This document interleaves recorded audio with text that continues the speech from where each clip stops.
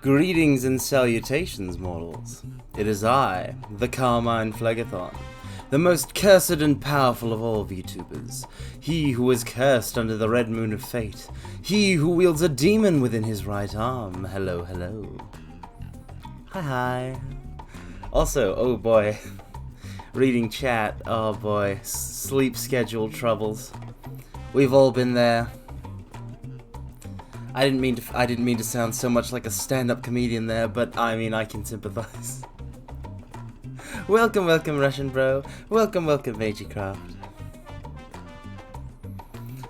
It's Carmine time. That's right. That's correct. You've accurately guessed the time. It is the time for the mine, the Carmine, this Carmine of mine. Welcome, welcome, Mario Rossi Penguin. Welcome, welcome. So.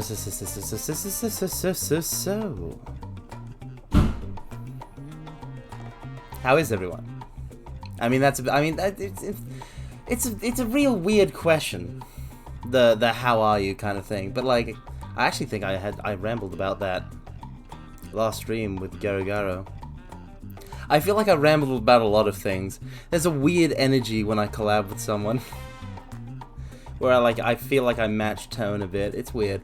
Anyway, hi everybody, and I hope you're all doing well. That's a better way to phrase it. Hi.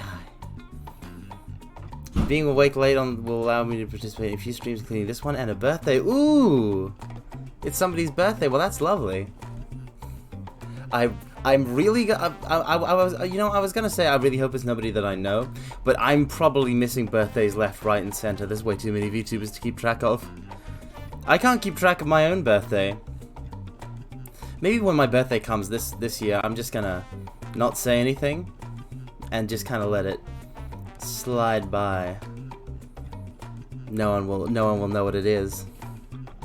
No one will know what it is. Genius. I'm a genius. Ooh, a PNG. But is it cool, Magecraft? Is your two-dimensional form cool? That's the real question. Oh, but like I understand the feeling. It's a pretty good feeling. I remember when I started VTubing like a year ago, and it was around this time, a little bit earlier, that I got down to getting a proper two-dimensional form, and it was the best. It's a very nice feeling. I feel like I talked a bit yesterday about how, like, for some people VTubing is just like the next step in socializing, and for some people, like, it's, for some people it's like more of like a content creation kind of thing, and for me it's definitely more of a content creation kind of thing. But like also I'm 100% on board with either camp. Not that they're like camps. They're not even opposed. It's just interesting. I used to be like, oh man, there's too many VTubers, oh no. But like, every VTuber is trying to get different things out of the whole industry. And it warms the cockles of my heart to see, like, people being themselves. I'm rambling again. I guess last stream hasn't like worn off on me. Anyway, welcome new and tasty 6000. Welcome. And you're not gonna be able to tell me a happy birthday.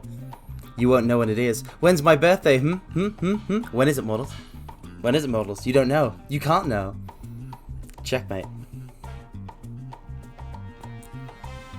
420.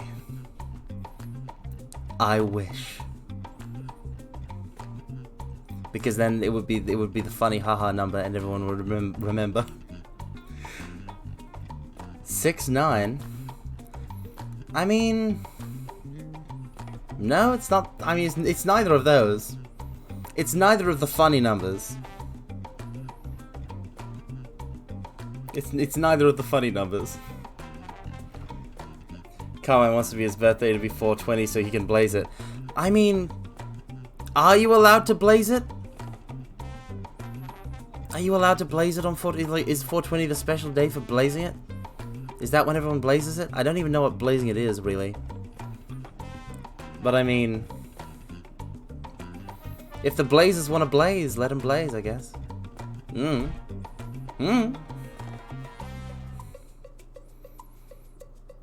It's neither of those. Unfollowing. I didn't control what day I was born on. I didn't ask to be born, chat. I'm going to my room. I'm going to my room and I'm gonna listen to Panic at the Disco. Brendan Urie gets me.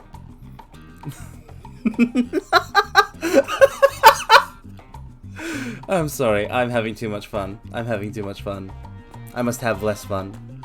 I must have less fun immediately. Hey, Carmine, question. Yeah, shoot.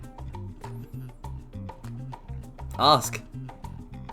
You never need to. You never need to like preamble it unless it's really weird, like maximum weird question. Then you might want to prep me a bit. But I think most questions I've received on stream have been pretty like I can easily answer that kind of thing. Huh? Really weird? Carmine, what's your shoe size? Shoes have sizes? I mean, I kind of just go off of what's in the shoe that I was wearing before, you know? I don't really keep it in mind. Now come on, Russian bro, what was it? What was it? Come on. Russian bro, what was it? Come on. Come on. I want to know. It's okay if you don't want to tell me. It's okay if you don't want to tell me if it's like something that you really don't want to like to reveal, but I promise that I won't think you're stupid. I'm making a pinky promise. I can't break it. I'm not allowed to. I'm bound by a blood oath. I won't think it's stupid. I wouldn't ask anyone in my chat to open up to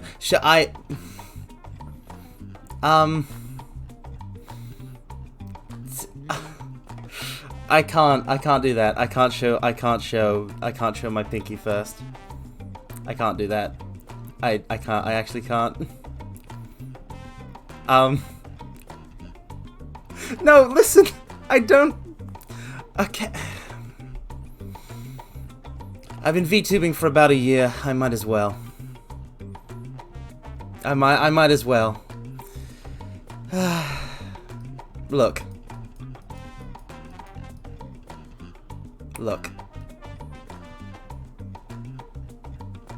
There's okay.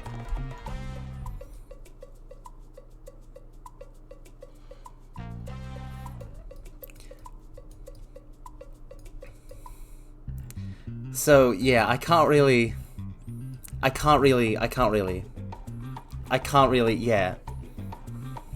This is why you can draw me with whatever pants you want, as long as it's not shorts.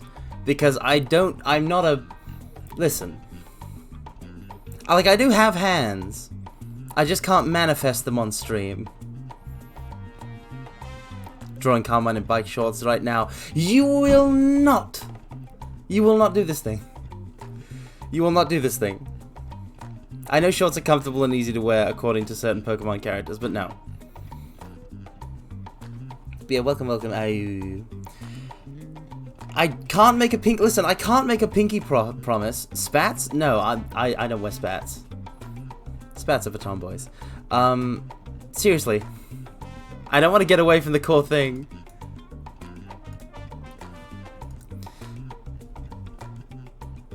You already were wearing Rouge's clothing, why not shorts? I wasn't.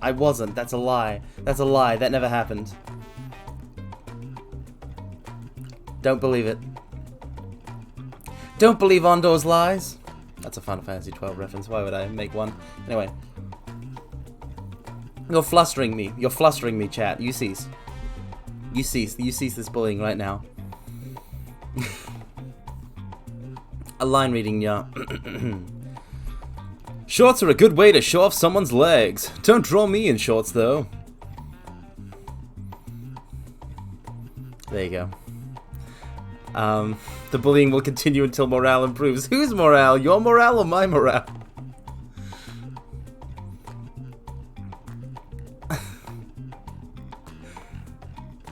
Okay, so now the chance someone will draw you in shorts is like 90% plus. It won't be canon, but it won't be canon though. You stop.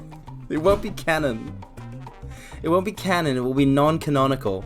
Non-canonical, and non-canonical is the. Imagine not being canon. I don't wear shorts, I just don't. Let me live my truth. And don't you deflect, Russian bro. I still want to know what you were going to ask. Because I do promise that I won't make fun of you. Even though that, like, you guys are all making fun of me, and that's totally fine. But I won't. But unlike some people, I have a certain gentlemanly respect and politeness to me.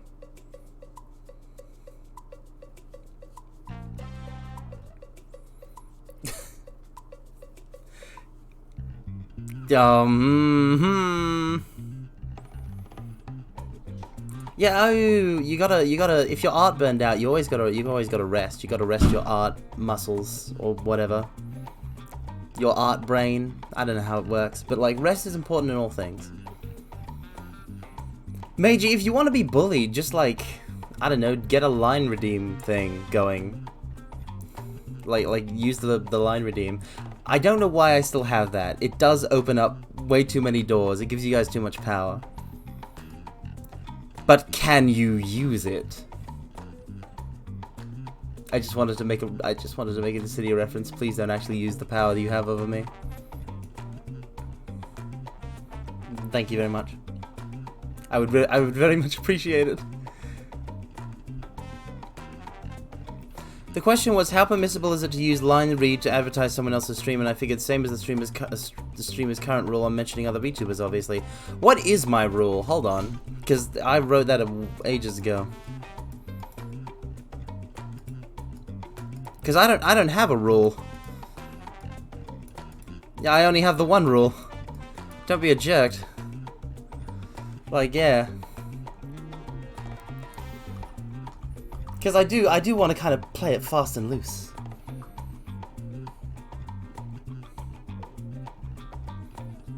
Like, everybody, like, I want to provide a chill hang for everybody. I want to be a chill hang for people.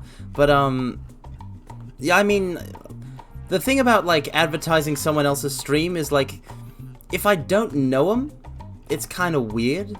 If I don't know them and you're not recommending them to me, but just, like, non sequitur recommending them to other people in my chat without any prompting, that would be kind of weird. Like, it depends on how natural it fits into the conversation.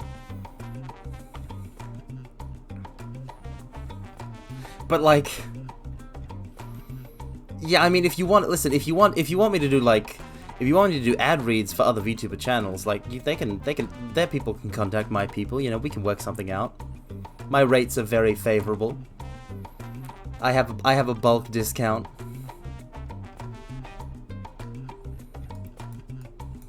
Yeah, no, I would like to avoid that new and tasty 6th house. I mean, that's kind of like an extremist thing, but, like, kind of an extreme example.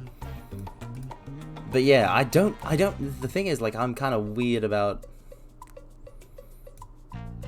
like, I'm lucky I know so many VTubers that I like, am fairly certain they're cool, you know?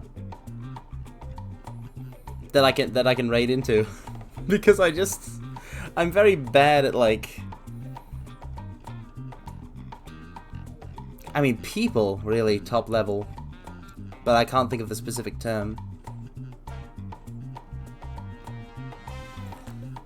Anyway. Also, if you want to be a jerk, then you gotta fight me. That's the rules. If you want to be a jerk in my stream, you have to fight me like the ending fight of Metal Gear Rising. You punch me. Behold the list of several VTubers. Only sees the paper bag as online. Okay, to be fair, Meiji. To be fair, that wouldn't be a problem if it weren't for the fact that every time it's only paperback streaming. Like, there's nothing I can do about that. It used to be that I had more people to choose from. But it's just not a populated time slot by people I know, I guess.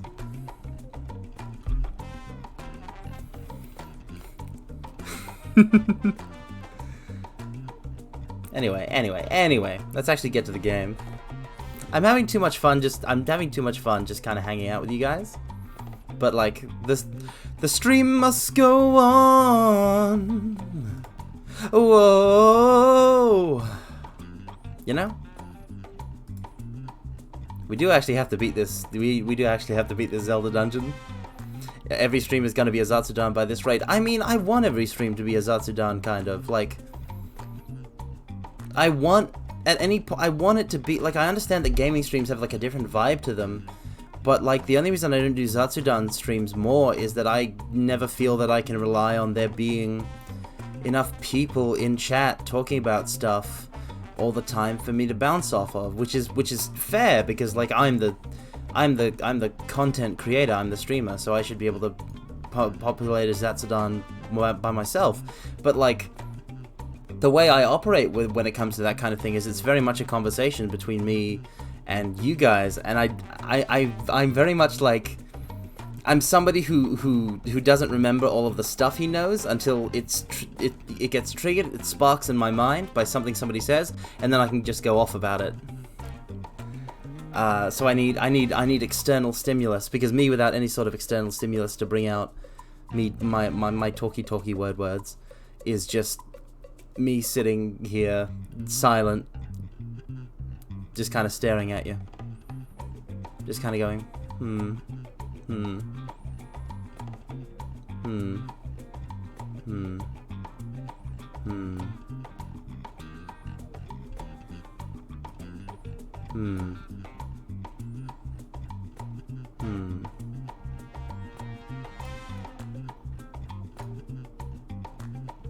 Hi.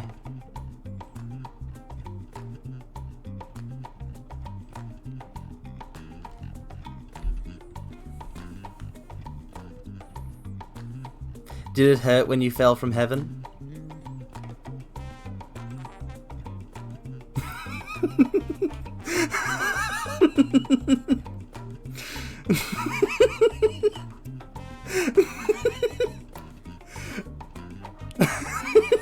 Okay, what pickup line then? What pickup line then? What pickup line? Give me a better pickup line then. I don't have any material. You think I unironically use pickup lines? You think I have them in, like in stock? But yeah, just stare into my eyes, mortals. Okay, whisper mode. All right, fine. This is what we're doing now. Hold on, let me take a drink first. Okay, whisper mode.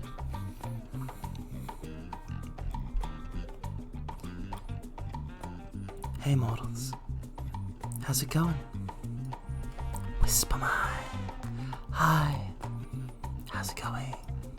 Hi. But yeah, I don't know any pickup lines. I definitely don't hit on chicks all the time. That would be weird. A version of me that does that is just like very weird. I wouldn't even know how to like, what weird doppelganger is this? See, how is that even a pickup line? How is saying like, hey baby girl, how is that even like a pickup line? That's nothing. That's not anything. I mean, granted, like, I can't imagine what use pickup lines actually are, but like, there's at least a little bit of wit to some of them. I have no idea what that is. I have no idea what that is.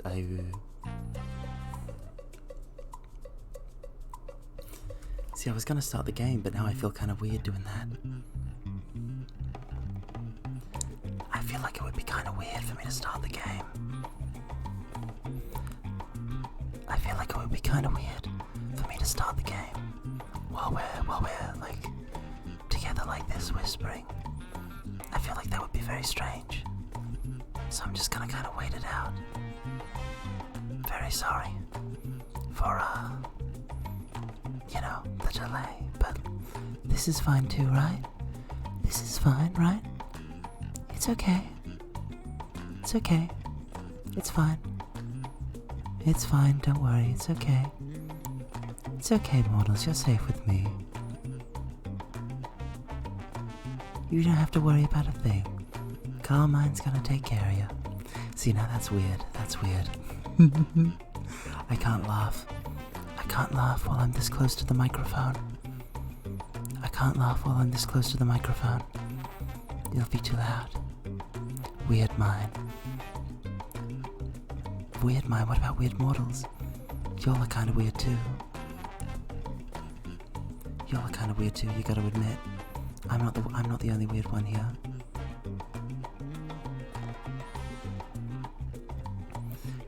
We're weird together, mortals, alright? That what makes this so fun, is that we're all weird together.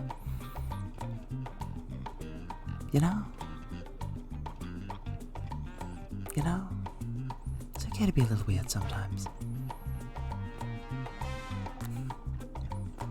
Or all the time, you know? Okay, no, I can't laugh, I gotta be serious. Serious face.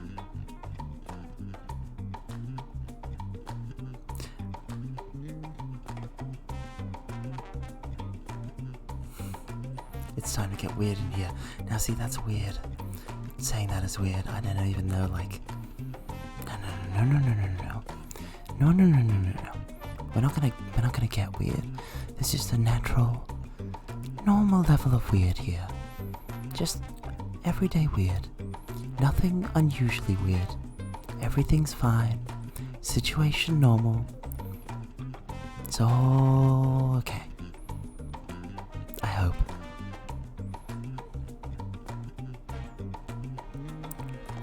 No, don't touch the face. Don't touch the face. Don't touch the face. Don't touch my eye patch. Don't touch the face. Don't touch the face. Don't touch the face. Don't touch the face. How would you like it if I touched your face, models? How would you like it if I just walked up to you and I just grabbed your face, How would you like it if I just walked up to you and grabbed your face, You wouldn't like it if I just suddenly put my hand on your face. I mean, I don't know if you can touch my hands. That seems kind of that seems kind of intimate. That seems kind of intimate, mortals. That seems a little bit intimate. I mean, you know, I'm a bit nervous about hand holding, okay? I mean, I guess I can wear gloves.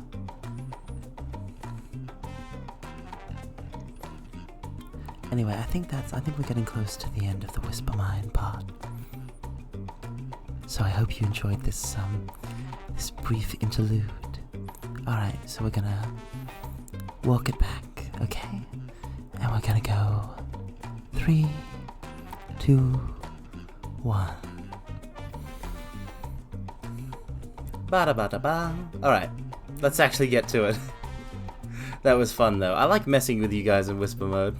Hypnosis mine. You will do everything I say. You will play all the games I recommend. And DM me about the parts of them that you liked and what characters were your favorite and your thoughts on them while you're playing them. Ooh. Ooh.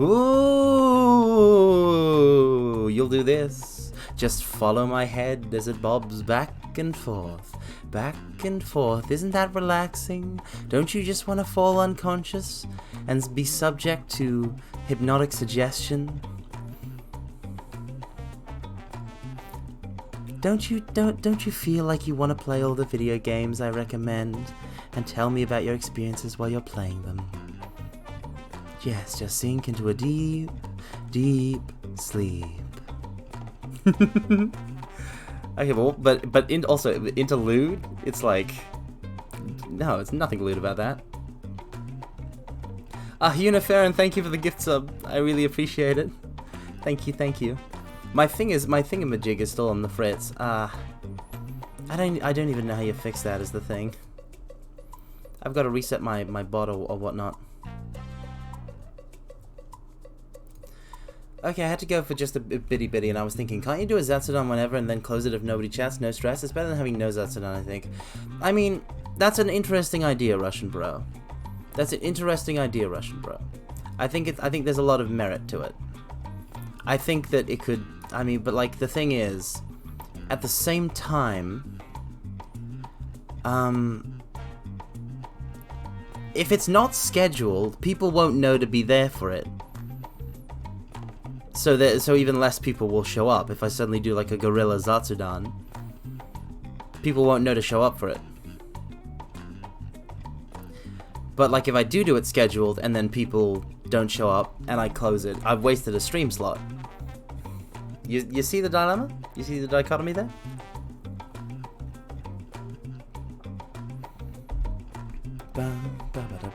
Gorilla Zatsudan. No, Gorilla. Gorilla. Like Guerrilla Warfare. But yeah, welcome, welcome, Hyunifarian. Welcome, welcome. Thank you again for the gift sub.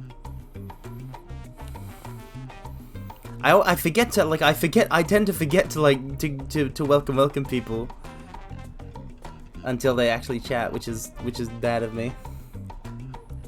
I'm surprised I got into the habit at all, though. Gorilla Zatsudan, where comment just makes monkey noises the whole stream. No. No. Gorilla, a gorilla made of slime. I mean, if you kind of stretch it and you go gorilla, then I'm thinking about Gaogura in like a gorilla costume, which is a very funny mental image. Okay, a Zatsudan stream, but if nobody shows up, you just start playing a game. And what? That just feels weird. See, that just feels weird to me. That just feels weird to me. I mean, if you guys really enjoyed, like, just Zatsudans, maybe, but, like, I just feel that I'm not good at them. I've been streaming for a year and I still feel like I'm not good at them. I run out of things to say. If I have the game, I have a safety net. If it's just me and you guys, the pressure is on. Under pressure. Pushing down on me, pushing down on you. No man has fall. You know?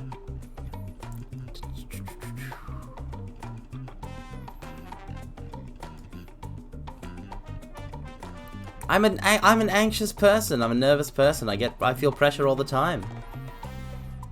I live under pressure. It's pressure of my own design anyway. But anyhow, we've been going for like I know I haven't been like off the loading screen for half an hour, but like we're half an hour into the stream. Let's actually get it going. Let's see. Now where is my destination? 30 minutes Zatsudan, let's go. I mean if you like Russian Bro, after I beat the like if you guys like, after, like, I have thought about I've thought about like having more chatting at the beginning and end of streams, but what happens is that like I get too nervous at the start of streams and I just start playing the game, and at the end of streams I've gotten too caught up in the game, so I really should have ended at that point without kind of stretching it out to do any chatting. But yeah, giving chatting its own stream would be kind of nice. If we're only gonna play until we beat the dungeon, I feel like. So if we've got time for this stream, there might be a big, because we kind of have broken up this dungeon into multiple streams. We could do just like a chatting segment. But it's a lot of work on my part. No, it's not. It's easy. It's talking to people. It's the easiest thing in the world. I mean, talking to people isn't the easiest thing in the world. It's just me rambling. Me rambling is the easiest thing in the world. Look at me, I'm doing it now. Ha ha ha. Where is the thingamajig? Ba ba bow. Boom. All right.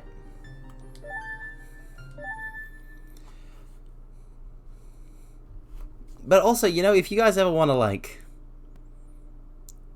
I can't wait for Fall Guys to show up. No, not this time.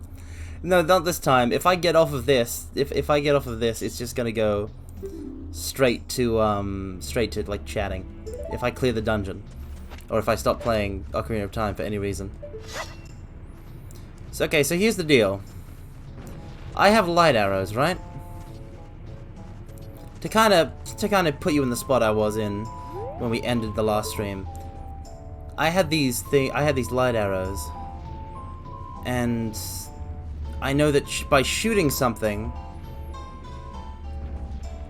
I'm going to be able to turn this whole dungeon upside down, and I just don't know what that is. But you know what? I might look it up. Because the only reason I don't know... The only reason I don't know is because I... kind of accidentally skipped somebody's dialogue lines and didn't remember it.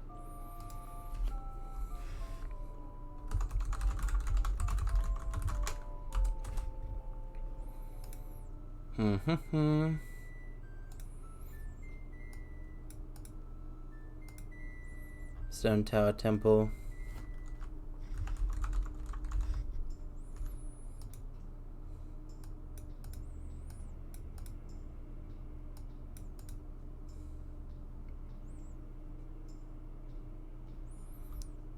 Red emblem.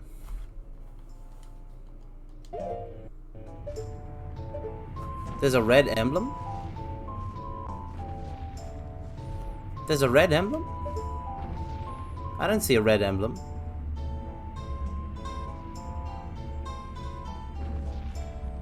Hmm?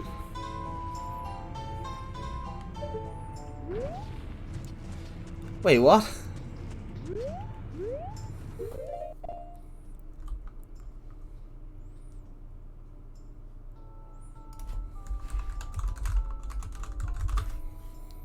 Come on. Come on. Come on, come on. I know.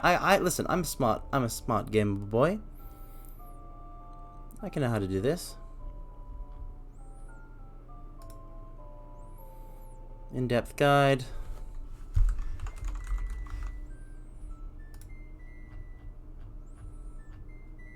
Flipping the temple.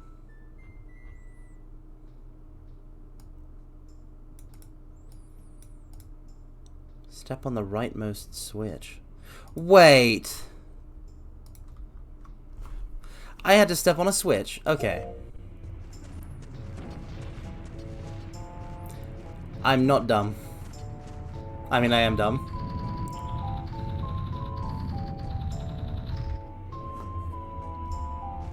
I can't believe the first thing I did as soon as I booted up the game was check a walkthrough. I'm despicable. How can you stand for this, mortals? How can you just sit there and watch? As someone plays video games wrong, if I were in your shoes, I wouldn't stand for it. I would throw my hat down in disgust, and I don't wear a hat, so I would have to go buy a hat, or steal a hat, put it on my head, take it off, throw it down in disgust. No, it's too late now. You're not genuine. Oh.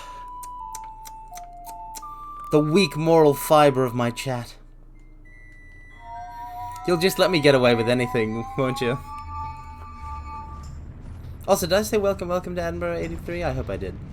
Welcome Edinburgh 83. I probably didn't. I gotta be on the ball on these kinds of things.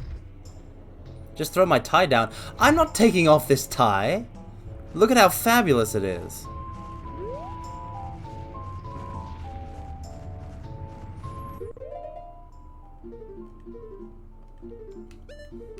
You'd have to kill me to get me out of this tie.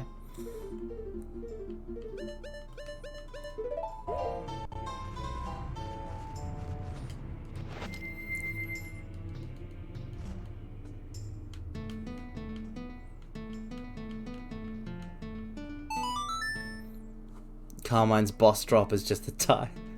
No! My boss drop is a cool flaming greatsword that splits into two smaller swords that you can then like attach at the hilt to form a double saber. And then you can magically turn that double saber into a bow as well. That's also part of it.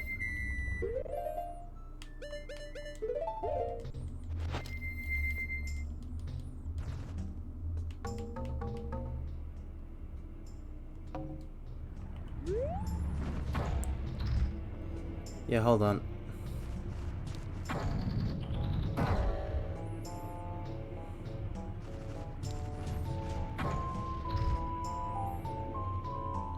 I don't know how to do this one.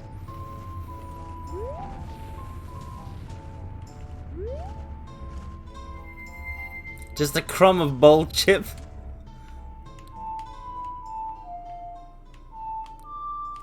Listen, I've said it before. If I've said it before, I've said it 1,000 times.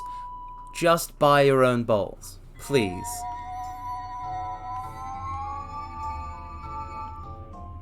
You wouldn't have to eat. You wouldn't have to. Listen, you wouldn't have to eat your chips off of the floor if you weren't so damn stubborn. Those floor chips are the products of your hubris.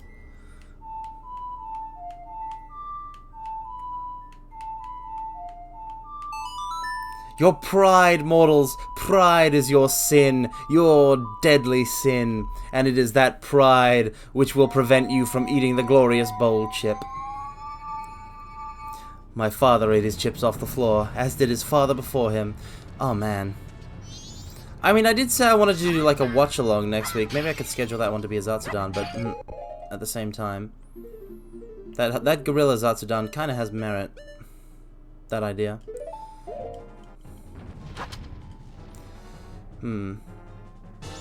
I bring that up because I was like, oh man, if somehow, there's no way it would be, but if somehow like a Star Wars film was just on YouTube, make good for a SciTube watch-along. But it'll probably be Gundam. Thanks to the fine folks at Gundam Info putting all their stuff on the YouTube.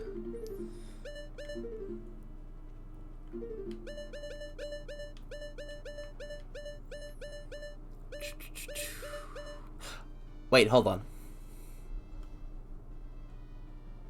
Just real quick, I need to Google.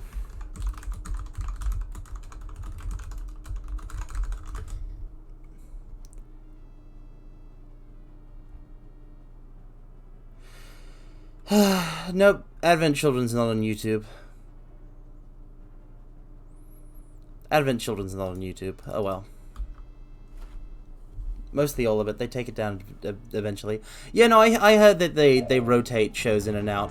I'd love to watch Gundam 00, but it doesn't seem to be on there at the moment.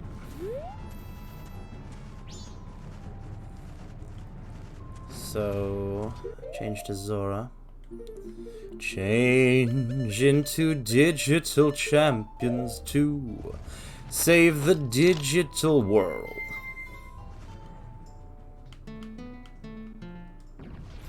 Yeah, this is what I want to do.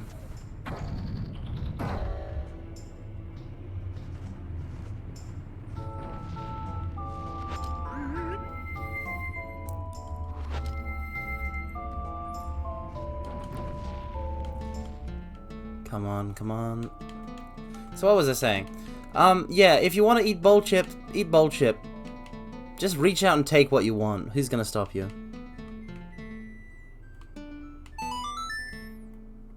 You can achieve your dreams, mortals, if you just reach out and grab it.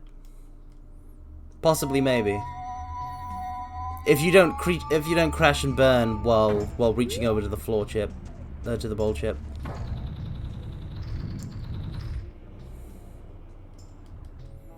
Eat floor chip. No! I wouldn't even eat table chip. Are you kidding me? It's bowl or nothing.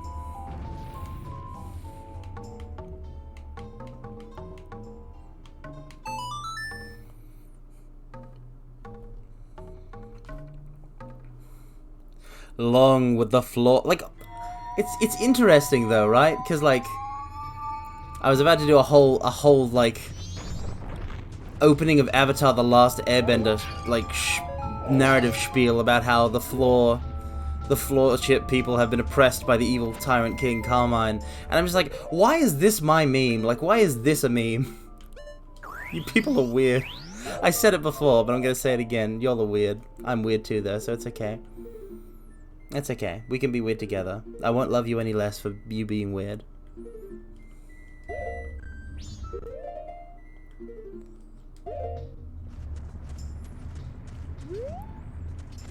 Let's go. One bowl to contain them all. One ring to find them. One bowl to bring them all. And in the darkness bind them. In the land of Mordor, where the shadows lie.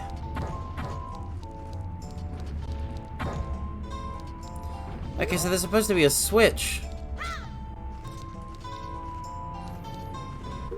There's supposed to be a switch, the walkthrough said.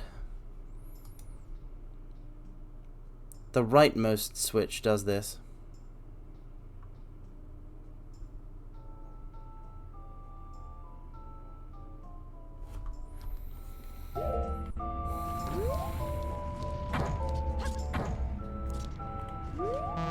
Like it...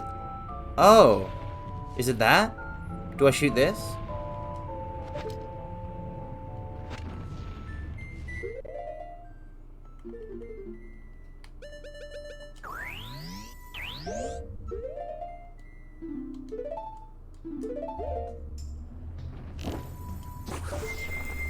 Oh! Welcome, welcome, Blamont. Welcome, welcome. What?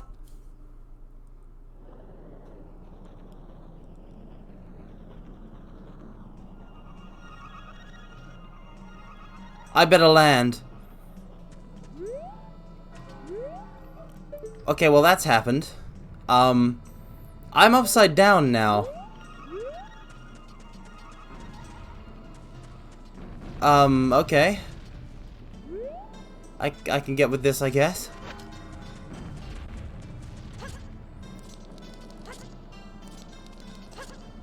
Let's go. To clear the rest of the dungeon. Seriously though, how cool is that like the spiel about the rings at the start of Lord of the Rings? 7 for the Dwarf Lords. Ooh. There's a fairy.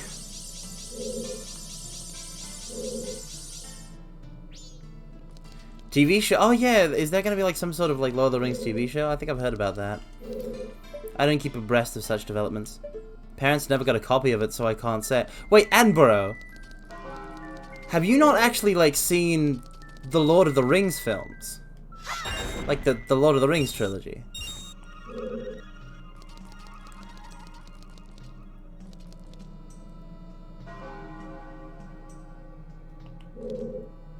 I'm shook. Like that's not on you or anything, but like, it's not heresy. You don't get to burn the heretic at the stake or anything like that. Death Amos.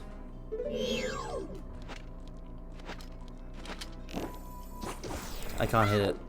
Oh no, oh no. Did my oh no just then sound almost exactly like Knuckles? Because it did to me. It did to me. One day I'll ask you for a friend or something. You live in 2022, Attenborough. The entire world is yours for the taking. You don't need to borrow a film off of somebody to watch it.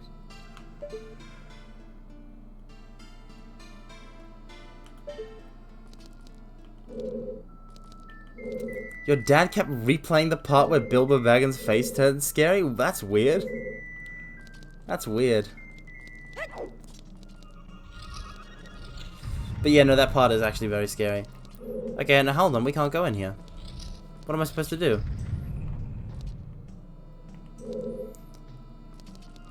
I'm scared because I'm hanging over an abyss of nothing.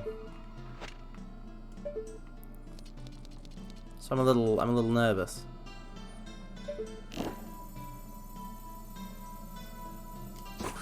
That's closed, so we can't hit that.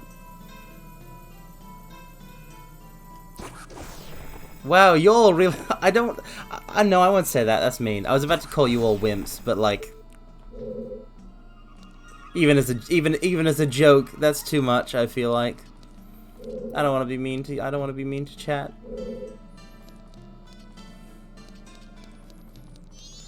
But I'm just so used to the Lord of the Rings films by now. Oh wait, am I supposed to get it to step on the switch? Do I want it to step on the switch?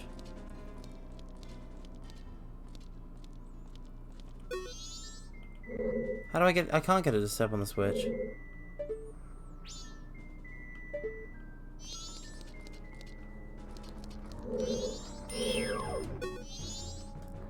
What? Mm-hmm. Also, I'm not gonna execute a viewer live. I'm not gonna do that. I just think that it's a great film trilogy, and you really should see it at least once.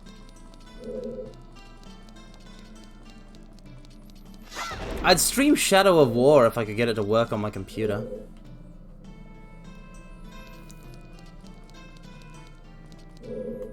Not because it's like accurate to Tolkien at all, or like the films at all, but just because it's a fun kind of game. Or at least Shadow of Mordor was. Like I said, can't get Shadow of War to work. The Shadow Temple is legitimately scary, also, Magecraft, so like it's bad. It's real bad. It's real bad. It's real bad. What do I do? How can I be stuck? I know what to do. I had to turn this over and go in here.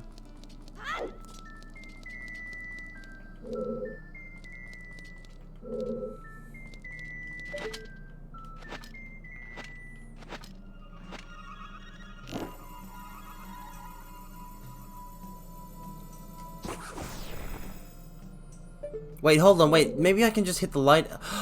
Oh, I'm dumb.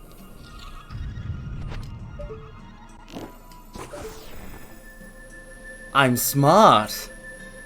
I'm smart, mine. Put a wall in front of me and I'm gonna knock it down. I'm overcoming barriers. Okay. A lot of Nintendo 64 PS1 games are scary, thank you very much, Mario. Looking at you, Silent Hill. Why is the hill silent, huh? What's that hill hiding? Yeah, I thought so.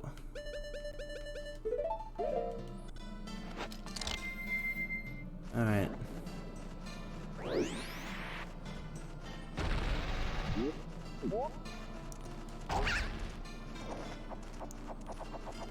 Yeah, a lot of effort. I feel like a lot of effort was put into atmosphere in a lot of games from like this era.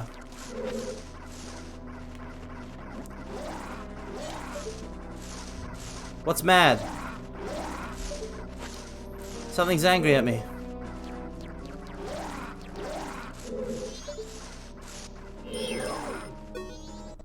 Oh, it's just a hip loop. Okay, we're fine. Let it be mad. You mad, bro?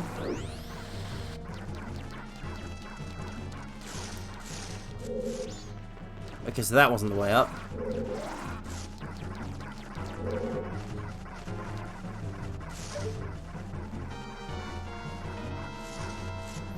Wait, what do I actually do, though? Okay, but what do I actually do, though? Oh, I do that. Okay. I mean, like, what platform is we thinking here, Mario? Because I'm hardly a platformer expert. I've played, like, when it comes to PlayStation 1 platformers, I played, like, Spyro the Dragonfly and Crash Bandicoot.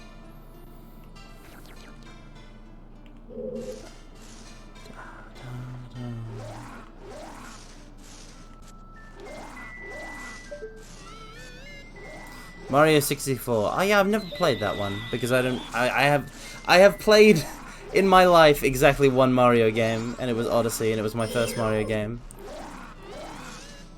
Well, I actually did play a bit of 64 on DS as a kid. I was borrowing a copy.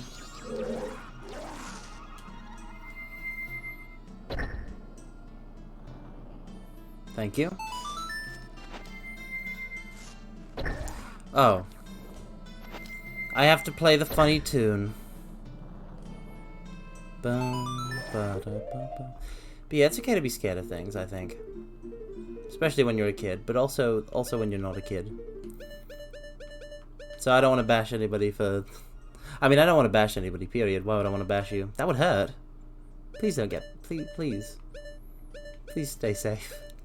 But... yeah, I don't want to disparage anybody for being scared of something at any point. Great films, though.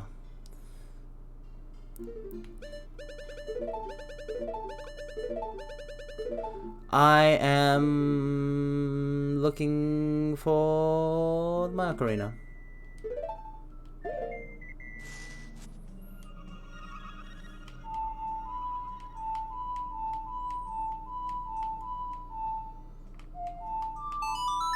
I'm so good. I'm so good at the ocarina.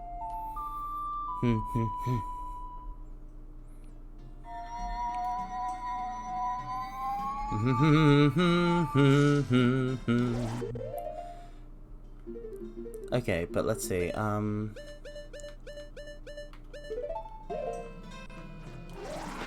Yeah, what I was saying earlier was like, why are floor potato chips my meme? Can I get a do-over, mortals? Like because like, you know, me aside, you all know you deserve a better meme, right?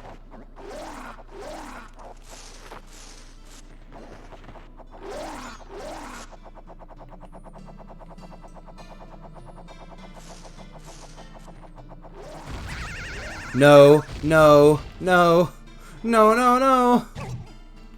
Oh. Those mines were nothing earlier.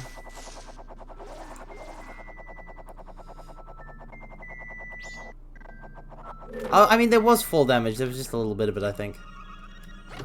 Let's make a new meme. Yes, I am all for this. Let's make a new meme together.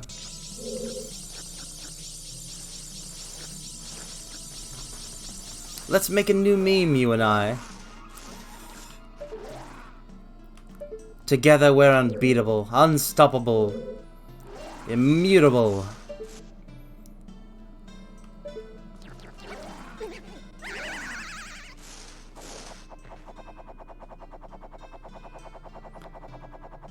Memeing with Carmine. Yeah.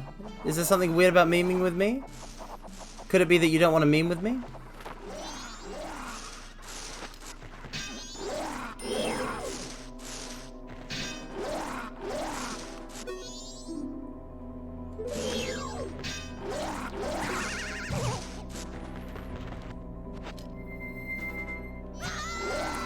Nope, that was bad. That was very bad indeed. That hip loop is a naughty one. But yeah, let's meme. Let's meme together. So what would be a good one? This is 100% not how memes work, by the way. But I think it would be fun to try it.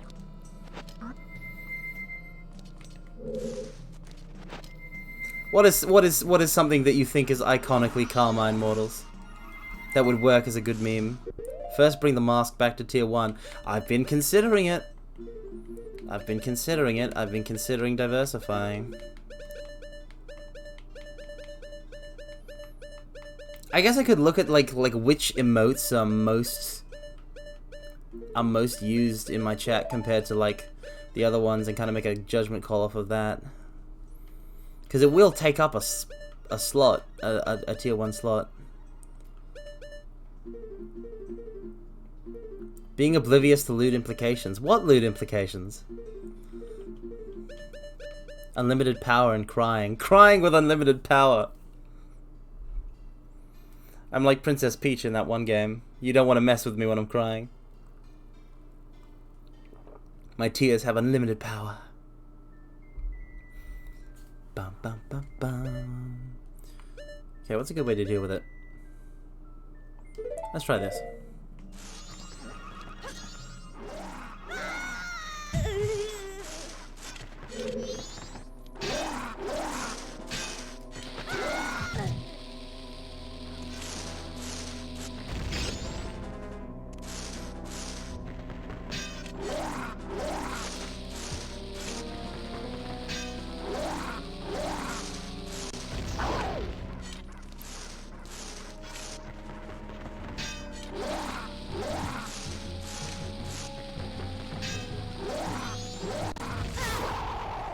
Nice.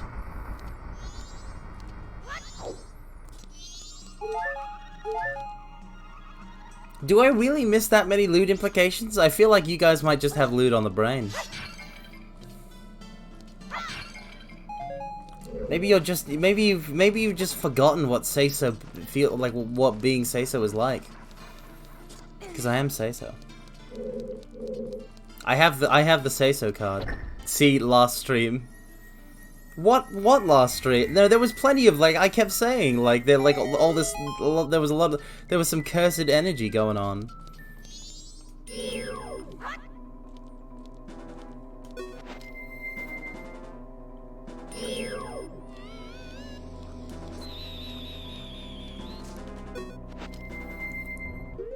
Da da da da da bo bo bo bo.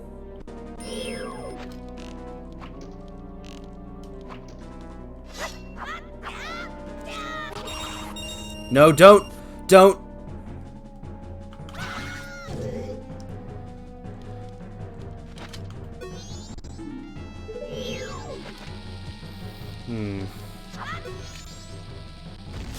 But yeah, I don't think there were any loot implications I missed, though, like, to be fair. If I missed them, then by that very definition, I can't observe them. There, you guys need to give your brains a good clean, I think. You're still feeling the energy. Still feeling the energy from yesterday's stream. Wait, what? What? Did I say something that that's so capital letter inducing?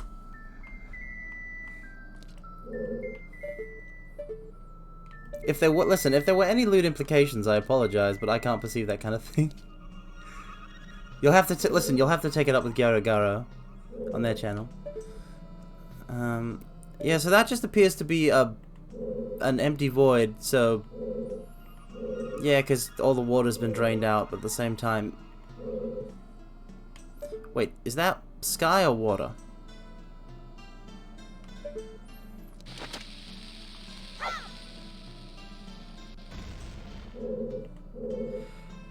I don't think that's water. We're gonna retreat.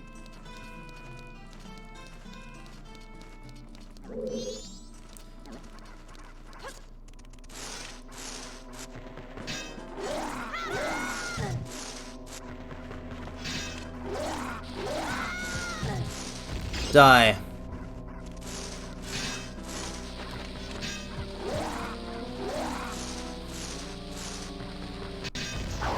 Perish.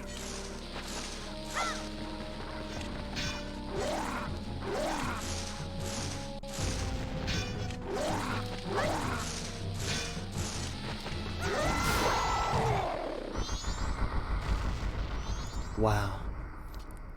Spectacular, isn't it? The sight of an explosion. Okay, I just had to open this chest. I'll bet there'll be a key. Yep, I knew it. I'm very smart. I'm just about the smartest you'll ever meet, mortals. And that's a fact.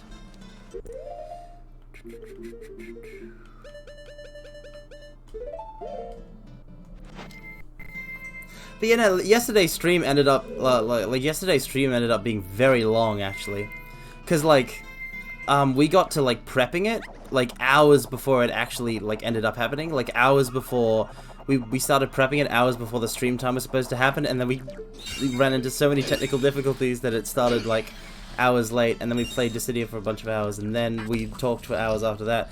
So it was a very long stream.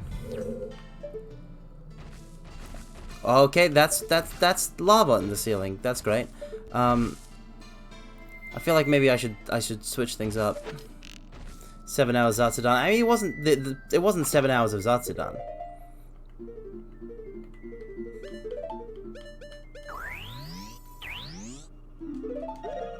Some of it was gaming. And when it comes to the city, I like to think that I gave as good as I got.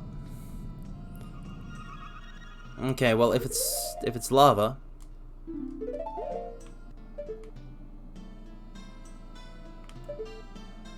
wait, how does this help me? I guess I can go Goron. I'm going Goron.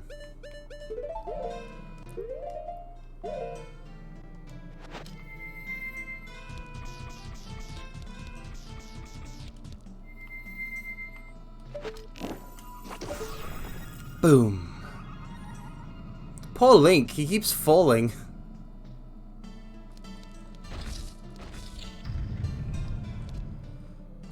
Infinite arrows and infinite magic. That's good. But not infinite health.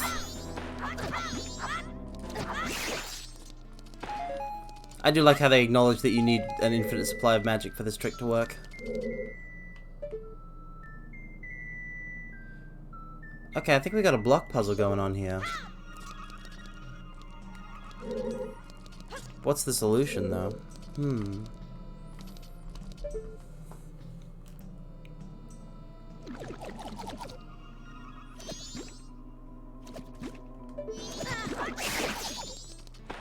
But about making a meme, mortals, if you could have a personal meme, if you could have a meme all your own, what would it be?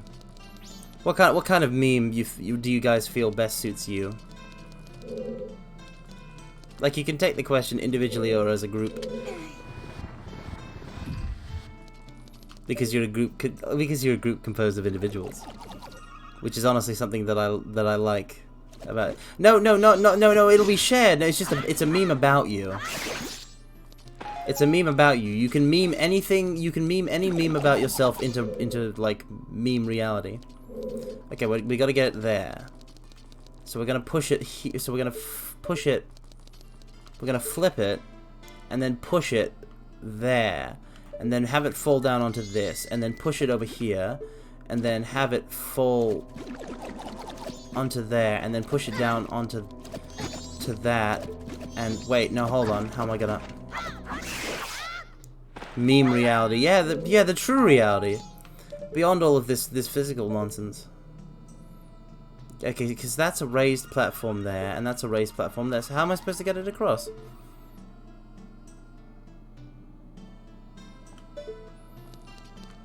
Because I can get it here, but... Is there anything special about over here?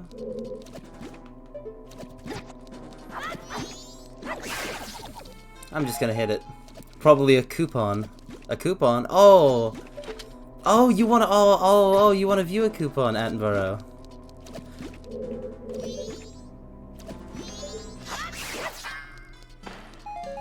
That would be nice if viewers could get coupons. The coupon meme is one that I really like. And I like the couple that I have. Yep, shoot that.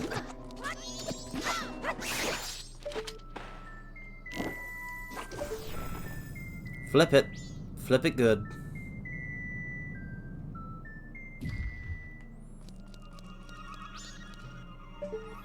Okay, see, now we can move it there, but we can't really move it. Yeah, because you see... Oh, wait, no, hold on. I can move it here, and then it'll fall down. No, okay, I was right the first time. Fantastic. Not even a puzzle. Not even a problem.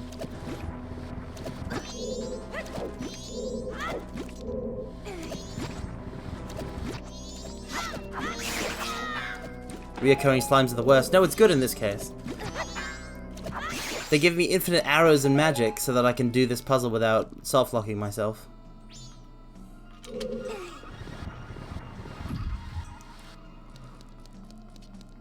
Okay. And now... Yeah, we're farming slimes for items. Regular JRPG grind. Memes are bad at representing depth, so rather than what meme best suits you, my question would be, what trait would you pick to Flanderize for a meme? Well, unfortunately, I don't get to make that call. Unfortunately, I never get to make that call. I mean... that's a good question. I mean... Some stuff about me already does. Like... does it though? Stuff like me really liking JRPGs, which is true. Something cuteness. Yeah, I feel like it'd work with like a cute meme.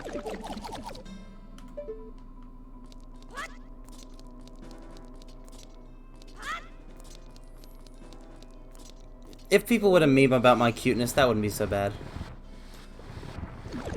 Deep fried picture of Short's mind. See, yeah, but this is what you're more likely to get when it comes to meme Flanderization.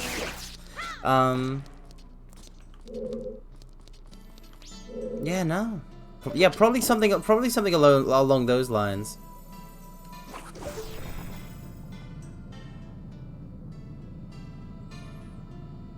Because I do like the idea of seeing myself as a very, like, even if I'm not, like a more gentle VTuber. A sort of chill and gentle VTuber, even if that doesn't reflect reality. So that could be fun. The creepypasta masks. I don't like that. I don't like that. But like, people gonna make OC. People gonna make OC. I got no control over that.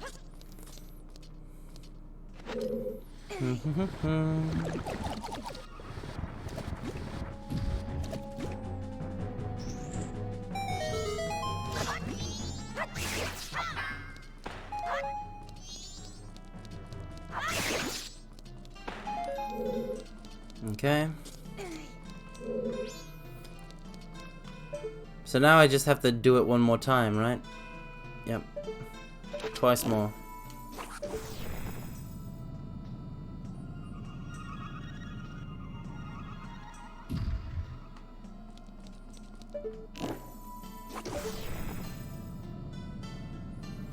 You've gotten to the best dungeon with the best music in the game. How's it going? Welcome, welcome, Light Lunas. It's going pretty well, actually. Last time we did the other parts of the dungeon, and this time we're doing the topsy-turvy bit. And I gotta fight him.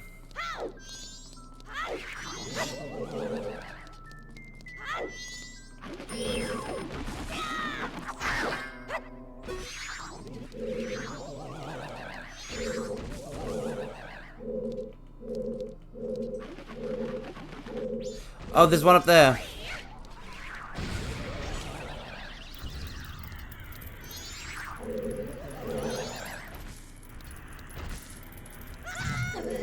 No, come on. Whew.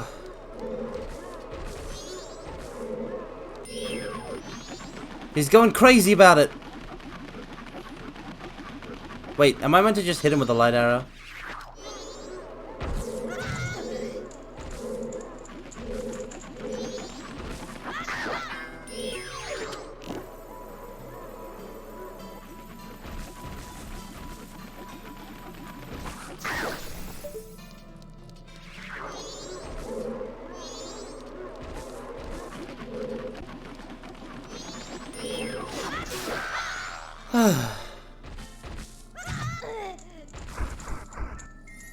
You'd think they'd learn that that trick never works on me. But yeah, memes are a fickle thing, mortals. Memes are a fickle thing.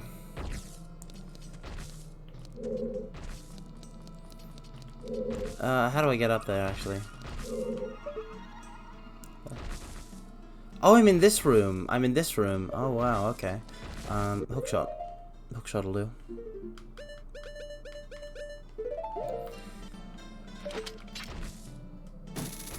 I mean, the memes will always come, and they'll never stop coming. They'll pursue you. They'll hunt you.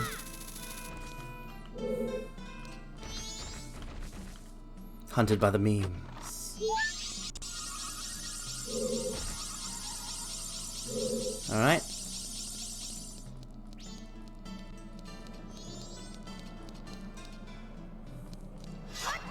Progress.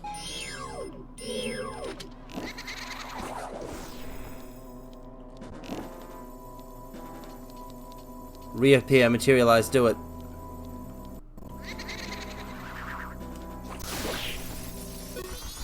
Boom! Wait, no! I'm gonna have to kill it again. No. Okay.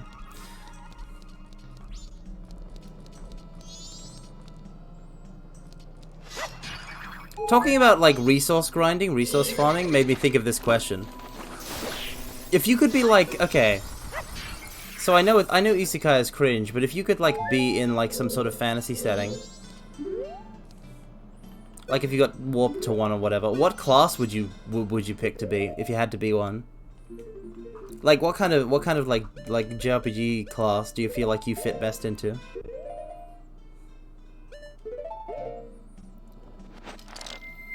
Mages.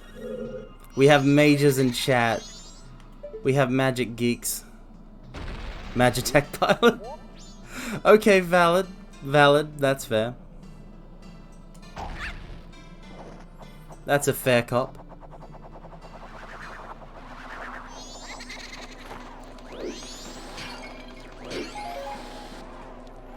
We out.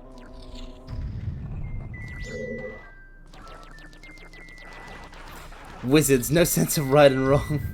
Otherwise, Spear Chad. Ooh, like a Dragoon kind of thing. That's also good, Attenborough. Okay, the red thing on the back. If I hit you with a light arrow, I can turn you upside down.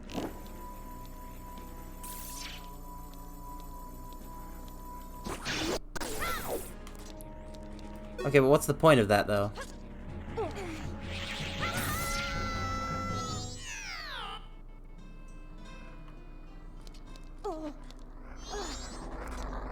Whoa, what? It can do this?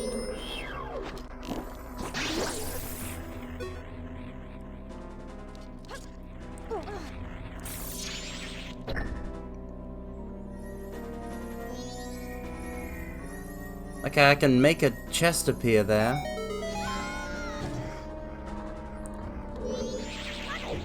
Okay, I gotta get out. I gotta get out. Leave. Yeah, no, those are all great picks. You know what I would be? You know what I would be? I bet you can't guess. Go on, guess. I bet you can't guess. Spears are also a grunt weapon. I mean, yeah, you could be just like one of the. When I played like a little bit of Lotro back in the day, and one of the class that jumped out to me was Warden because it was like a spear user, but they were just like a dude with a spear, and I like that a lot. Bard, you got it in one, Mario. I would be a bard. Wait, why are people saying class names? Because I asked what class you'd like to be if you were in like a JRPG isekai. I would be a bard because I could be party support. I've almost definitely already talked about this, Mario. I've been VTubing for a year. Things are gonna get real cyclical. I only have so much interestingness in the tank. Oh no.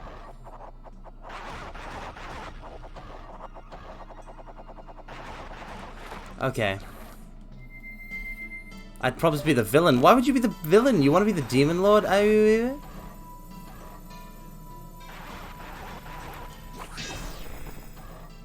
How do I shoot these down? I'm not gonna be able to make it all the way across, I don't think. Cause I mean, Russian bro, you really want to be the blue mage when you're gonna like that's really cool, but you're also gonna get like you're gonna have to be attacked by monsters a lot. Like that's gonna hurt. I wish I had your attitude towards pain. What will actually blow up a mine?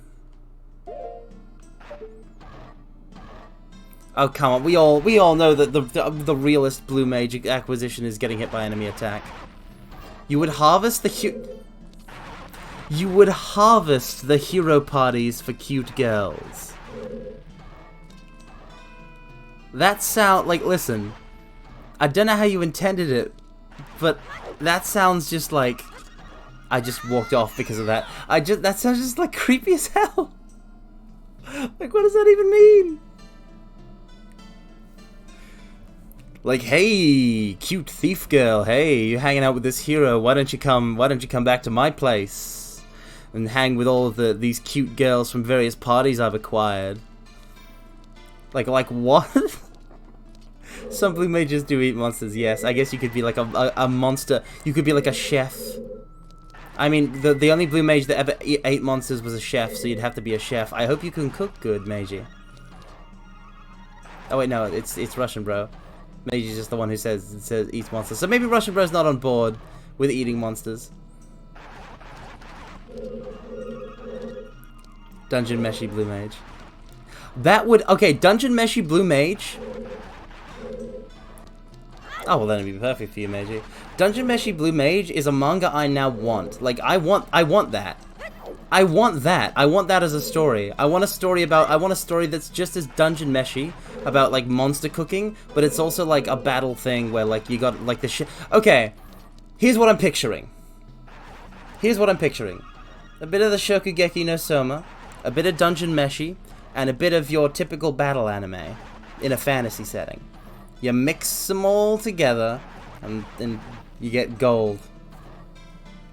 That one's free, aspiring mangaka of Japan.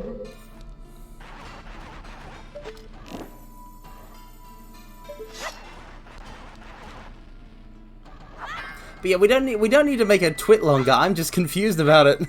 You'd acquire them when you defeat the party. Wait, no, hold on, that's actually worse. Never mind, break out the twit longer. Like what? Like what? Like you're gonna solo hero parties and like take captured maidens from them? What century is your villainy from? Okay, I guess I have to just kind of thread the needle. Oh, I'm so good. I'm so good. I'm so good, mortals. Tell me how good I am.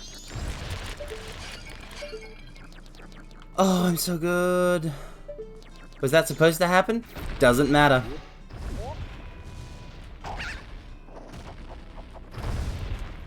Feel like I just built a minor speedrun trick? No way. That looked like a skip? No way. It's not even gonna work. Watch. Like that's, I mean, okay, it did. But like that's gotta be the intended method, right? I couldn't see any other way to do that.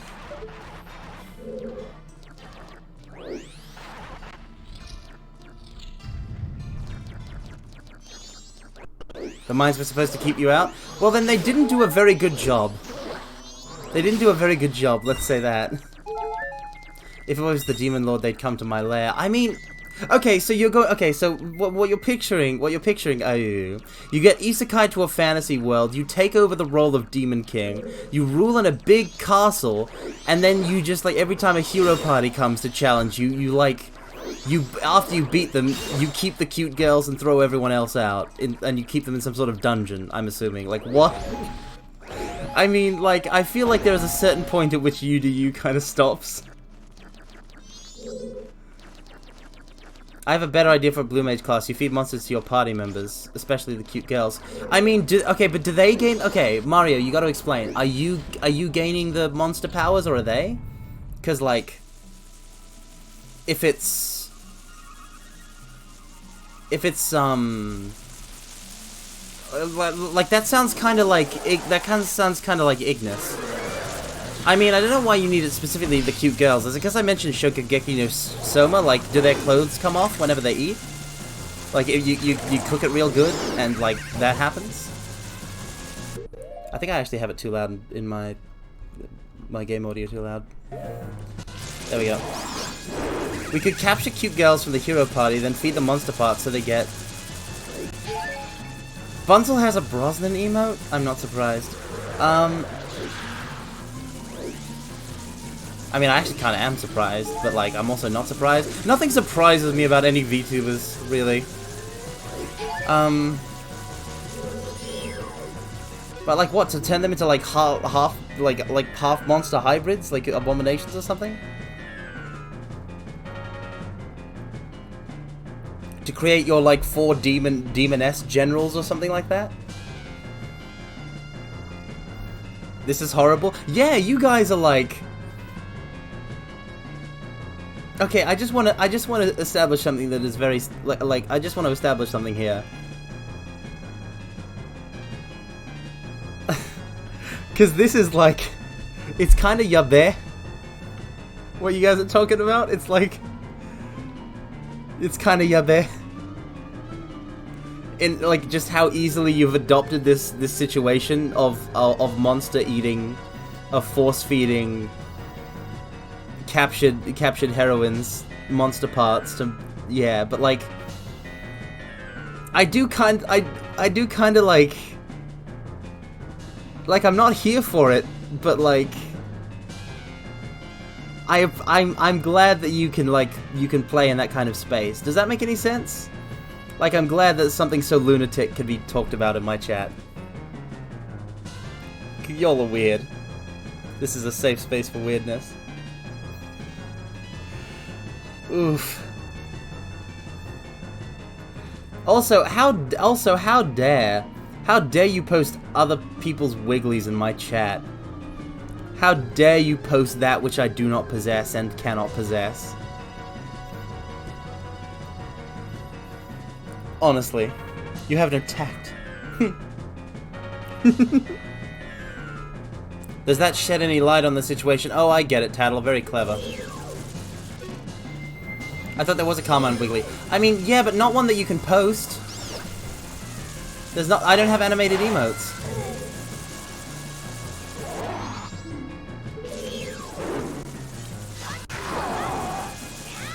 Wait, there's 3? I've only seen 2.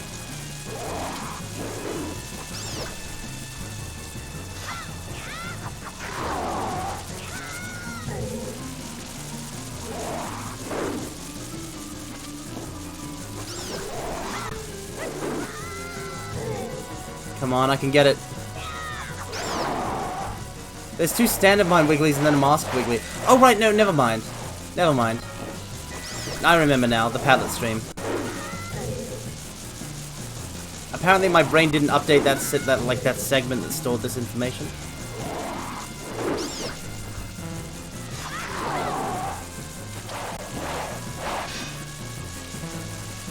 I'm going to die.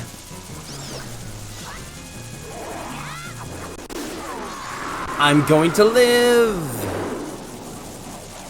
Live.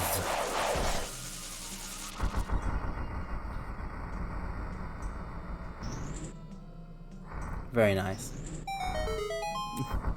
But yeah, I'm just kidding. Eventually we will all have wigglies. Yeah, where viewer wigglies, please. More of those, thanks. I've died, thank you forever. Oh, ooh, but if it's gonna be like viewer wigglies, then you guys have more control over like if you guys ever get like viewer wigglies, like you have control over color schemes. What's your ideal color scheme, mortals? Like what's your absolute ideal color scheme? It doesn't have to be anything connected to like profile pics or like existing color schemes or anything like that. I don't use better Twitch TV. If that's what it's called. I don't bother with that kind of thing. In general or just wigs? In general. Boss key. But where do I use it? Oh, back at the start, I think.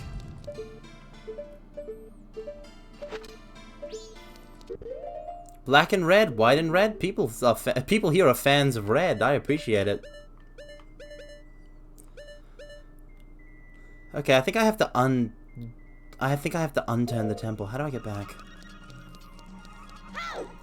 Now, black and red doesn't need to be edgy. Black and red can be cool.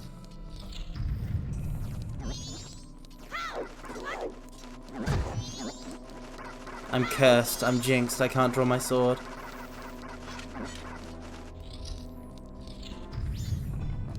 Okay, so, but the thing is how do I get back, right? Because, like, I'm back in this room. So now I gotta pull off that same trick again.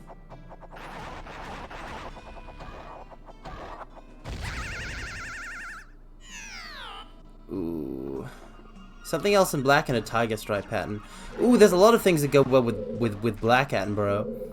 Blue, yellow, red, like pretty much everything goes with black. I feel like my ideal color scheme would be maybe like black, white, and pink. Or black, white, and purple.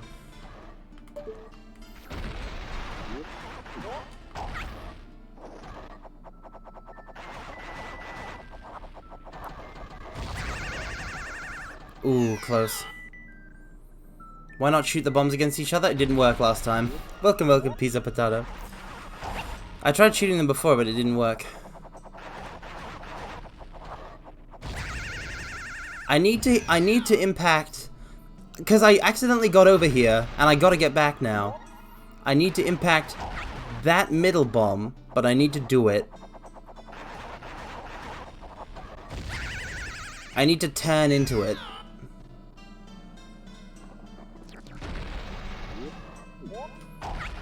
Okay, so you know, now I feel like I'm actually doing like speedrunner strats. You guys were right.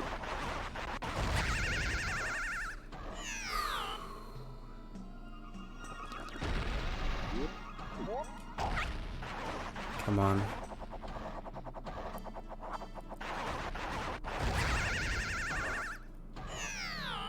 Black, pink, and white, or black, purple, and white. Yeah.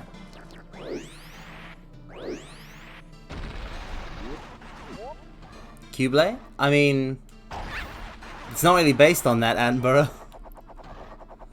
I mean, I could also rock monochrome and green. It would be black and white, and then it would be like monochrome, and then the color would be like a hot pink, or a cool purple, or a bright green or something, or like a dark green.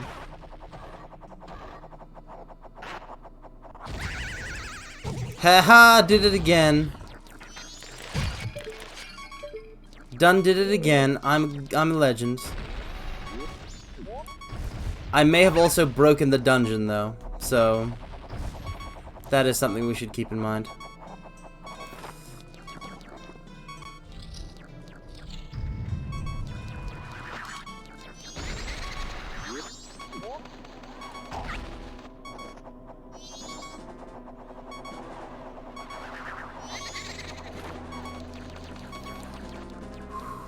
Now, how do I get into the...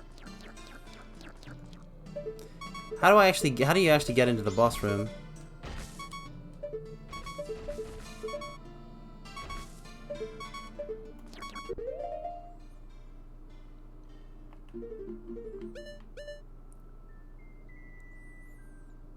Yeah, just straight ahead, straight ahead. Okay, we can do it then.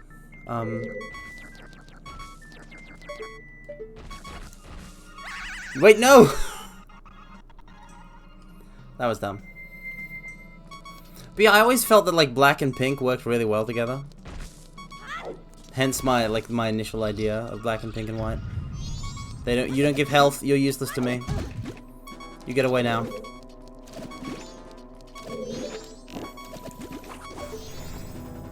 Fall.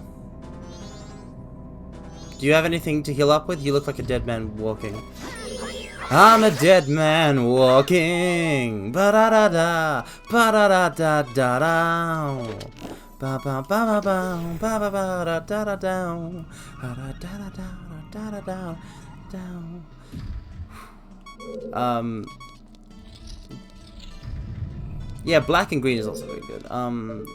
So yeah, now I gotta hit the thing again so I can walk through and not fall into the nothing. Oh, there's no nothing there, but I won't be able to proceed. Bip. But you know, it's okay to be dead. It's okay to be a little dead, alright? We don't death shame here. If Link is half dead, okay, that's his choice, and that's a lifestyle choice, and we should respect it. Practice a little tolerance, models.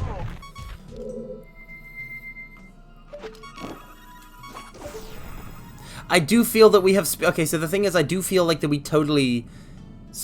like, speedrun skipped part of the dungeon, but I can't for the life of me figure out what it was. I don't know how you were supposed to get through that normally. Please be hearts. No, nothing. It's all lies. Carmine's zombie viewer base is going to increase. I see that as a net gain.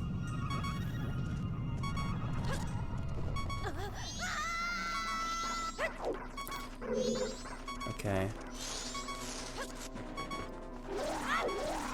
I see no problems with that, yeah.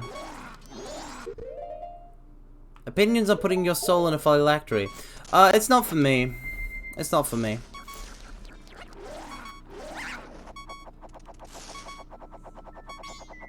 I am pro-phylactery. I mean, is it really that much of a contentious issue? Oh, dang it. There goes your skeleton population. Now hold on. I'm just saying that I wouldn't put my soul in a phylactery. I'm not saying that those who choose to do it are somehow, like, you know, less valid. You're twisting my words. You're twisting my words, Russian bro. Although, to be fair, when it comes to skeletons, like, there aren't really cute skeleton girls like there are cute zombie girls, so...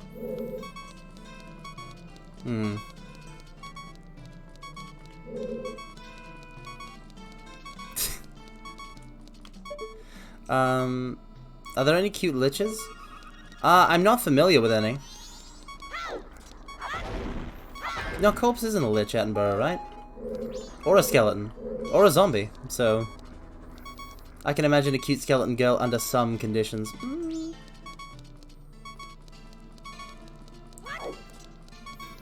The skeletons aren't living because they think you said they're cringe. They're living because you're cringe. Well then, good riddance. Well then, good riddance to them and their hypocrisy. Okay, what do I shoot to untilt this? What do I shoot to untilt these tilted towers? She technically described herself as a lich. She has a phylactery. I mean, I thought... I know she's lich-esque. I thought she didn't quite succeed lich-wise.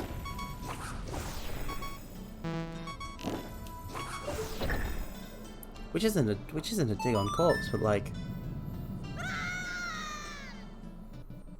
I'm just bad with that whole system of classification of the undead. Oh, are you serious? I gotta do that? Okay, fine, alright, okay. Oh, hey. You know how you said about, You know how you said about how I should have something to heal up? You were right. You were right, Attenborough.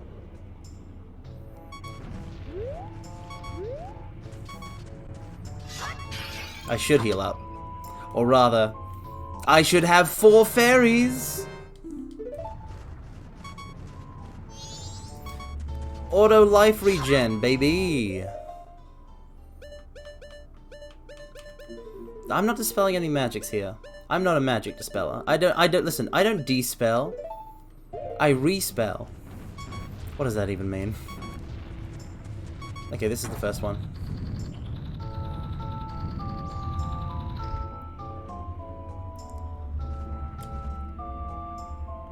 Link is a... You know, when you think about it, Link is a bard. In terms of his adventuring class, he's totally a bard. Most Links are bards. I wouldn't call Breath of the Wild Link a bard, but like, this Link is a bard.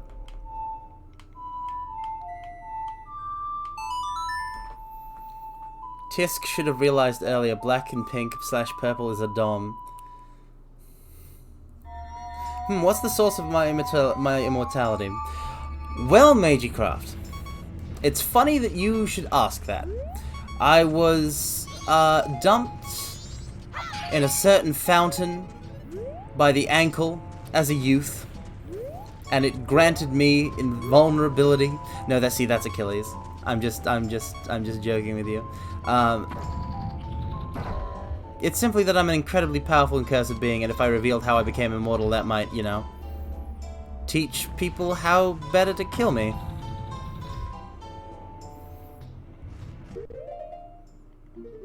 And I don't want... Listen.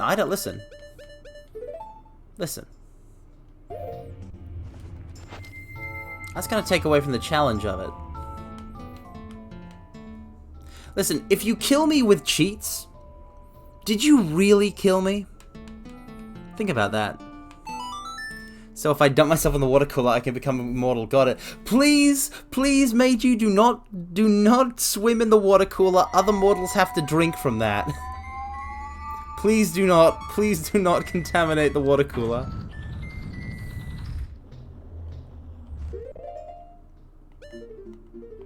What if I said that the water cooler was the 3rd mortal on this screen? That there's actually always been 3 mortals and that the water cooler is a sort of sentient slime?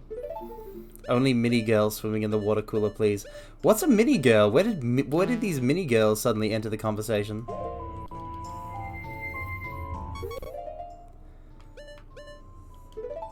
Just a Lilliputian, like a Lilliputian girl? Put googly's eyes on it. I'm not gonna do that. I'm just joking. I wouldn't want you all to have suddenly been drinking, like... Sentient flavor. I don't think you'd all be down with that.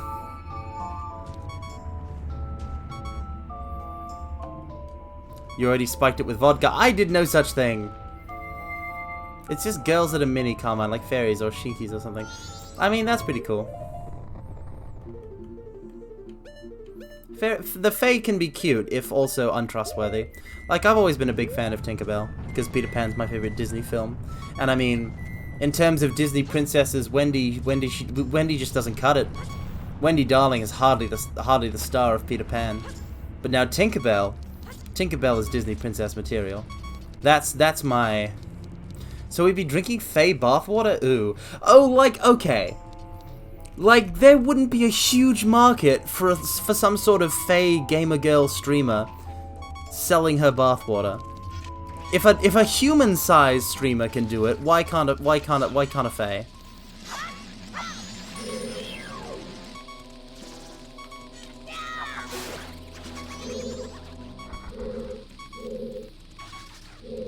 I can't actually get through there. Wait, hold on. I haven't opened this. How do I open this?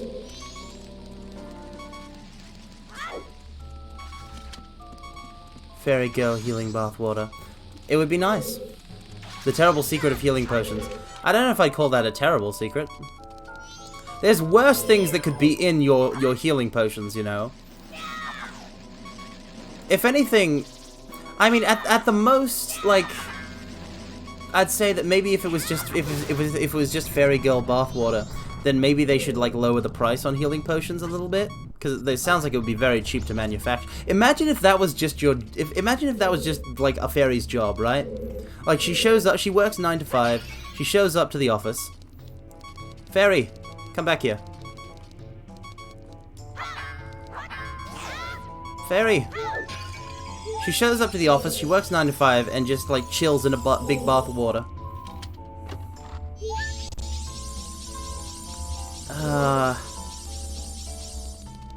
Carmine is harvesting a mini girl. I'm not doing that. What are you talking about? No. What's funny is that in some tabletop games there's a recipe for health potions. How have we been going for almost 2 hours already? I just looked at the time for the first time. Whoa. You aren't doing that? Cringe. I mean...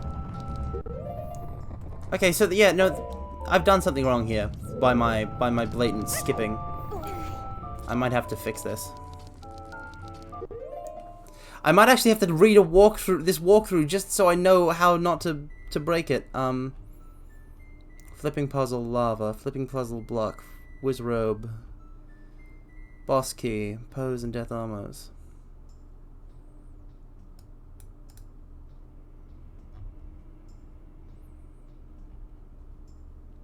Gomez. I fought Gomez. Shoot the spike mines again, play the middle area.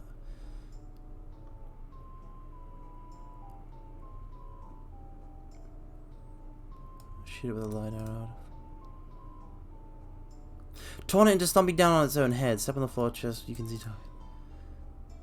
Bridge room. Do I have a key? I don't have a key. I'm missing a key.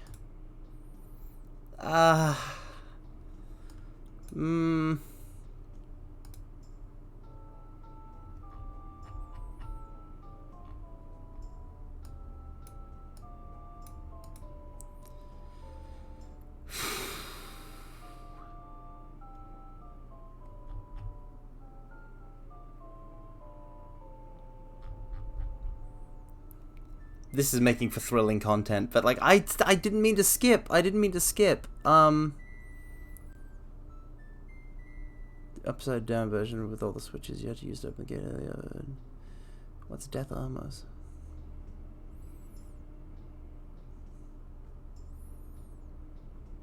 Use the second. There was a higher alcove on the right. Okay, never mind. I'm an idiot. Okay, we gotta go flip the thing again. We gotta go flip it again. I'm running out of time. I'm unironically running out of time. Let me just check, but...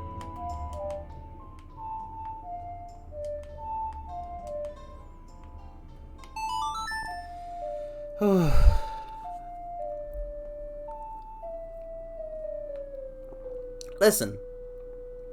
But yeah, listen. It would be gainful employment. It would be gainful employment for the fairy girl, is all I'm saying.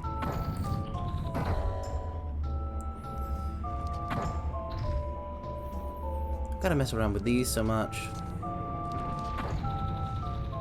Oh, I shouldn't be surprised that it's 1:45 because we've only actually been doing the dungeon for 1:15. That means then, and we make good progress.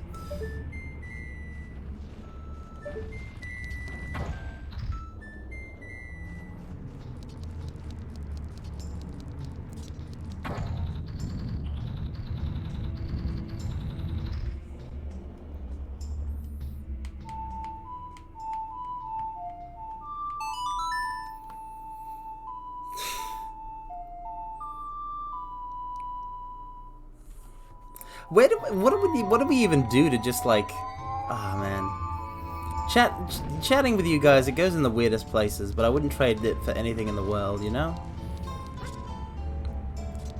I like how, like, well you guys can roll with things. Even if it's really weird. Looking at you, force-feeding cute girls monster parts. If somebody makes, like, an actual game of that, like an RPG Maker game, where that's, like, the main mechanic. Oh, I'm gonna laugh so hard. You know, I've always wanted to do that. Brosnan quest. There probably is one. I doubt it. It seems pretty niche. I've always wanted to do that though. Make an RPG Maker game. Not this one specifically that has been outlined, but I always wanted to make a JRPG.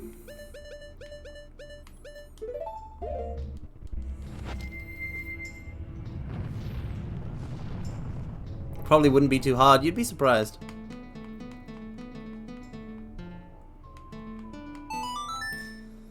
Carmine quest where you can give cute elf girls haircuts. I mean, that's more that's more a Mortals thing. I just rolled with what the Mortals were saying. I'm definitely hoping we can do. I'm definitely hoping we can do more of that soon once the system gets finished being drafted.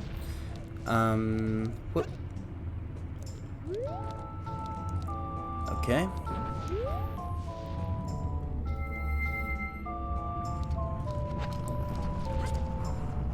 Careful, careful. Careful. Stay on target. Am I gonna have to do that? I'm gonna have to do that whole block puzzle again. Oh my god. I went and erased all our progress.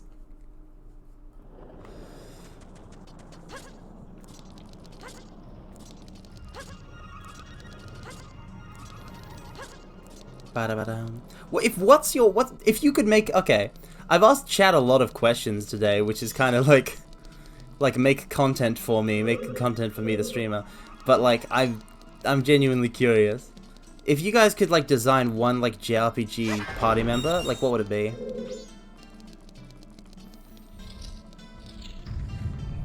Because I know mine. It would be a sort of like steampunk detective character that uses a gun and has a prosthetic hand. Princess Knight. Now that's okay. That's based. That's fantastic. That's the god tier taste right there.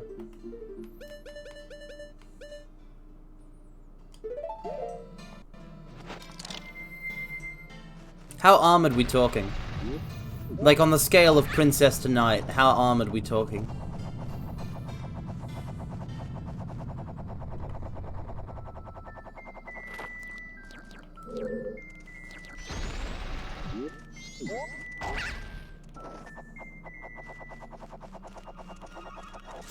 Like 70% knight, 30% princess? Yeah.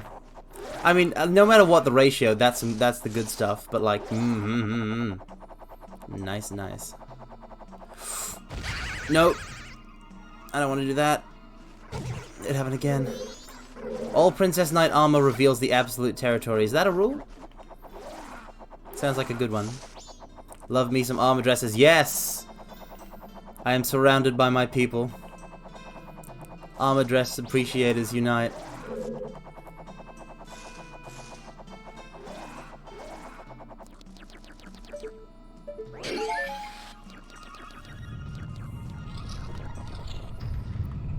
Okay.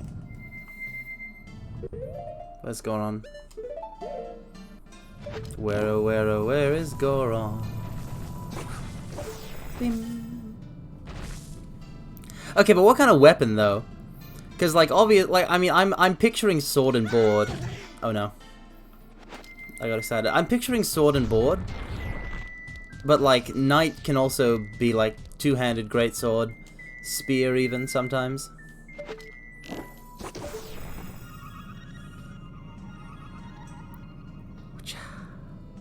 Greatsword, nice. Just like is she would she be like a glass cannon? Well, no, she's got the defenses. So like tank, ooh. The kind of ultra-aggressive speed demon, so she's just everything. What? She's just a physical powerhouse. Is it just that her magical stats suck? Like she's got really poor magic defense?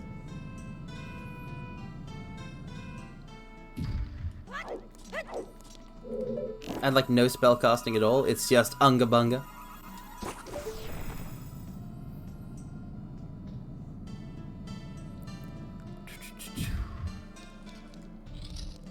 Okay. Poor magic defense, easily hypnotized. What? I mean, technically yes.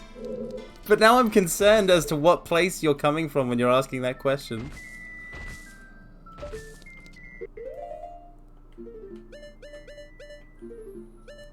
Now I'm questioning your motives.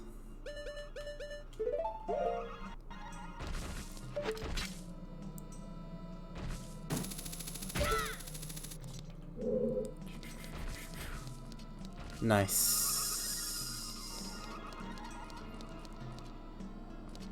Rakugozu, welcome, welcome. Welcome, Raiders. It is I, Carmine Phlegathon, the most cursed and powerful VTuber. He who was cursed under the red moon of fate. He who wields a demon within his right arm. He who is playing Zelda right now. Welcome, welcome. Welcome, Rakugozu. Like, what were you streaming? How's it going? I think I saw your tweet about it, actually, but I have no idea.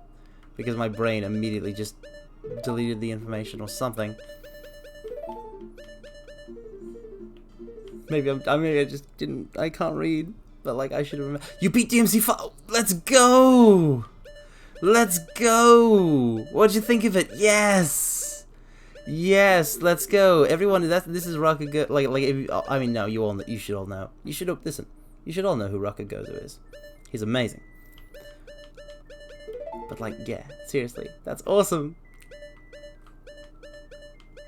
Yeah, welcome, go, welcome, Rakugozu. I remember the first time I beat DMC5. Good time. It really is something. And you have to remember that, like, for the longest time, like there was a massive gap in time between when DMC4 came out and when DMC5 came out. For this massive swath of time, there was just nothing.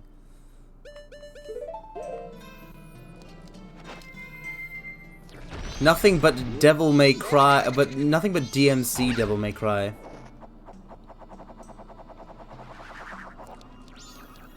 Which is what it is. Oh no.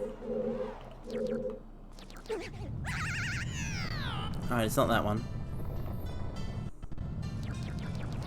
I'm definitely supposed to go into an alcove. Yeah, it does, because there's there's plenty of DMC1 references in DMC5, which is great. Ah, there we go. So here's where we're supposed to go, mortals. The first time around. Okay, so I know how we beat these.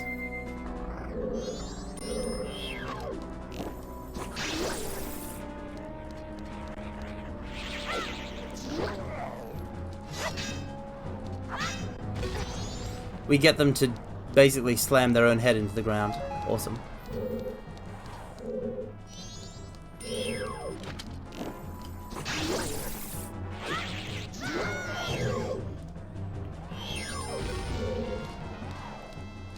Whew. Yeah, I should have questioned what this area was on the map.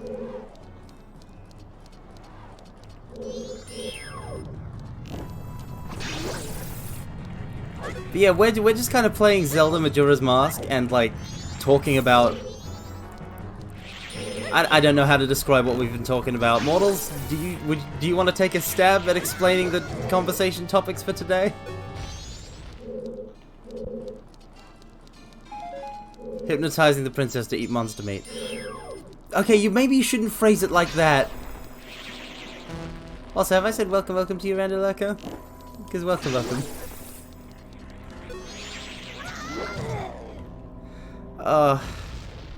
I wouldn't phrase it like that.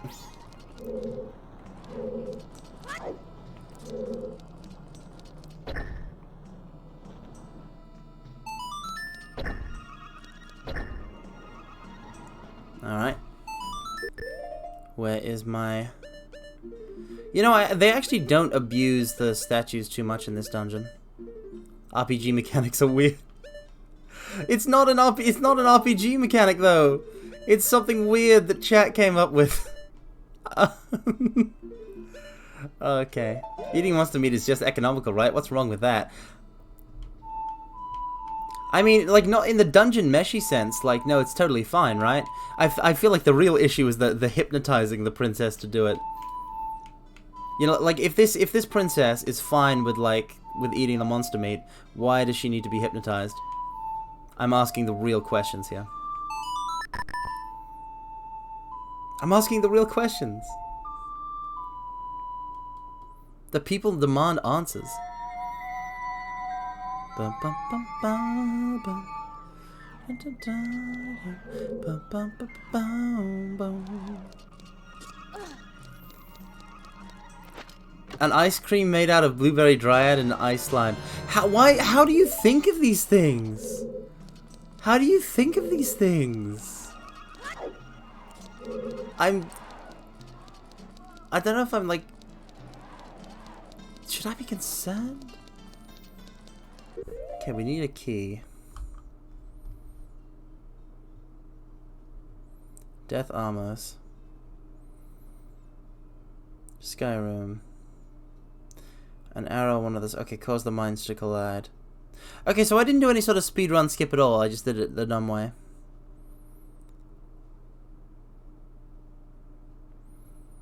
Hum, hum, hum, hum, hum.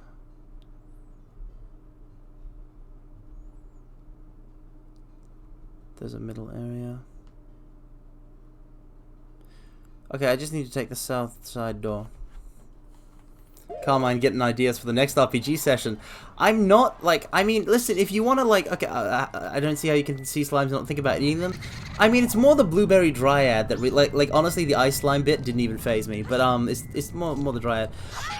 I mean, do you want, I mean, like, because, like, mortals, for the RPG session, I have to, like, I'm just gonna kind of, like, jury rig a setting together and, like, kind of, like, adapt it to, like, what you guys respond to as we play. So... I mean, if you want to go on a slime consumption adventure, like a monster, like if you want to go for a dungeon meshy kind of thing, I can make a world with food monsters. Like, that's within my power.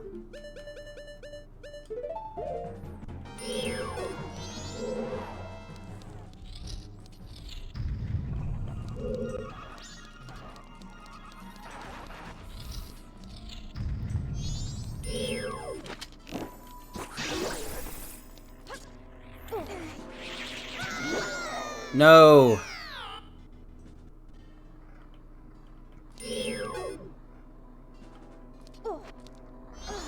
Nope.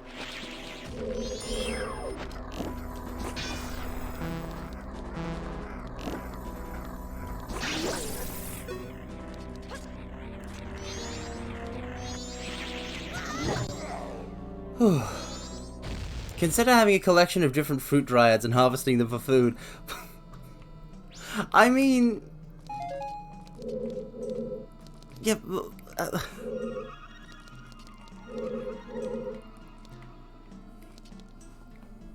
it just feels like it just feels weird.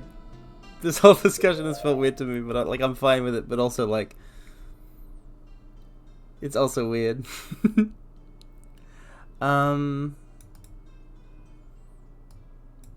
Like, how sentient are these dry? Like, I mean, they are monsters, but like,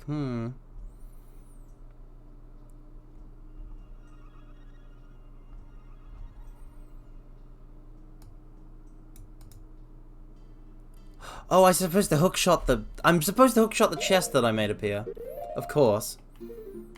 I feel like such a fool. Okay, we're back on target.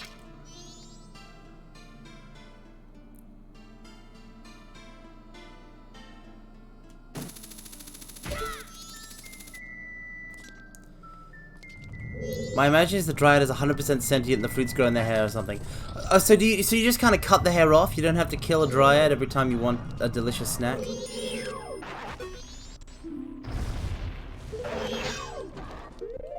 Where's my light arrows?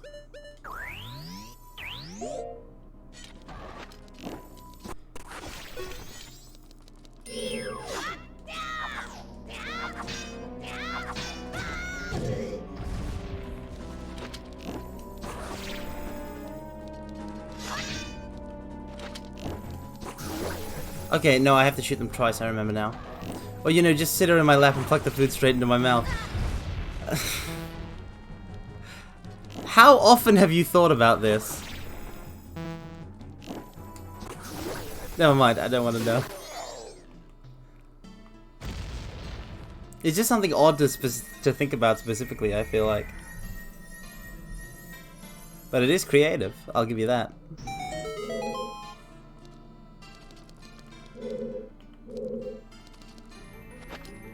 Here we go.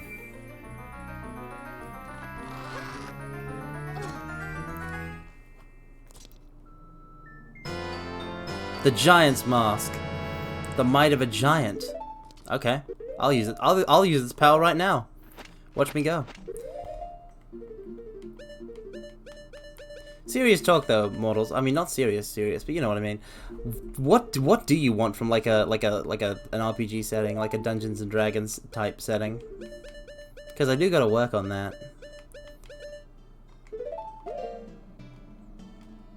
I can't use the power of this mask. Will I be able to use it in here?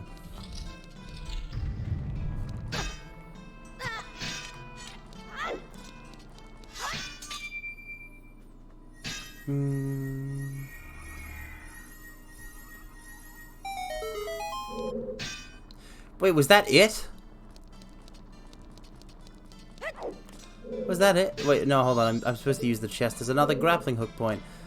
How does this work? Like, oh, man.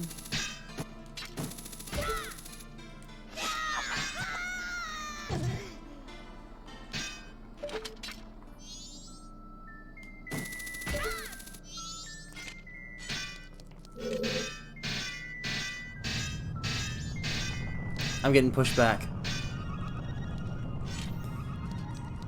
You like fantasy creatures in a modern setting, so you like that urban fantasy.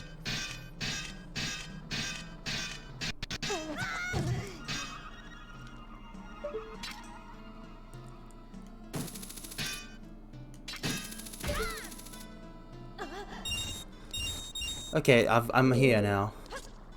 Boss door. I didn't have to turn the thing around at all. Let's go.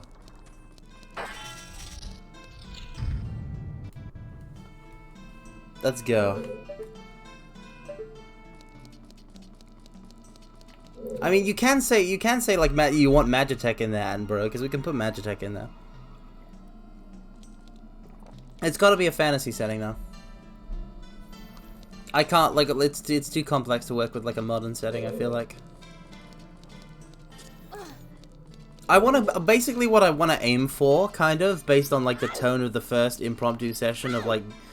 Giving elves haircuts. Oh whoa! It is like I want to kind of make it go kind of like JRPG isekai kind of thing. Like your whole thing wouldn't exactly like your adventures wouldn't seem out of place if they took place in like a seasonal anime where one character had been isekai'd in, you know? Fantasy settings that are secretly sci-fi. Well, if it was, I definitely wouldn't tell you. Turns out it's a fantasy game. I'm not gonna. I mean, there might be an arc like that, maybe. There might be a quest like that. I have thought of a couple things. If only you were the same size as it. Giant's Mask. I'm big. Paladin girls giving parking tickets to horse carts. So what? They're like local paladin officers.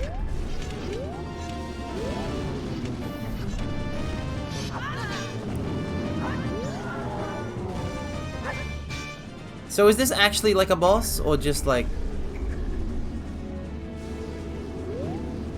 Am I losing... I'm losing magic by doing this.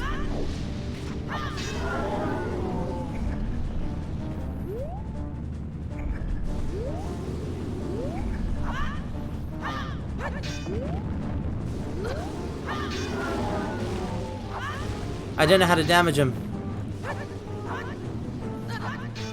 Am I breaking away the exoskeleton when I hit them?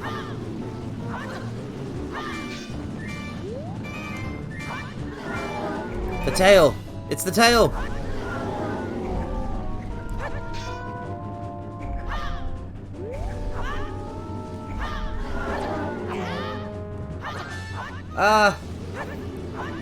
Go to the paladin box if you're lost, and the cute Himeka princess knights will oh-ho-ho at you, but also give you directions. It's possible to do without the giant's mask. See, well, I'm gonna have to do it without the giant's mask in 2 seconds. I'm about to run out of magic.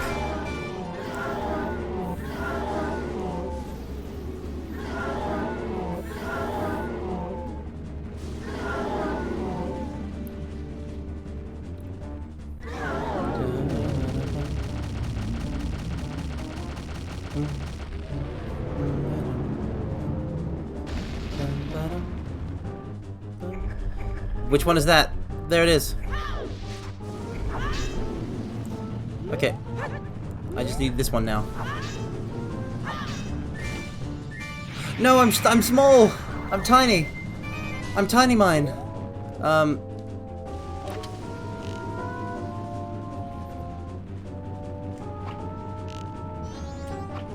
It's too big and too fast.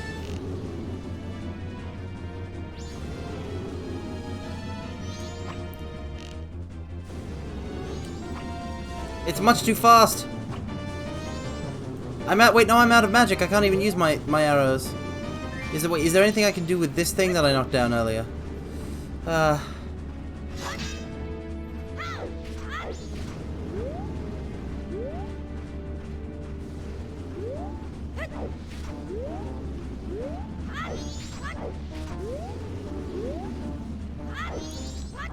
don't have any blue potion.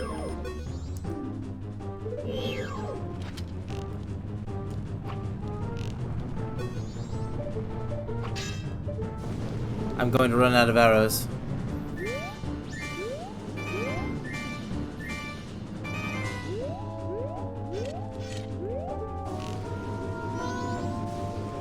Wait, hold on. Is the head also not protected?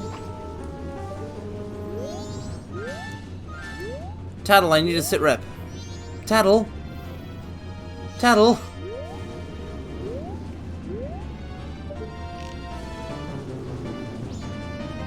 It needs to come towards me. Oh, come on. It's just doing whatever it wants. How do I get life? Am I meant to hookshot it? It's not even really attacking me.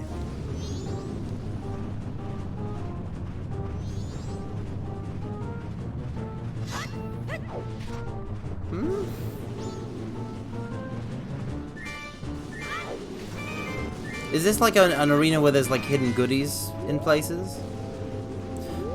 Why is the symbol of Majora's mask there?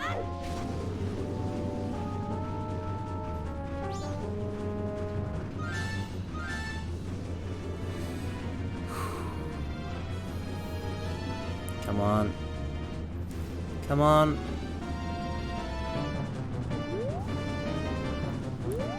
Does nothing happen if I just go to the edges of the arena? Okay. They really just don't acknowledge my presence. Fairies will only cover my health. I'm kind of befuddled. Wait, did they just break a... Did they just break something? Is this a walk without rhythm and you won't attract the worm situation? Like I gotta... Wait, I'm in quicksand? Oh!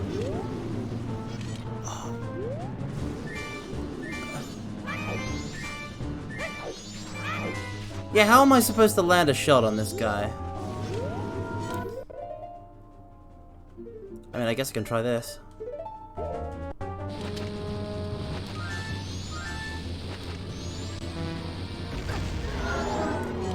That worked. Okay, we have a strat.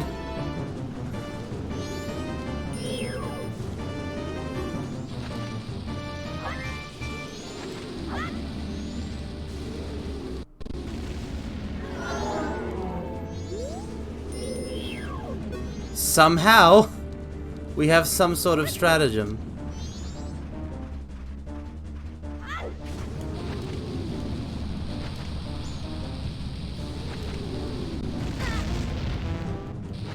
Okay, I need to wait for a second after the first one pops up. Once it pops out of the ground,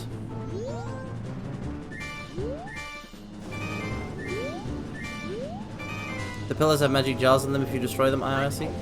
The pillars? These pillars?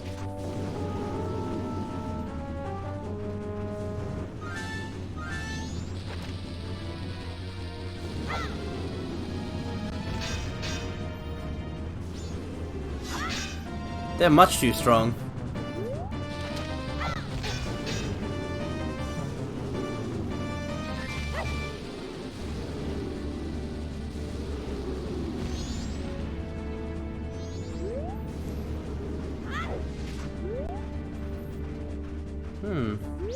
Maybe if you destroy them while you're a giant. Oh no, hold on. No! Dang it.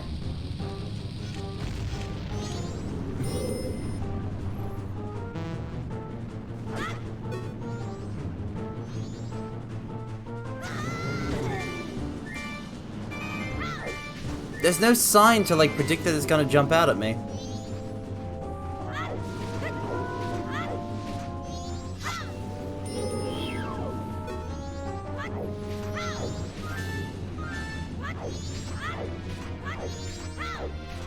Wait, is this the worst boss in Zelda? Was it this one? Because I remember that when I started Majora's Mask, somebody said the worst boss in Zelda was in this, and it wasn't the first one, and it wasn't the second one.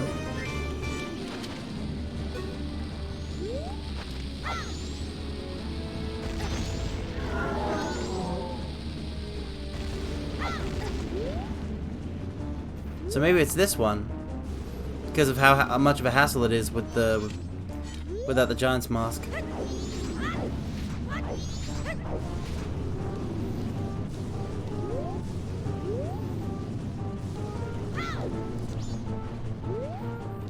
Okay, where's it gonna be? Where's it gonna be though? Yep, there it is.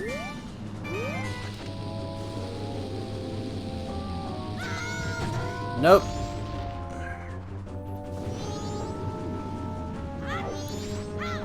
I'm out of bombs. What else have I got? I do have the blast mask. I could just time a blast.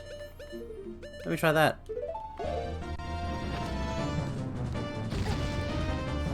Yeah, that'll work.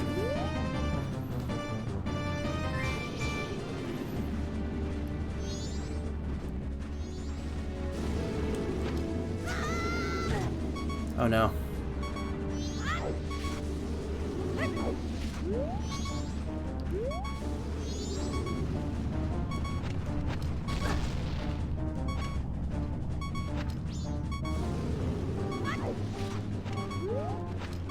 Come on. Come on. Go into the ground! I didn't expect this one to be so tenacious. You know? Okay. I just have to time it. Dang it, no! It's too slippery. I guess, can I blast repeatedly? I can't blast repeatedly. What other masks have I got? The bunny hood. The postman's hat. A lot of these are just identification. I don't think becoming Goron's gonna be any help.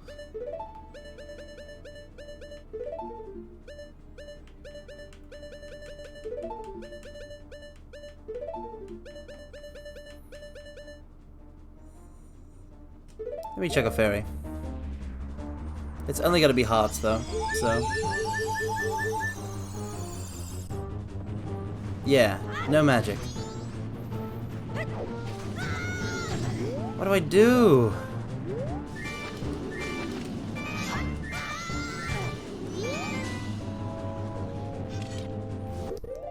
Okay, so if I switch to the bunny mask, I'll be able to run quicker across the desert.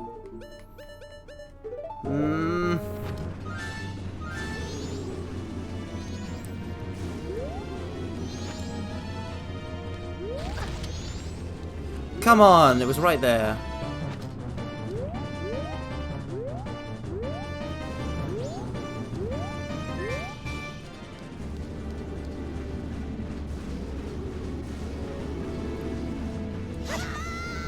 I'm looking it up.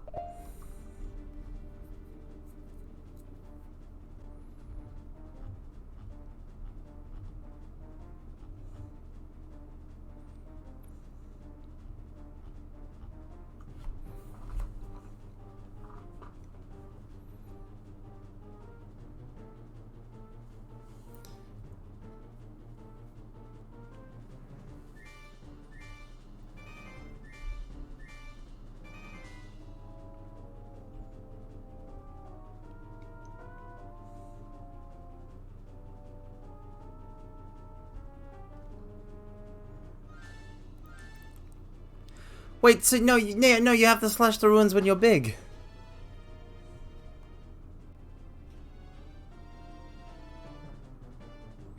So I literally, yeah, no, I have to... Okay.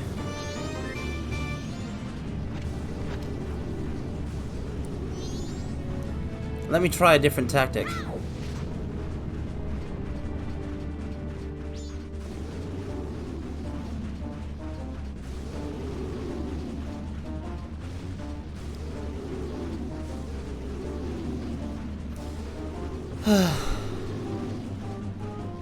I could definitely see why someone might criticize this boss if they got stuck in my position. No.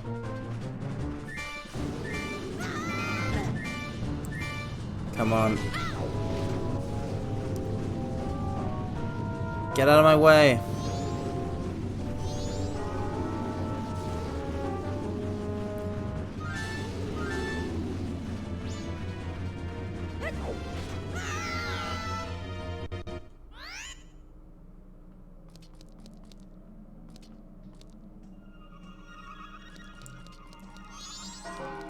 Okay.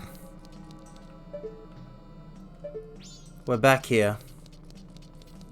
Let's do it. We have 12 hours.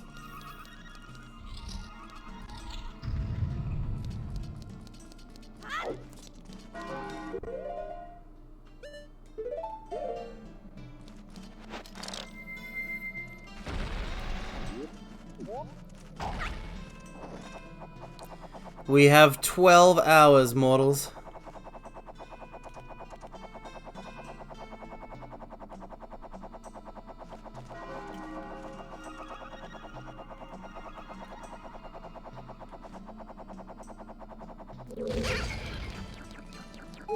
I'll take those.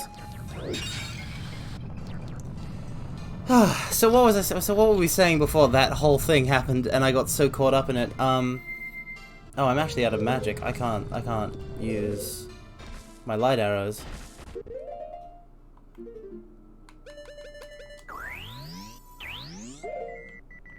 I gotta go get magic.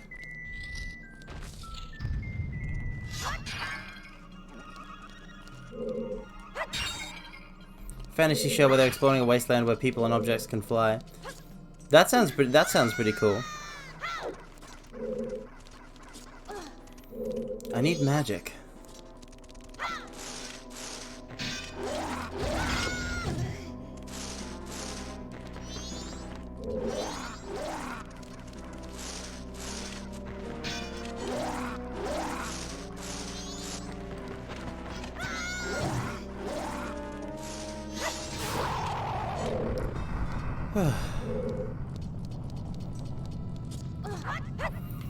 I mean, there are some tropes that I'm definitely going to include at some point or another.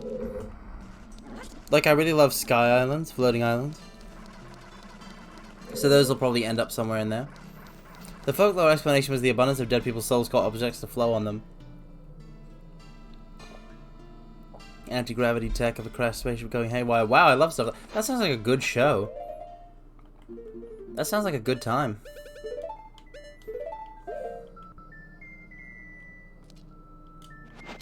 I need magic power.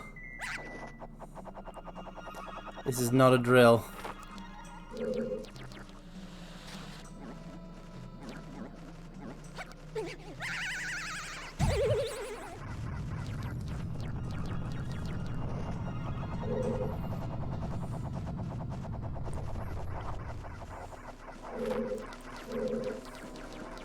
I mean, I'm not gonna just, like, crib stuff wholesale.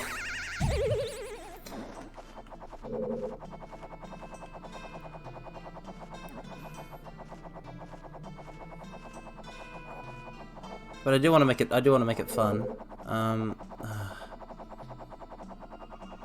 I just don't have any magic to use the light arrows to get in there with.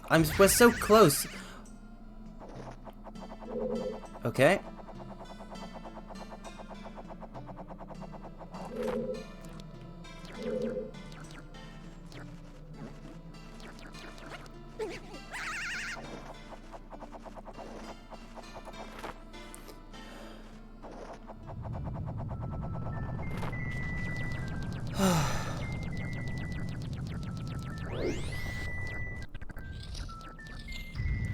It's got to be in no, the boxes. Boxes will do it. There'll be boxes around here that have magic. I know they will. Come on. We're losing nightlight here. I'm a little bit frantic. Yes. Yes. Okay, we're in business. We are in business models. Let's go. I mean, yeah, no, like, the thing is about the one thing that I think that is really cool about, like, Twist Surprise, it was actually, like, a futuristic setting all along. Like, there was this high-tech, you know, ancient civilization or whatever. I like that kind of twist because it comes out of nowhere. Oh, well, not that it comes out of nowhere. I like that twist because it's not obvious. I get it's not baked into the setting from the start, but it is in fact a reveal. You know what I mean?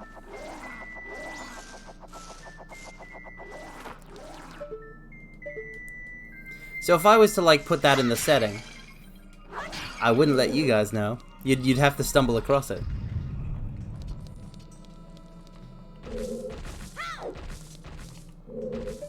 I might make a big, one thing that I might do that's like separate from the system, I might make a big map of the setting.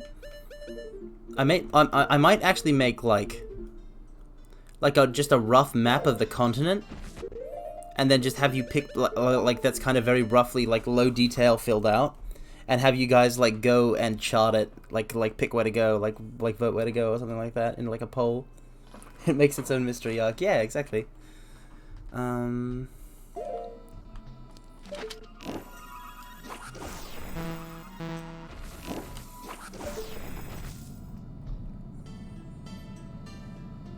Because I do want to give you guys some agency in determining like what to do. But obviously that agency is collective.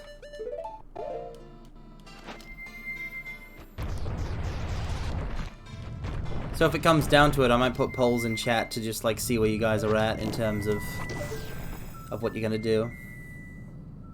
Obviously you'll get to like discuss it first and like put forth like, oh, let's go do this, let's go do this. Yep. I will take all of that.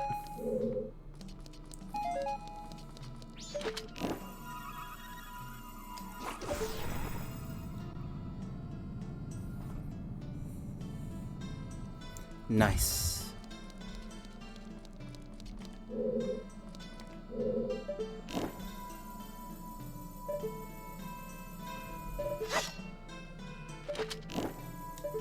Wow, it actually cost me magic to charge a light arrow even if I don't fire it. That's good to know.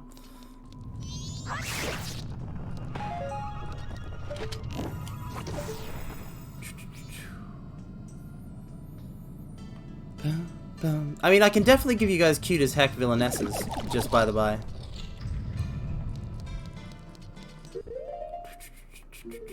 I mean, I technically already did with the elven bandits. I just really like that stream type. I want to do more of that. Come on, come on. What are we thinking? Hookshot. It's the hookshot. The hookshot's the way.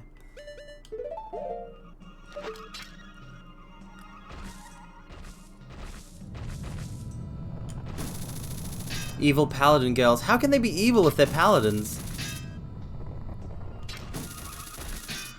How can they be evil if they're paladins? If they're paladins, why are they evil? Hmm? I'm supposed to be able to get up using this. Evil god, I guess. I mean, you know what? Fair.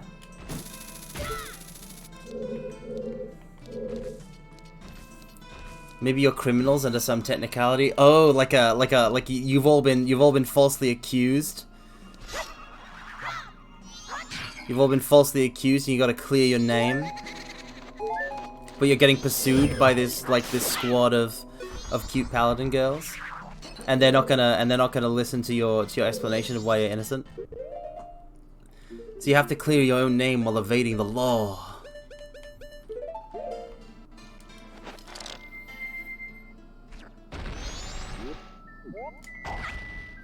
Bum, bum, bum, bum.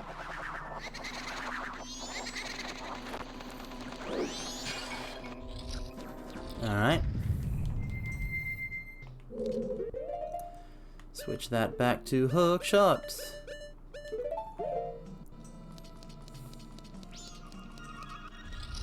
Yeah, but that stuff like that could be fun. So you could go on any sort of adventure.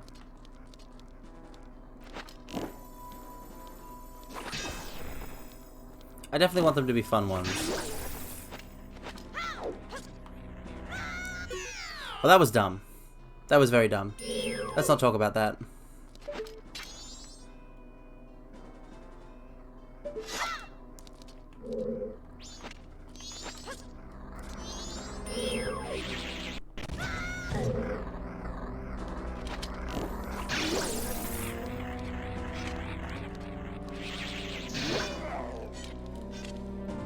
Whew.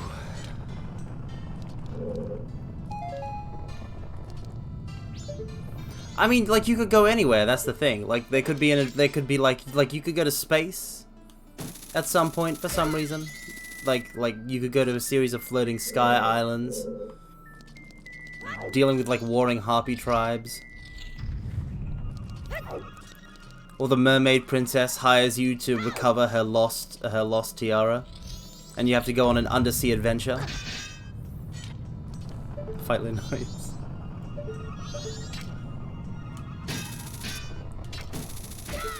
Harpies, yeah.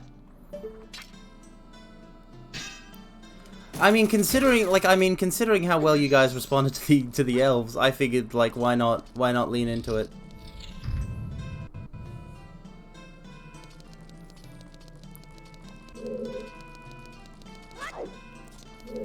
Not just the elves, also the cute goblin girl. Alright, let's go. Let's go. And this time, it will be different. This time we'll win.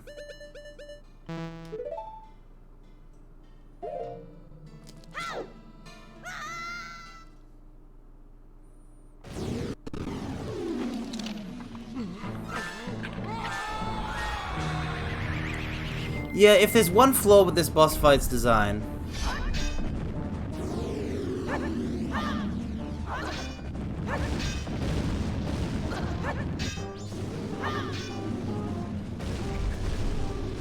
it's the fact that they just don't give you a way to refill your magic if you're not already...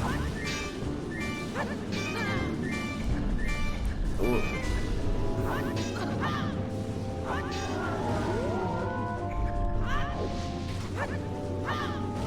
Look at giant Mars Link, he's so cool. They don't give you a way to refill your magic if it's empty.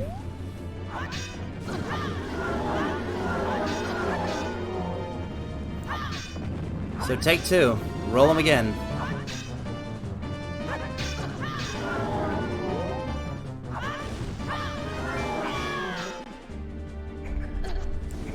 Cut.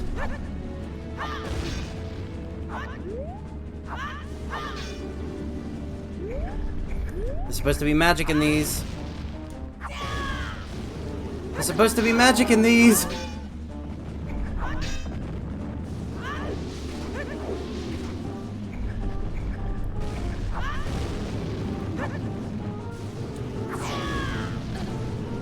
There's supposed to be magic in these, hold on.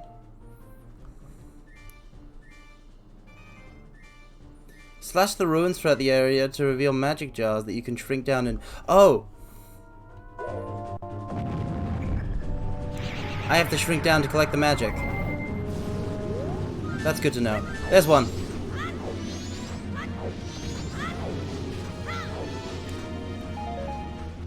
Yes. Was worried there for a second. It's fine. You really should be able to bomb them or something. I mean, it's technically possible. The guide said it's technically possible. It's just not feasible. It's just really hard to do. I was trying it there for a while. You saw.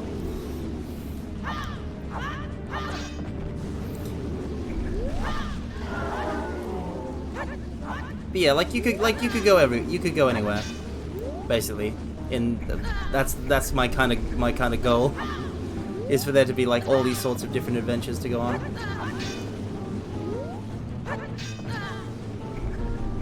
Sort of like an arc-based thing, where maybe each stream or every set of streams is its own isolated adventure, and then you guys pack up and head into the sunset for the next one. No grand story. Well, there might be something like interconnected across it, but like I do want it to be kind of like a really pick up and play kind of situation. So basically, people will be able to like join midstream, and they're just part of the big, massive adventurers that you guys are. Where are you?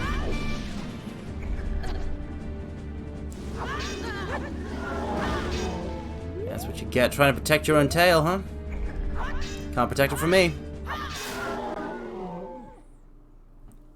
But I feel like I'm much more comfortable telling, like I don't know how well I could pull off a grand story.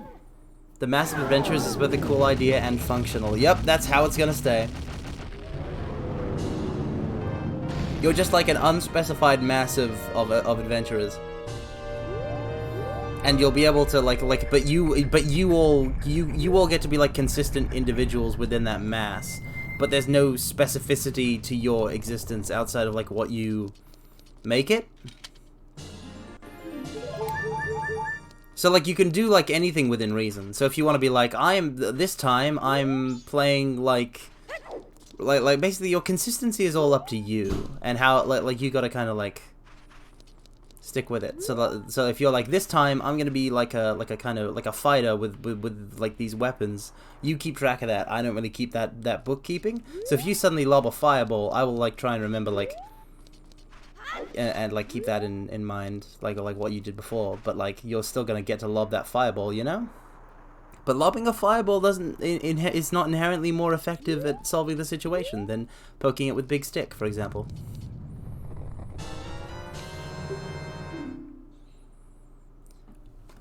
Doing things that like are fun and creative and cool and are appropriate to the situation will have more impact. Because I'll give bonuses to those.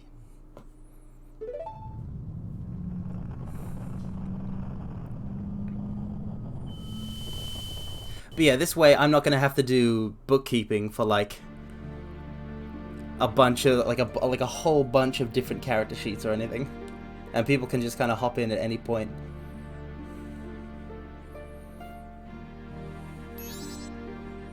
Well, we've helped all of you. That's all we can do. Yep, Tattle. You're a fairy after my own heart. You know, for a fae, you're alright. You're no Na'vi, but you're okay. Call us. That's what they're saying. Without being told, we understand. So now you'll help us out in exchange. We'll call from you atop the clock tower. Oh boy. We're gonna fight Skull Kid.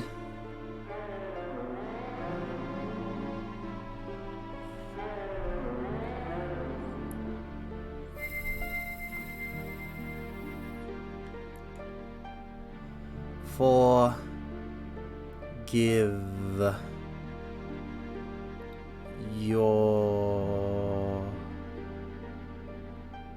friend.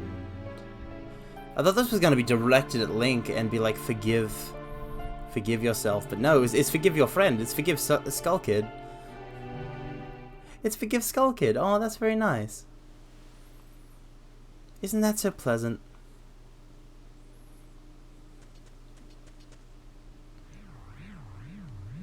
What the? What's that? Wait, what is this?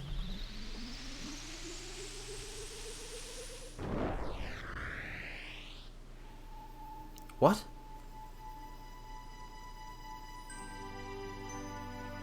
Oh, the canyon. It's the thing that changes the canyon. Well, I won't exactly be able to savor it, but like I can just fight the two snaky dragon things. Easy. No problemo.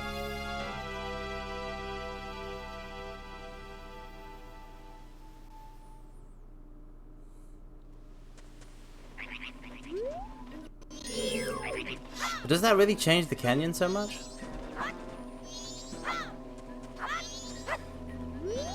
You planning on beating it today? No way. Hell no. I'm not. I'm definitely not. Because it'll be a big finale stream. But we're close. We're actually close. It's kind of weird. We have been playing Majora's Mask for a good while.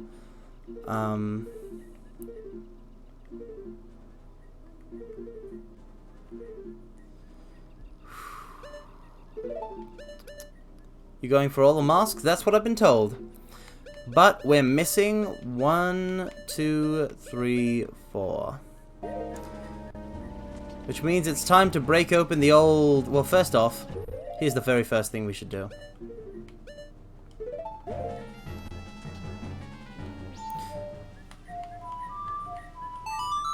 First, we should go deposit rupees.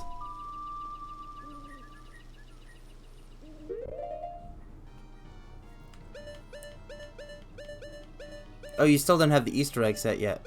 What's the Easter egg set?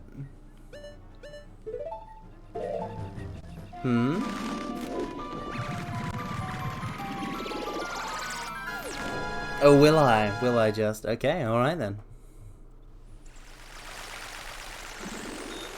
Yeah, with this, we have done all 4 of the dungeons. Like, it's weird how, like... Yeah, the canyon endgame of... The canyon being the endgame of Majora's Mask just feels kind of weird to me. Like, I don't feel that sense of, like, finality or impending. But then again, I guess I didn't feel that for, like, the Spirit Temple entirely. And that was, like, the last pre-Ganon's Castle dungeon. So, let's go. Let's see. Deposit another 200.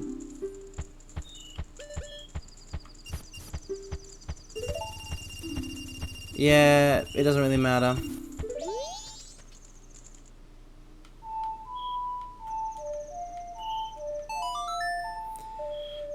So in order to... So basically, we need a bunch more masks. We need more masks. We need more masks, models. More masks, that's what we need. And the only way to find them is through the Bomber's Notebook. Because I think we've got all the masks we can acquire from, like, going through the course of going through the plot. So the rest of the ones must be ones attached to the Bomber's Notebook.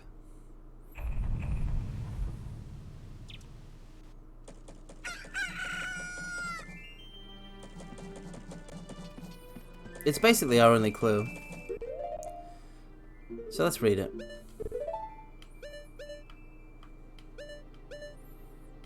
Done that one, done that one. I haven't done the man from the Curiosity Shop.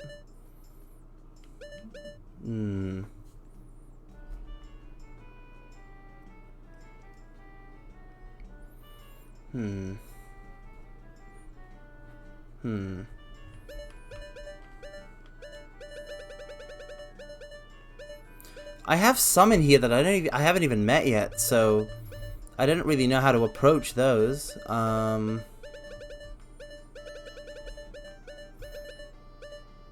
do I handle the man from the Curiosity Shop?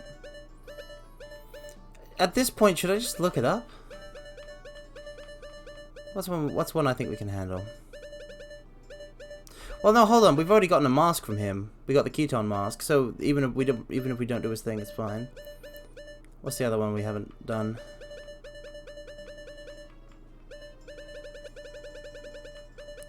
Anju's grandmother. But she doesn't really have a thing.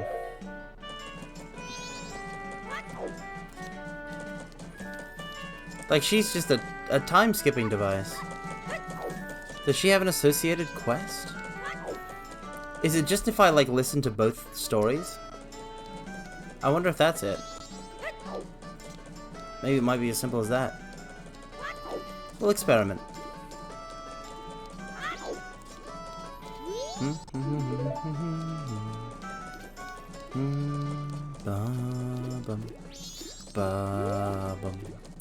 I'm gonna go sit in a corner until the shop opens. The shop. It's an inn. What do they even sell? I know what they sell. They sell beds. Gee, I wish I had one of them time travel flutes. Well, I'm right there with you, buddy. I would use it for all sorts of totally cool things.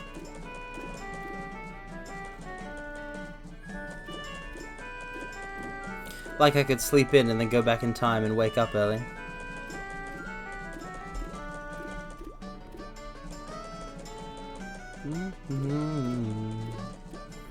You would use it to cheat at lotteries? Oh, you just want to get rich. I mean, that's fair. Everybody wants to get rich. I want to get rich because then I could just, you know, VTube full time, all time. Bum, bum, bum, bum, bum, bum, bum, bum, bum,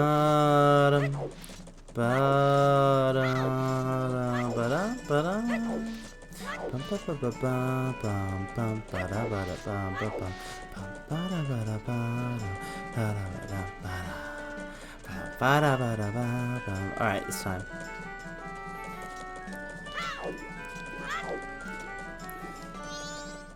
I mean, yeah, that would be the main use of a time travel power in today's world, I feel like. Use it to find the lottery numbers, go back in time. Get lottery ticket, get the mad stacks. Alright.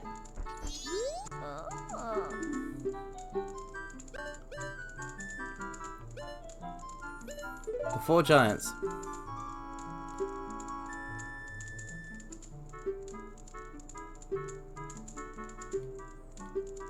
"100 steps north, 100 steps south, 100 steps east, 100 steps west. If you have need, call us in a loud voice by declaring something such as, 'The mountain blizzard has trapped us,' or 'The ocean is about to swallow us.' Your cries shall carry to us." Interesting.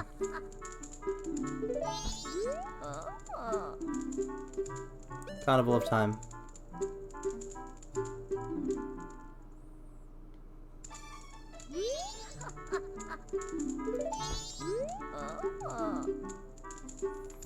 Four giants.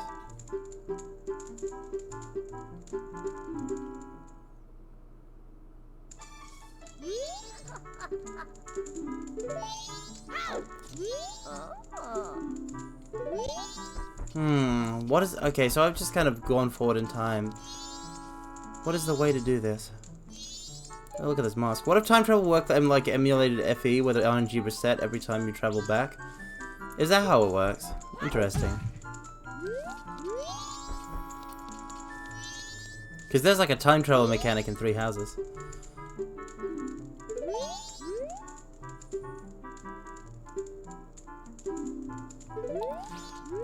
How do I help you? There's nothing else in the notebook. She doesn't go anywhere. I guess I should just follow.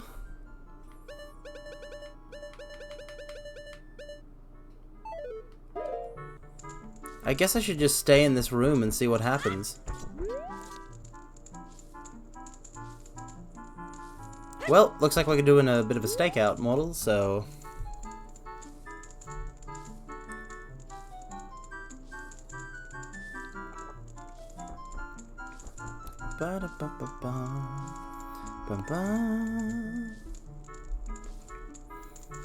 Zatsudan time? I mean, I'm always up for Zatsudan.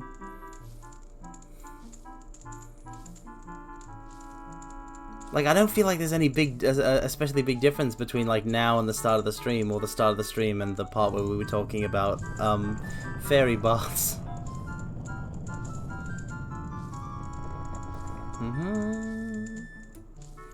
But I just don't know what to talk about. What's interesting to talk about? What interests you guys? Panzer World Galleon, 15 episodes and written by the Votom's guy. Well, why didn't you say so? Let me Google it.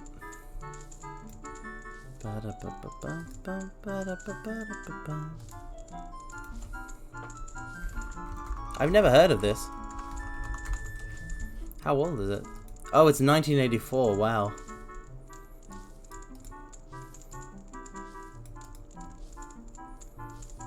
Oh, it is that kind of fantasy with robots kind of setting. The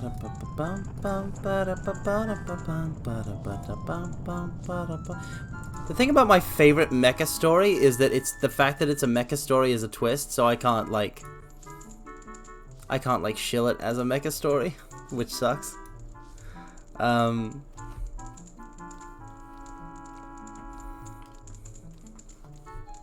But I do so like it.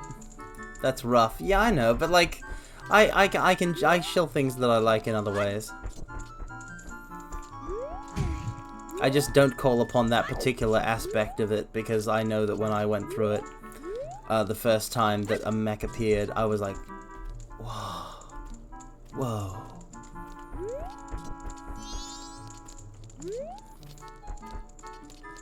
Bum, ba-da-bum.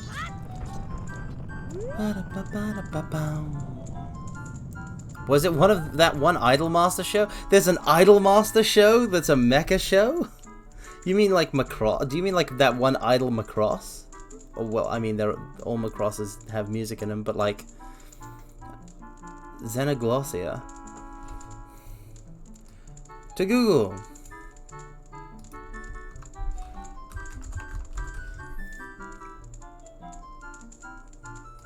Idolmaster Xenoglossia. Reimagines the 10 prospective idols from the Idolmaster as fighter pilots of those robots, with 8 of them also posing as students.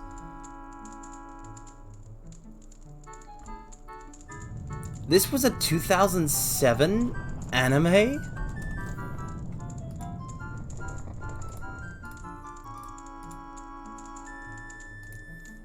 Wow. I mean, there's a lot of stuff I've got. I mean, like one I think it's mecha. One mecha thing that I've always wanted to like get into is Symphogear. I think Symphogear is mecha.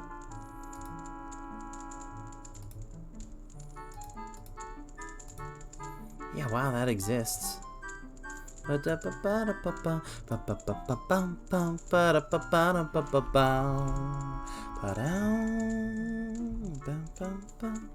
Come on, they're not just gonna forget Granny. When are you gonna take shelter, Granny?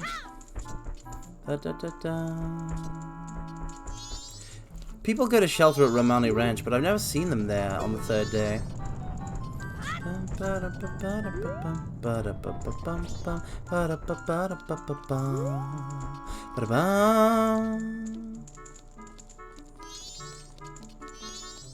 I mean, there's mechs in it, right? It gets discussed in mecha circles as a nebulous thing, but like there's got to be mechs in it if it gets discussed in mecha circles. I don't know if the main characters ever pilot mechs, because I know the one thing about the main girl is that she punch good.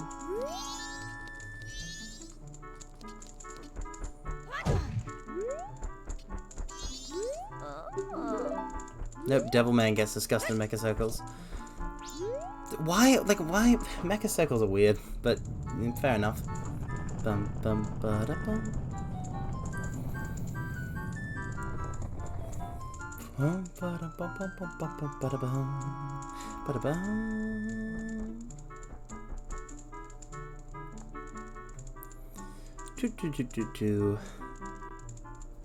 Oh, it's because Go Nagai did Getter and Mazinga. Well, that's not fair. Well, that's not like. Well, like, okay, so like a comparison to that would be like if I discussed, like if I went up to a bunch of Magical Girl fans and I was like, hey, you want to talk about Fate Zero just because Geno Robuchi did one, and also did a Magical Girl show. Like it's a bit of a double standard. It's weird. Double standard's not the right word. What is it? I don't know.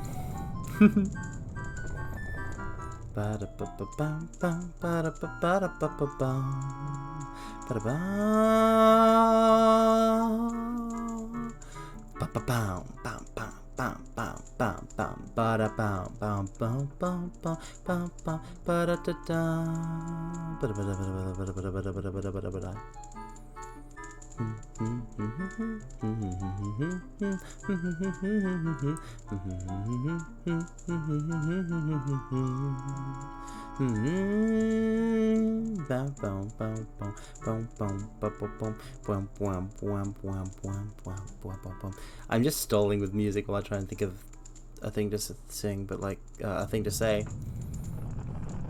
I've always got something to say. I've always got something to sing. You wonder if Pat LaBour's on YouTube? Well, we can check.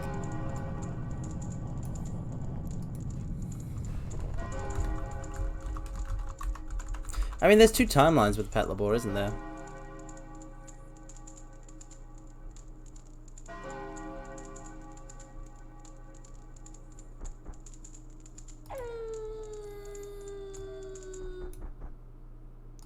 Okay, so she just teleported, right? Like, I'm not imagining that. That was just a teleportation. So we've learned nothing. We've learned literally nothing.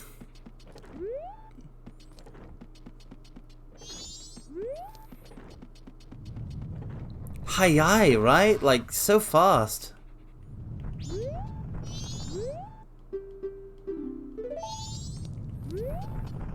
I mean, that clearly that granny was the Flash. She used the Speed Force. The Speed Force. She got in quick, lightning fast.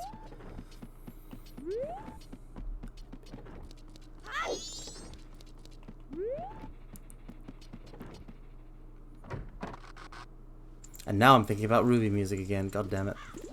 Grandma has a secret ocarina. One that doesn't even affect like one that like.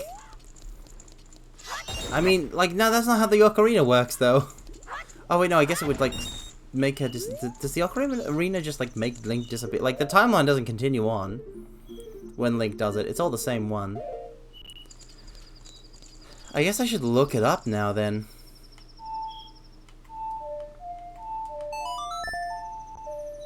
I should look up the masks now, because I don't have any knowledge of, like... I have been told that before beating the game I should get all the masks. I should get all the masks.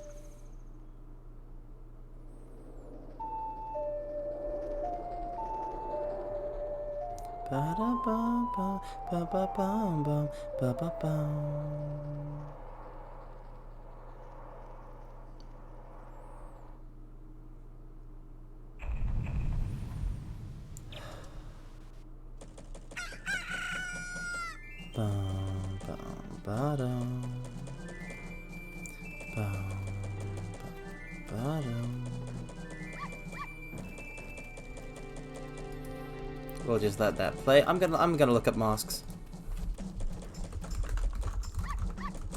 I'm looking up the masks because we're missing some.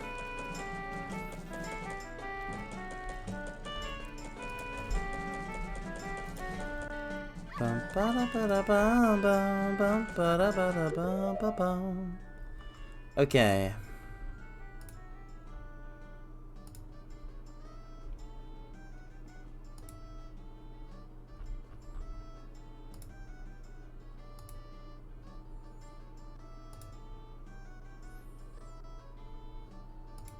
Masks.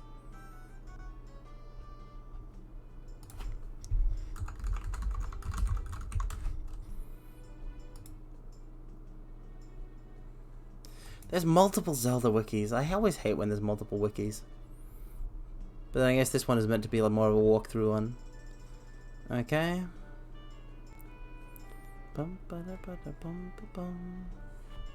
How many am I meant to have? How many am I meant to have to beat the game with? 1, 2, 3, 4, 5, 6, 7, 8, 9, 10, 11, 12, 13, 14, 15, 16, 17. Okay. I hate when there's 3 wikis and they all have different information on each one. I know, right? Like, yeah, Rakugoza, you know this. You know that there's 2 Kingdom Hearts wikis. You know this. Oh boy. Okay, so there's transformation masks, collectible masks. There are 20 masks in this game. So if we don't count these, then it's 1, 2, 3, 4, 5, 6, 7, 8, 9, 10, 11, 12, 13, 14. So I'm missing 6? 1, 2, 3, 4. There's not even enough space. A Great Fairy's mask, Cafe's mask, Bremen mask, Amara's mask. Oh great, they're not in any particular order. I'll just keep going until I see one I don't know.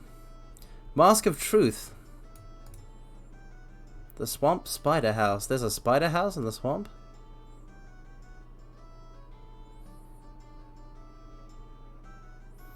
To complete this, a magic bean, at least 1 bottle, and the Sonata of Awakening. Oh yeah, no, I completely forgot about that. That was a thing.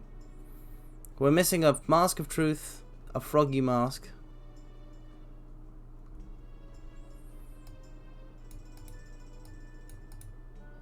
I'm gonna have to return Spring to Snowhead. I have the Garo's Mask. Captain's Hat, Stone Mask. What's the Stone Mask? Do I have the Stone Mask?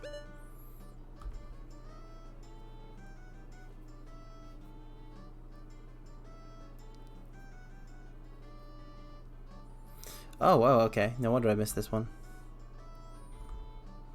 Where do you think the Froggy Mask goes? I've got no idea.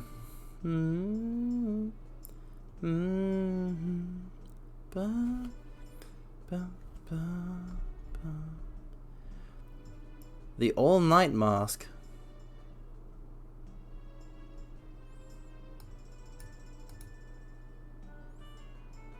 Can obtain at the Curiosity Shop after obtaining the Giant Wallet. What's the Giant Wallet?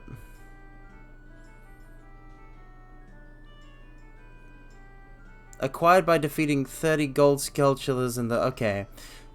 There's a lot of stuff to do. Gibdo Mask, Couples Mask, Giant's Mask. Okay, great.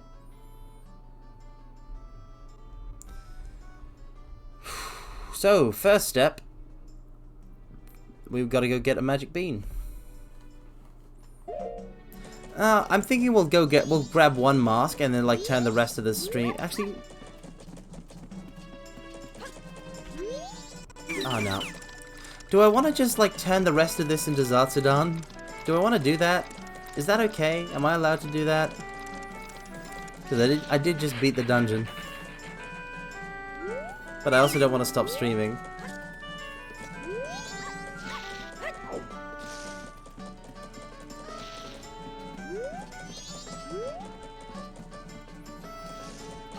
I don't want to stop streaming, but I also... I mean, technically, it is my stream. I can do what I want.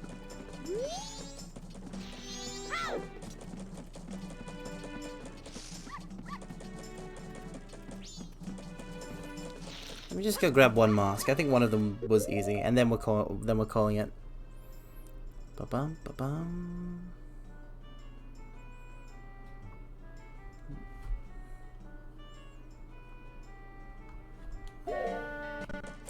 Where's the potion shop in this town?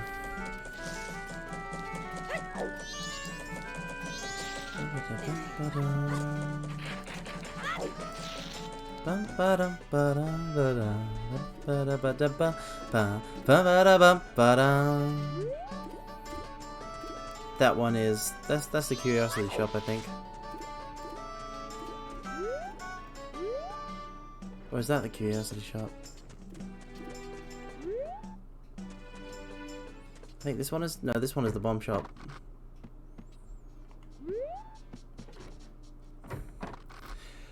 There's so many stores. How do they keep themselves all afloat?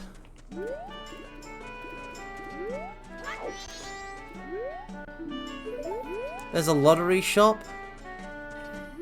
There's someone here in this clock town that keeps themselves afloat, business-wise, purely just by selling swordsmanship lessons. Like, how many clients do you get? This has a pretty low population.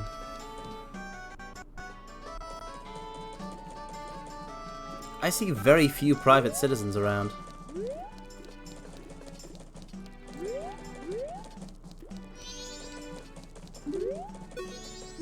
Shooting gallery, nope.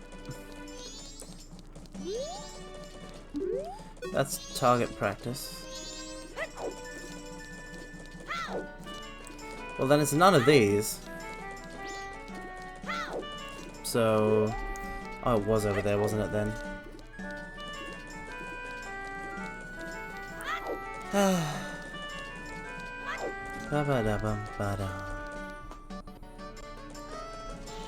It'd probably be too annoying to come up with that many NPCs. Well, I mean, listen.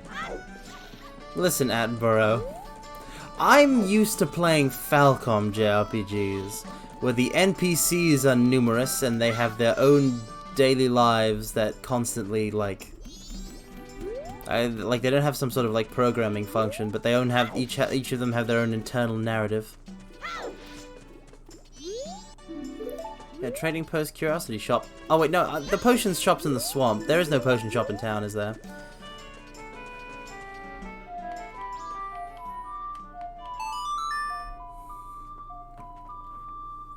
I just kind of like... not people watching. I just kind of like NPCs and things. Like, in The World Ends With You, there's a lot of just like at any time you can just like open up your psychic powers and just listen to nearby people's thoughts. And I really like that kind of stuff. Southern Swamp. Ba-da-ba-dow.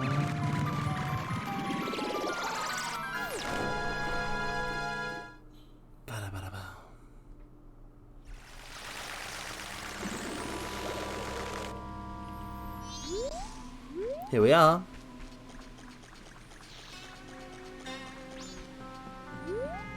There's the poison water.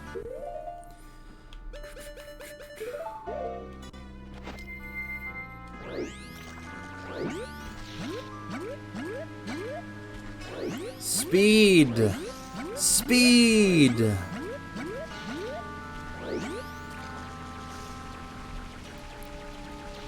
Did I like Omori's town segment? I haven't played Omori, Attenborough. I haven't played Omori. If you're asking my opinion for the game Omori, I can't formulate one. Because I haven't played it. I mean, yeah, I did watch a single stream, but I feel like I can't really make a good conclusion based purely on that.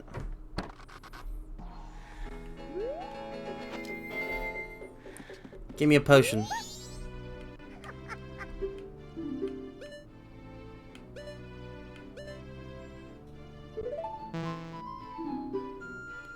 I don't...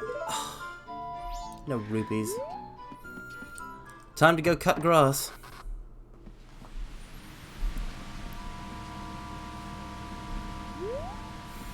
Yeah, no, I don't, like...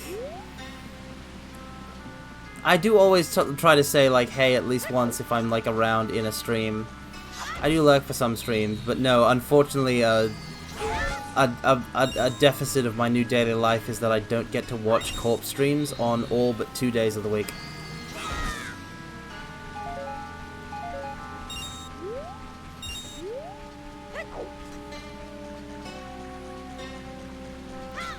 If I don't oversleep.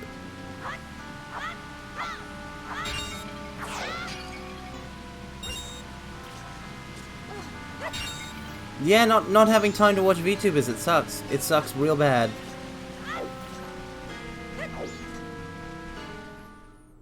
If there was like a thing that I could do to have access to like 24-hour free time, but it involved something of like some sort of questionable moral act, I might still go for it.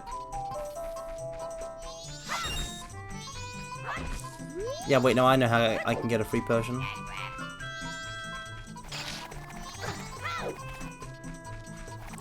Come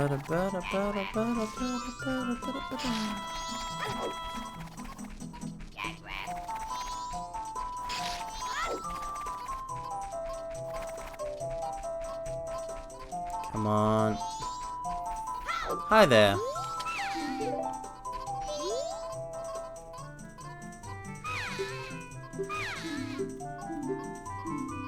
Nope, not anything like that. Nope, not a thing.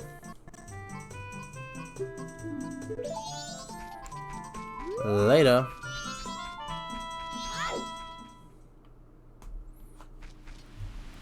I mean, from what little I did see, like, Amori seems interesting. I mean, I understand, the only thing I know of it is that, like, it was Flavor of the Month for a while, and it's kind of, like, Earthbound inspired in some parts, but, like, looking at it, it definitely seems interesting. It seems like something I'd be interested in playing.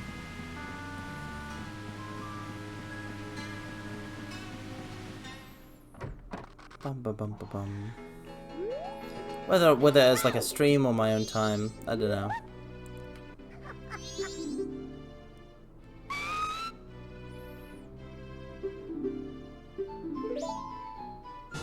Thanks for the red potion, sucker.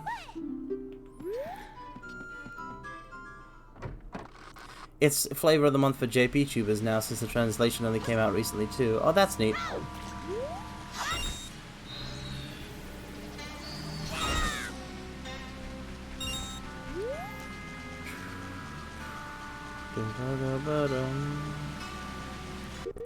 Okay.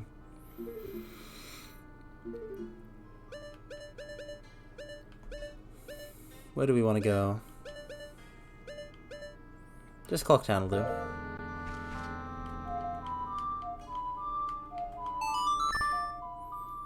Canyon is to the right, I'm pretty sure. Yep. I mean, Flavor of the Month games will be Flavor of the Month games regardless of quality, so they can be good, they can be bad, they can be anything really. But Amori looks interesting. I wish I had. I kind of half wish I had my, you know, my finger on the trends, on the pulses and beats of the VTuber like fashions. I don't know.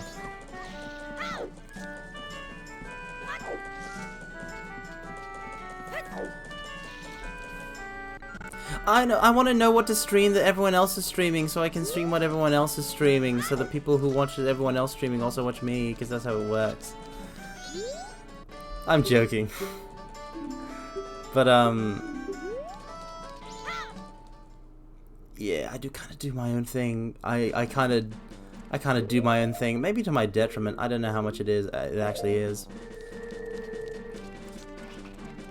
You don't think I'll be able to watch it? Okay, compromise. What if I just streamed Valorant?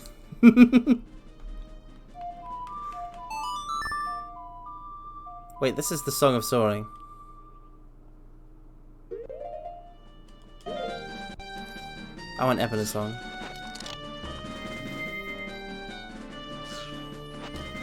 I mean, I actually would never stream Apex, and it has nothing to do with, like... It has nothing to do with integrity and the fact that I have no interest in playing Apex at any point. I can't imagine why I ever would. Up, left, right, up, left, right.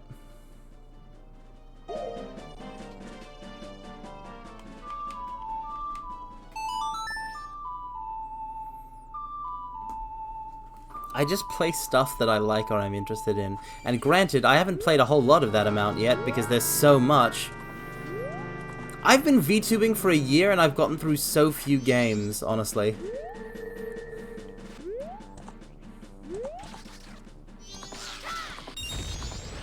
That one Wild West CS-like mod, so CS gameplay isn't too alien for me. Oh, is that so? I didn't know that such a thing existed. I mean, I did play a little bit of Valorant, like just right around before I became a VTuber. Oh, right.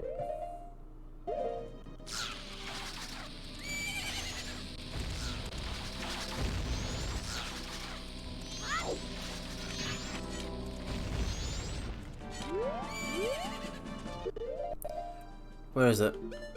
I need this.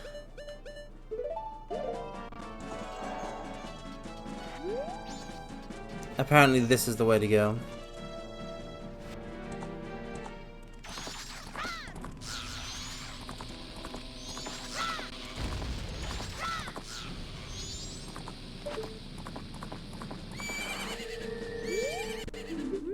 Yeah.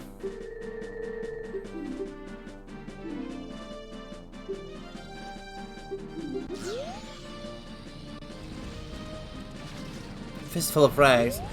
What? Well, hold on. I remember Fistful of Frags. Fistful of Frags wasn't Counter-Strike gameplay, was it? Oh, aha. There you are. I would never have found this on my own.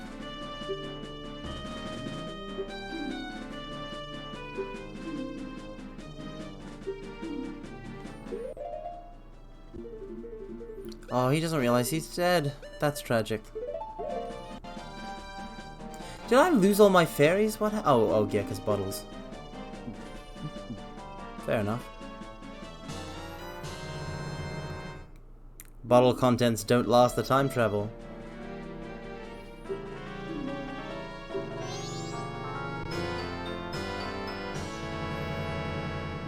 As plain as stone. Shira the Stone Soldier. Cool dude.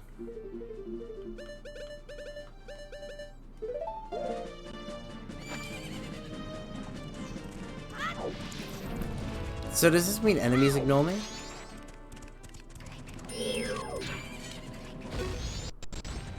Rad. Alright, let's save that.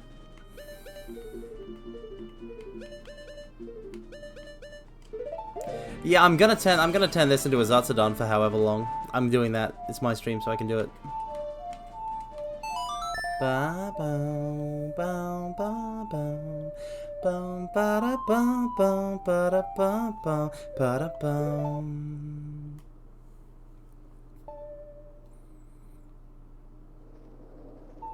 Ba ba ba ba ba da ba ba ba da da da da.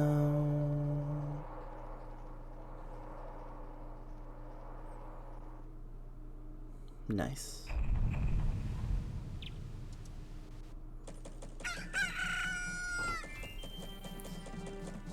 All right. So that is that.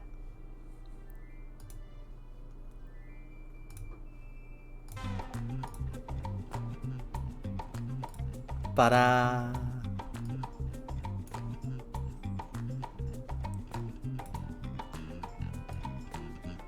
Mute that. Where is it?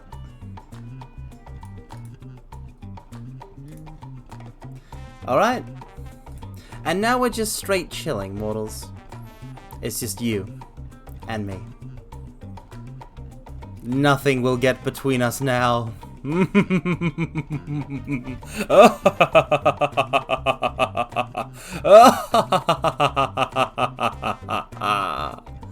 Oh, I didn't go all in on the evil laugh. I should have gone all in on the evil laugh. Oh. But yeah, I hope I hope everyone enjoyed the gaming portion. I hope everyone enjoyed my nonsense. That's all anyone can ever hope for.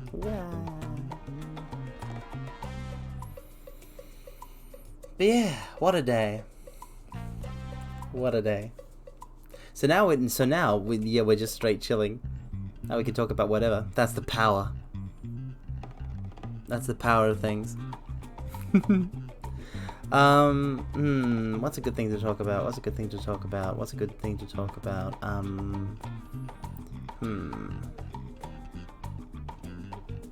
Well, swimming is popping up in my head, but I don't really have anything to say about it, other than the fact that, like, it's really fun. It's probably my favorite. Swimming is probably my favorite sport. Not like, well, not sport, but like favorite like activity of the like exercise, I guess. Blitzball. I remember when I was a kid, I was trying to okay, so when I was a kid, I would play in the pool and I would try and figure out how to invent Blitzball how to make Blitzball real, because I was playing Final Fantasy X. I was like, I must do this. I must figure out how to. So the problem was though, right? That yeah, seriously, I was a child. So the problems were numerous. 1, I couldn't hold my breath for 5 minutes. 2, the inflatable pool ball that we had it kept floating. I couldn't bring it under the water. But if I threw like a basketball in there, it would like I couldn't like knock it across the underwater. Like it would just kind of like it would just sink. You couldn't put any power into it. So it didn't really work out. 3 obviously was that like it was a pool, so it wasn't a big sphere of water that you could swim a whole distance up or down in, which to be fair is more of a thing of pool safety, of pool ergonomics, of like, you know, it's much like easier to drown in a pool if it is a big massive sphere of water and you can be like so like far away from any of the exit points when you're in the middle, which is ironically where blitzball matches start. But yeah, no, I wanted to make blitzball real as a kid. I mean, listen, if a bunch of nerds, okay, if a bunch of like college nerds can make Quidditch a real thing, okay, if they can they have their Quidditch teams and they all play Quidditch and they have their dumb league, yeah, and even though there's no flying on broomsticks, they've still got something called Quidditch, and it's based on a game rule set that makes no sense and isn't balanced at all. I should at least be able to make blitzball. I've never done water polo. I don't even know what water polo is. Let me look up water polo. The pool punching sport? You're allowed to punch in it? That doesn't sound right. That sounds not right at all. Water polo. 2 teams attempt to score goals by throwing the ball into the opposing team's goal. Treading water. Passing the ball, shooting the goal. So it's just like a ball sport, but in water. That floats with a ball that floats on water. A sort of water rugby. You're not allowed to, but there was a famous water polo match that turned into a bar brawl because the other country was invading the other country was invading the other during the game. What? What? What? What? Famous water polo brawl. Google, be my savior. Blood in the Water match was a water polo match between Hungary and the USSR at the 1956 Melbourne Olympics. The match took place against the background of the 1956 Hungarian Revolution, and saw Hungary defeat the USSR 4-0. The name was coined after Hungarian player Ervin Zador emerged during the last 2 minutes with blood pouring from above his eye after being punched by Soviet player Valentin Prokopov.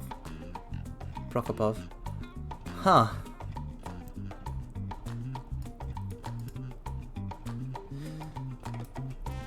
You could make a movie. You could make a movie.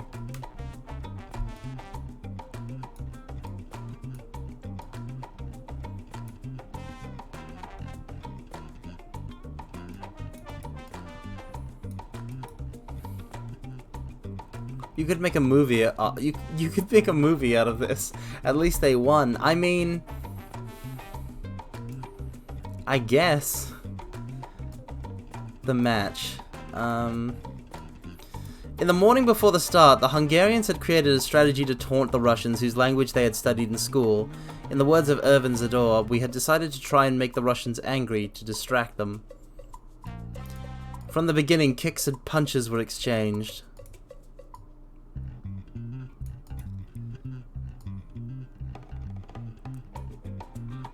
Ooh.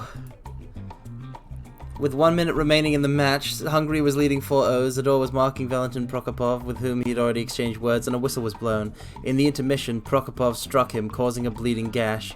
Zador left the pool. His bleeding was the final straw for a crowd already in frenzy. Many angry spectators jumped into the concourse beside the water, shook their fists, shouted abuse, and spat at the Russians. To avoid a riot, police entered the arena and shepherded the crowd away.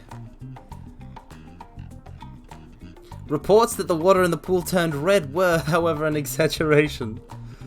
Oof. Wow. Huh.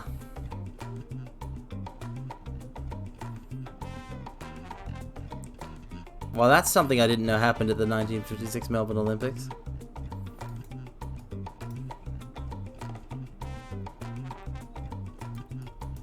Which is funny because I did actually research that very particular Olympics in order to come up with a JoJo, in order to come up with a fan-made JoJo's Bizarre Adventure part for it when I was younger. That was focused on the Olympic torch relay from Greece to there.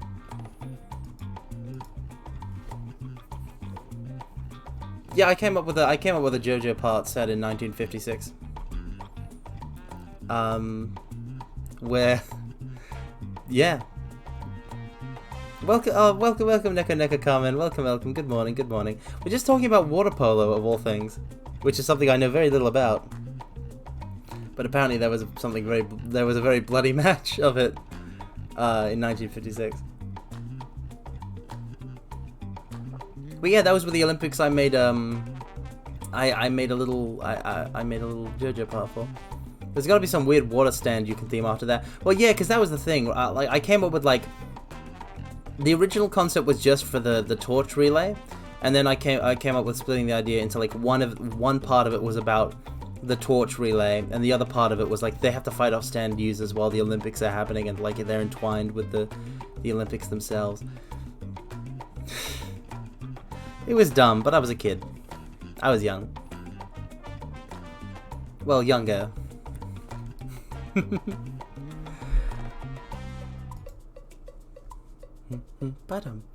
It's been like a decade since the first animated JoJo part came out, right? Like, wow. That's pretty major.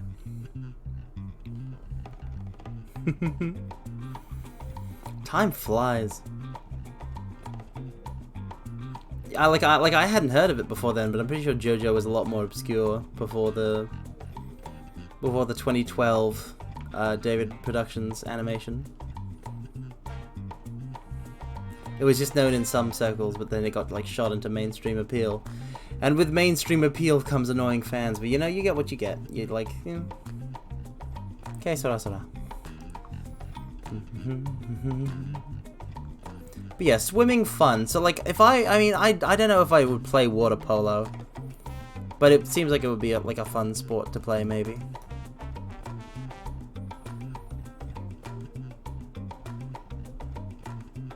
But it definitely you couldn't use a water polo ball as a blitz ball because it would float on the water, so you wouldn't be able to make it stay in the water.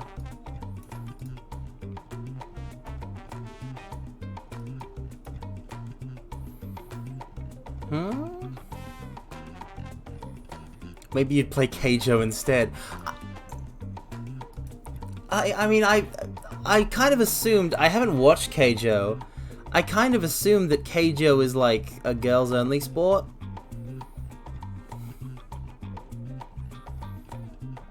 Yeah, I've never really played water polo myself. I mean, I was never the most sporty kid.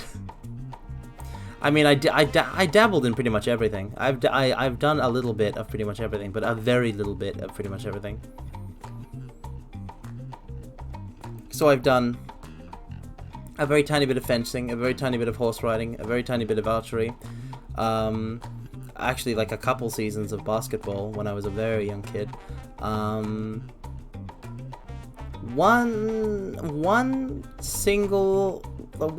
or two high school games of baseball. God,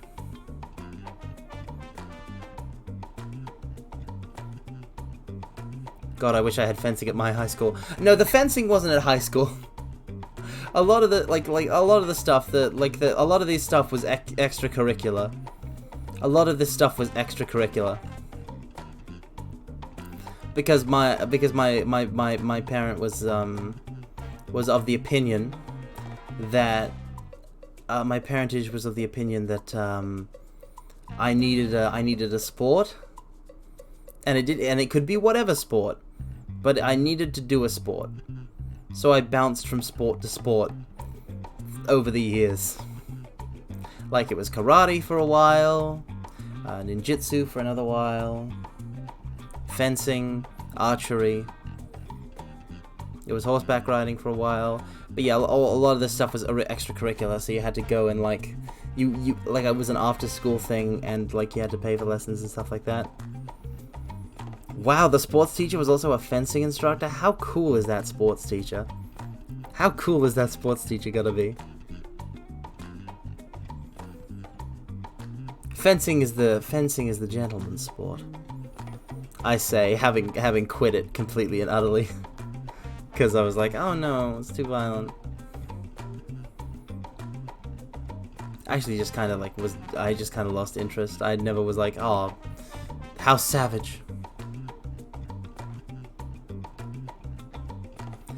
But yeah, I've dabbled in everything, but I'm not good at any particular sport. Like, if you challenge, like if I'm using human powers and you challenge me to any game of any particular sport, you've got good odds of beating me. Like, if you know what you're doing, you've got a good shot. There's no sport that I excel in, unless it's esports. Kawink, kawink. No, not them either. You wouldn't catch me dead being good at a MOBA.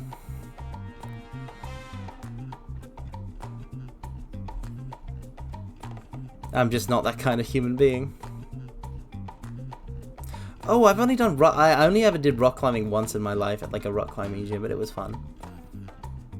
It was there because of like a trip.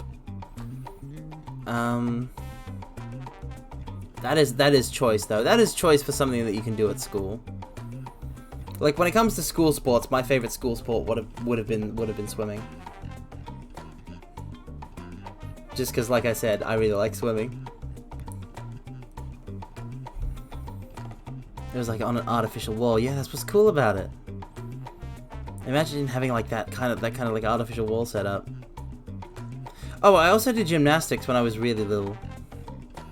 I did gymnastics. I did gymnastics when I was really little. Because again, you know, parentage, sport, do a sport. But I was the only, it was just like we were all little kids, but I was the only guy in the class. I was the only boy. I remember it vividly because after the end of every lesson, we all got like a starburst. Bit of chewy sweet.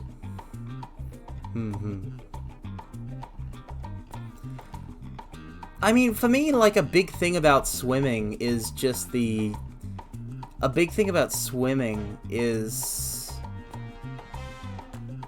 not just like, oh, I can swim super fast, I am the best.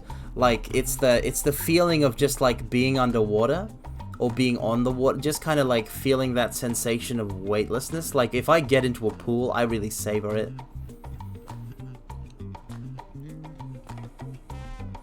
Like, I just kind of like exhale and sink under the water and just kind of chill for a bit and feel how like the buoyancy of my body is like changing. So that I don't know how to describe it in a way that isn't dumb. But yeah, I like the sensation of being underwater. And just kind of swim, and everything that comes with that, and swimming in general. It's pretty nice.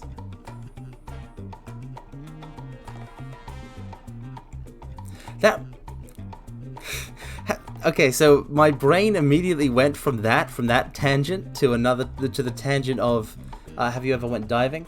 No, actually. I've never gone like diving, and I feel like I wouldn't want to go like. Well, I mean, it depends on whether you mean like diving to like see stuff, or if you mean like highboard, like the highboard diving. But I haven't done either kind of diving. Neither of them are really my cup of tea. Jumping off of high things, not my idea of a good time. But also, going too deep in like something like the ocean. I much prefer fresh water to seawater. Seawater's salty and it gets everywhere. And if you're at the beach and you get out of the water, you're gonna walk across sand. It's gonna get stuck to your feet, cause you're wet. Your feet are wet, you know.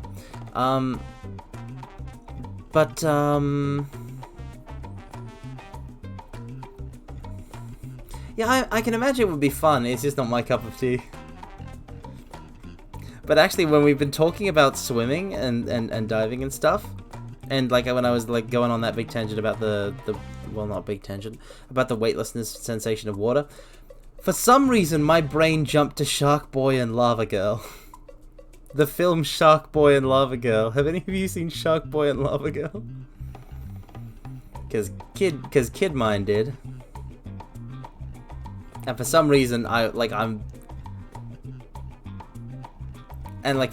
thinking of that one scene where like they have to, well, like the two of them like save each other, and like Shark Boy has to like swim to like save Lava Girl or something like that. I don't know why. I mean, it's weird. I don't know if it'll even like. I wonder if I would hate it if I watched it now, because I haven't seen it since I was a kid. Isn't that the movie with the Mr. Electric kid? Mr. Electric. Yeah, well, I mean, he's not a kid. Like, he's some, like, adult face superimposed on like, a CG weird thing. But yeah, that's the one with Mr. Electric. It's directed by Robert Rodriguez, aka the Spy Kids guy. Because it was Spy Kids. I think it was after Spy Kids. Yeah, it was after Spy Kids 3D. Wow, it's kind of weird. It's kind of weird looking back at Spy Kids, because like Spy Kids were part of my childhood, but like the last one came out in 2003 before I would have been watching films.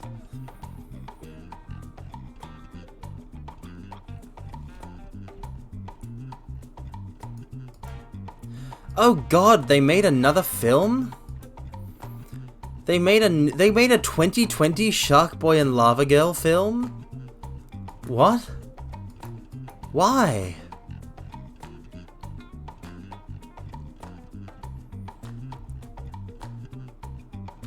Why?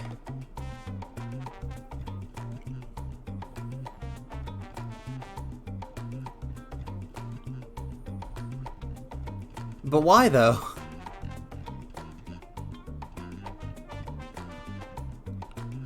I'm confused. Huh. Well, okay. Well, that's a good thing to learn. Never mind. But yeah, actually, like the third Spy Kids film was like. I mean, it was. I mean, cause like. I get I guess for most people, The Matrix was their first going into like the virtual world, going into the cyberspace. Entering the cyberspace, entering the virtual world.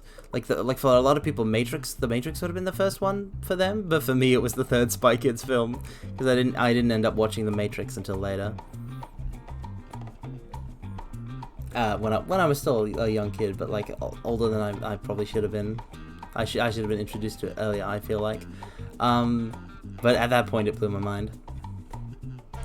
I liked it. Man, what was that was a craze, wasn't it? That was a period of time where the virtual was like new, and like people were so hype about it, and like you could get like people were interested in those kinds of like cyberspace stories. And I mean, I guess people still must have been, even up to like 2012, because that's when Sword Art Online came out, and that thing's massively popular. For reasons passing understanding. So like, maybe just among weebs though. I mean, like, I'm still very much fond of like those kinds of stories, even if I don't really encounter any. I mean, the biggest one I can think of recently is the latest Digimon games, like Cyber Sleuth and stuff like that.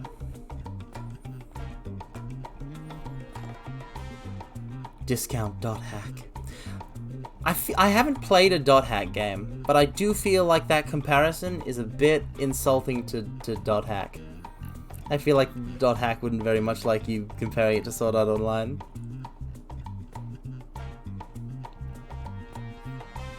Listen, Attenborough, you don't understand. You don't understand. He has 2 swords, okay? Kirito has 2 swords. He has 2. He has 2 swords, and he's the only person in this entire virtual world who can use 2 swords. That's how awesome that's how awesome he is, okay? That's how awesome and unique and special he is. He's using 2 swords. You're not even allowed to use 2 swords in the system, but somehow he can, because he has a super special, unique skill. It's not a hack or anything, it's a system of the game, because he's got the highest reflexes. He's got the highest reflexes in the entire game, so he got the unique skill that lets him use 2 swords, because no one else can use 2 swords. He's like it's not a hack. He doesn't hack. He's just got 2 swords. And you can't step to him, he's got 2 swords.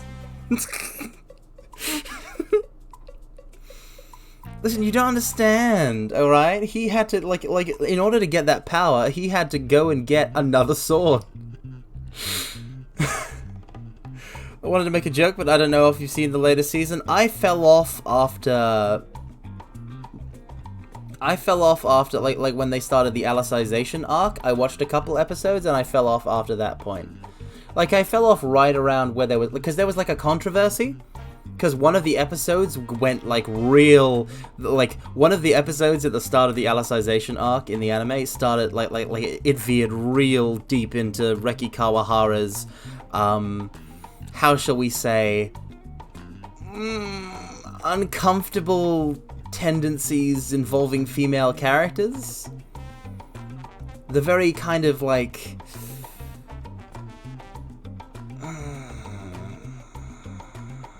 how to put it delicately.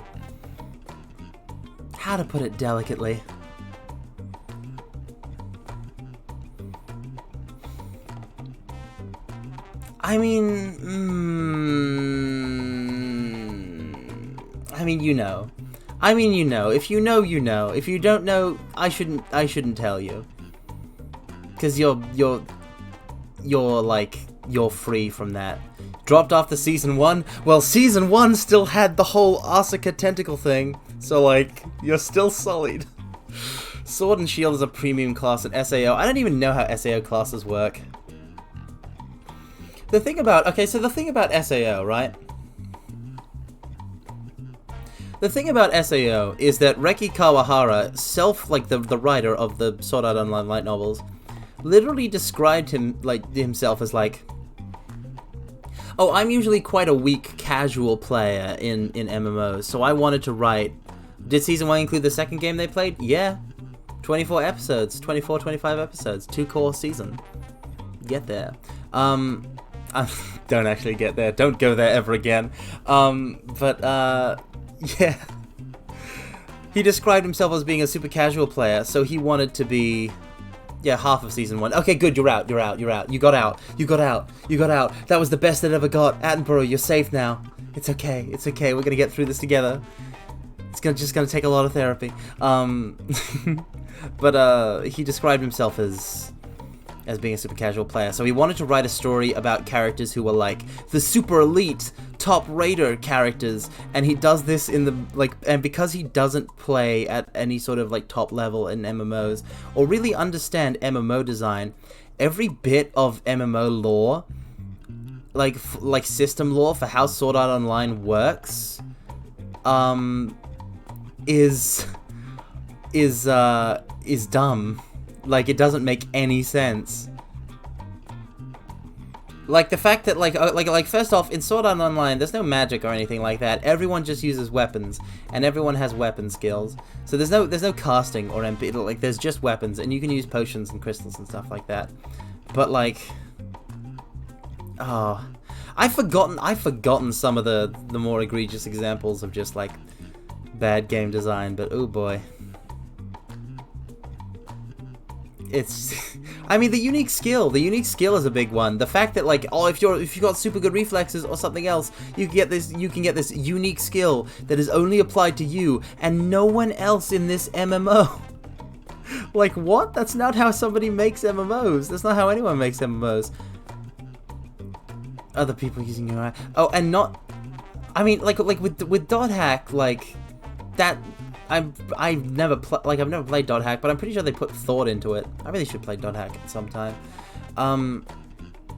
Another thing is like okay, so immediately after they get out of Sword Art Online, the next game that is present is Alfheim Online, and it's based on Sword Art Online.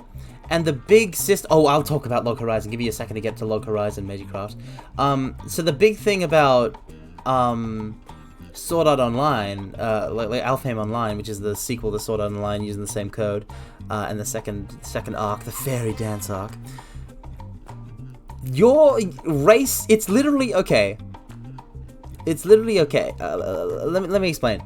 If you're familiar with classic Dungeons and Dragons, real classic Dungeons and Dragons, way old Dungeons and Dragons, before they reached like advanced Dungeons and Dragons, there was something called race as class. And that was where like you could play a fighter, or you could play a thief, or you could play a wizard, or you could play an elf or a dwarf. There were no races, they were classes. Yeah, exactly. It was like elf, like all elves, they were all kind of like magic fighters. All dwarves, they're like such and such and such. All halflings, they're like a sort of like roguish fighter character. I don't remember the details, but the point is, yeah, exactly. So like so basically, Alfheim Online in Sword Art Online, it has that. It has that. Because in Alfheim Online, hold on, let me Google it. What's the number? I mean, no, Neko comment. No, that's totally cool, right? Neko comment. You can have a fun like time with first edition D&D. I don't want to bash Race's class because like it's a classic, and you can still make it work. But Alfheim Online has 9 different player races. Okay. It has 9 different player races. It has the Catchy, the Gnomes, the Imps, the Leprechauns, the Puka, the Salamander, the Spriggans, the Sylphs, the Undines. And these races all have their own different strengths and weaknesses in a way that they are basically classes. So you can't play so you can't play a like a Salamander and be like a healer. You have to be like a strong fighter with a bit of fire magic. And you can't play a healer, an Undine, and be like completely not a healer at all, and be like some sort of like super tank. So these races are also factions. Kirito is able to transfer his SAO data to that game, and no one else has, I think. No, everyone, everyone kind of does that. Everyone does that, sort of. Everyone does that at the end of SAO Fairy Dance arc. But it's the same system, so that's why you can do it. But it has races class, and all of the races are different factions, and they're all compete. Listen, it's 9 faction. Will you play any Majora's Mask later on, or did I miss it? I'm sorry, Neko comment. We actually did play the Majora's Mask. Let me update the stream thingamajig. I wanted to Zatsu, and we beat the dungeon, so I decided to Zatsu. I hope it's okay.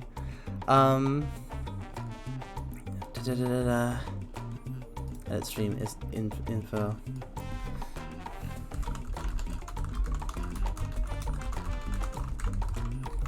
Dungeon cleared, so now we're just chatting.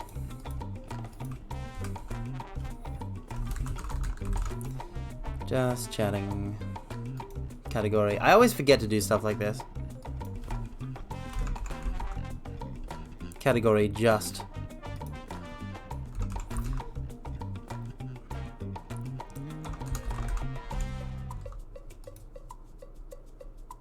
I couldn't put in a category. It wouldn't let me put in a category.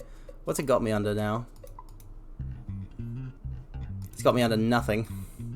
Anyway, see, it has race as class. It has race as class, but those races are also factions, and they're all competing against each other. So think of like, I don't know how accurate this is, but think of like WoW PvP servers, Horde vs Alliance, right? But imagine instead of 2 factions, there's 9 factions. And imagine every faction can only be each faction can only be 1 class. Now imagine that all 9 of these factions are competing against each other to be the first to get to the top of this big tree. Now, it was advertised that the first race to reach the top of this big tree, Yggdrasil, they would be elevated to a special race that had unlimited flight time. So that would have been a thing. It wasn't. It ended up not being true. But like the fact that anybody bought it in the first place is like. I mean, then again, Star Citizen has made so much money, so maybe yeah, fair enough. Yeah. So.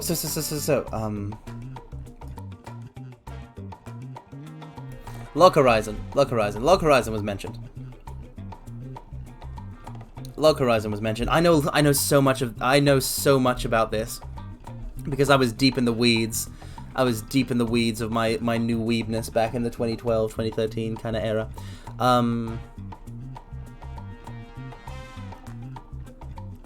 Log Horizon was everything that Sword Art Online wasn't.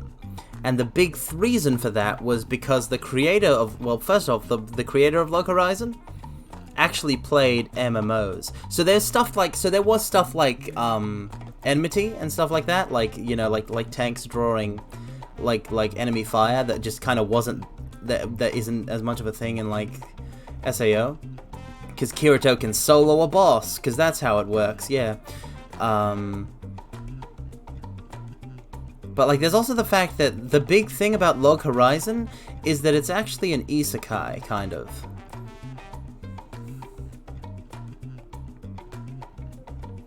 It's actually an isekai, because they don't actually they don't go get into cyberspace. They get warped to a world where the rules work like the game, and there's interesting stuff in that. Yeah, he had level sync. So basically they get transported. Everybody who is playing the game gets transported as their characters into the world, because it was just like a computer MMO. And like NPCs are real now, and like it's not like SAO. It's not die in the game, you die for real. You die, you respawn at the church.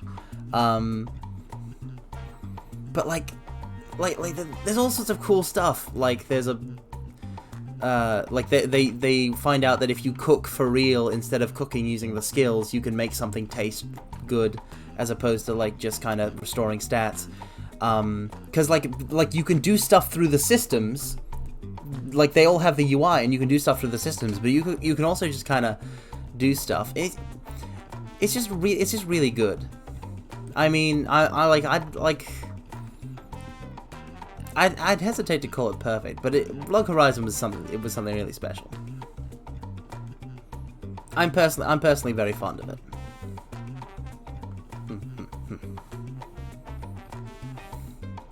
Oh yeah, tasteless food sucks. Okay, so another thing about that is that like the major, like one of the major first arcs of Log Horizon is like it's an economical and political story, and I just like, ooh, that, oh, ooh, ah, yes, yes, yes, yes. Yes. Yes. Make mad bank in order to create enough financial capital to do a political maneuver. Yes. Please do this thing. Please do this thing. Yeah, no, Attenborough, I can't recommend this enough, because the whole thing about this is, okay, so the protagonist of Sword Art Online... The protagonist of Sword Art Online is Kirito, who is the super cool dude with two swords, and he's got a bunch of women that like him, and like, he's super cool, and he's got the personality of a plank of wood, but he's like like honestly, though, Kirito's like not that bad character-wise, but you know,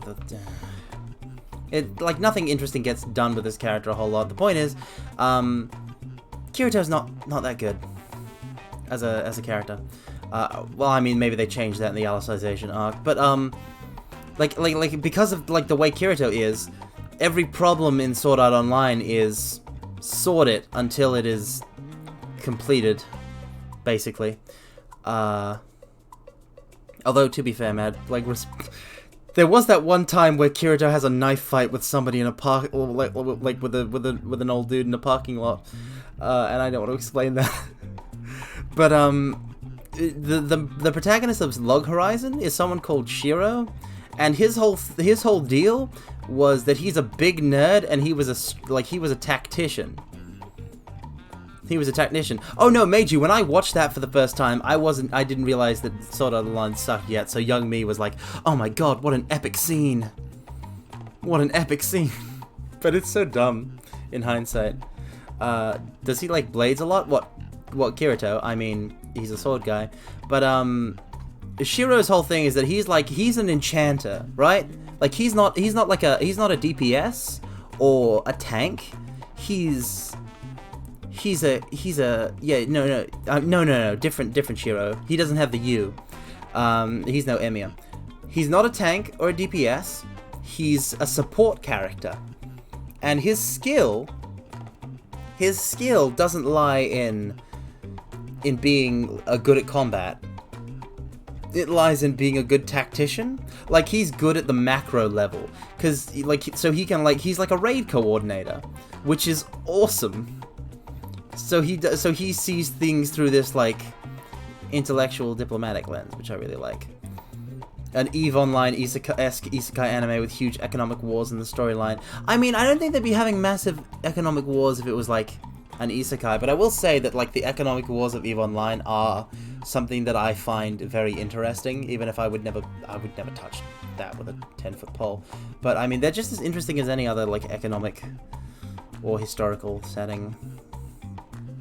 I think, their books have been written about EVE Online. It's an interesting subject, but, Spice and Wolf, except the spice is melange. The spice must flow! He is the Kwisatz Haderach. But, yeah, no, Log Horizon, listen. Log Horizon is, like, it came out around the same time as SAO, so I feel like I compared to it a lot. It is basically SAO, but way better, and with an actual like good cohesive identity. And also it's got an opening by man with a mission, like database, just living in the database. Whoa, what more do you need? About 1-2 years after SAO, so yeah, not that far away.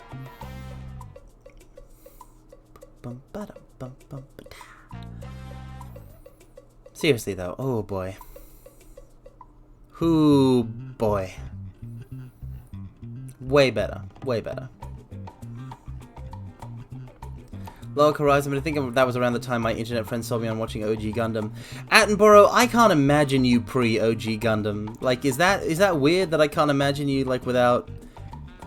I can't imagine a version of you that hasn't seen OG Gundam yet? That's wild to me.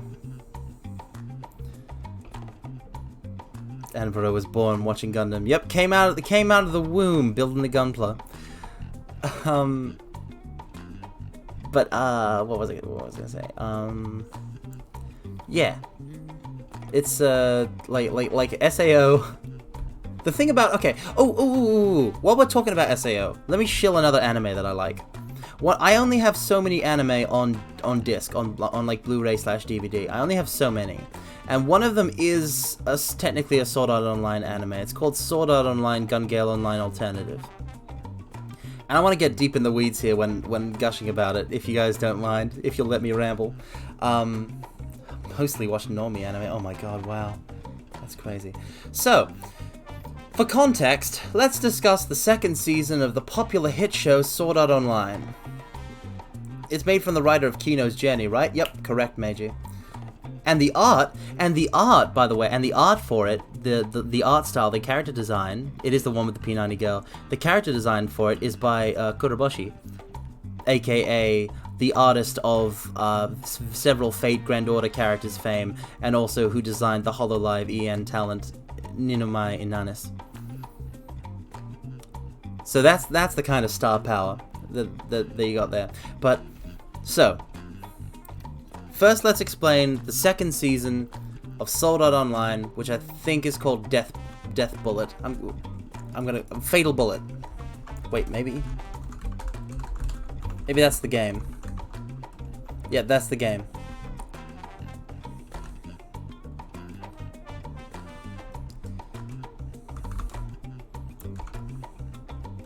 Sword Art Online. I know. There's an Arc game.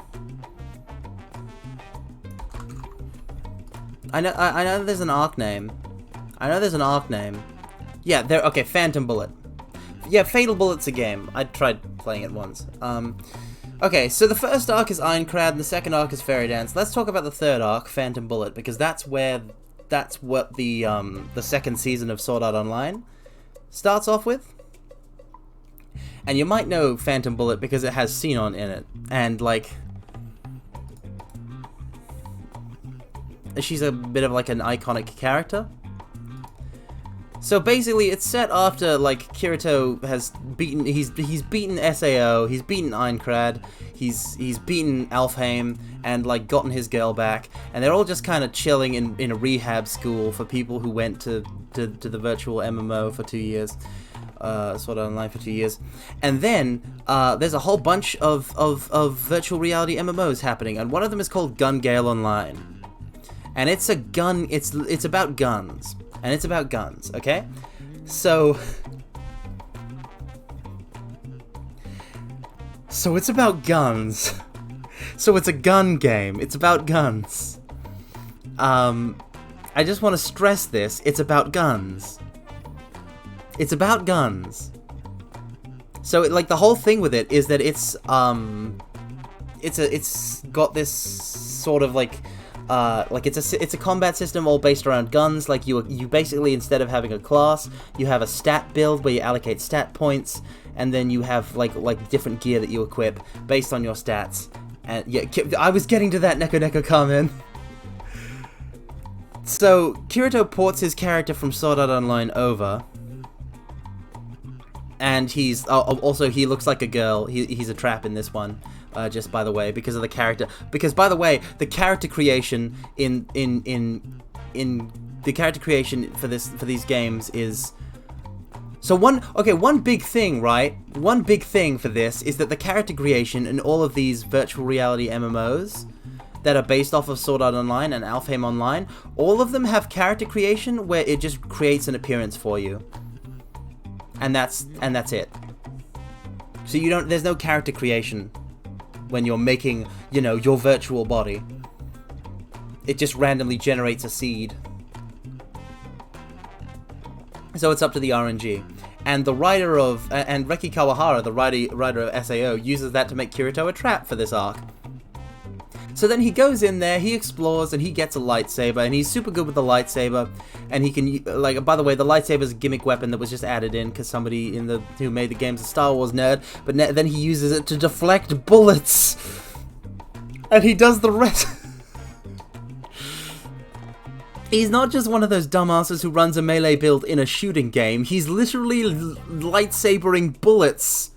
And winning, he's winning, he charges towards his enemy who is shooting at him with an assault rifle. Okay, so here's another thing. Here's how the shooting part of the game works. Okay,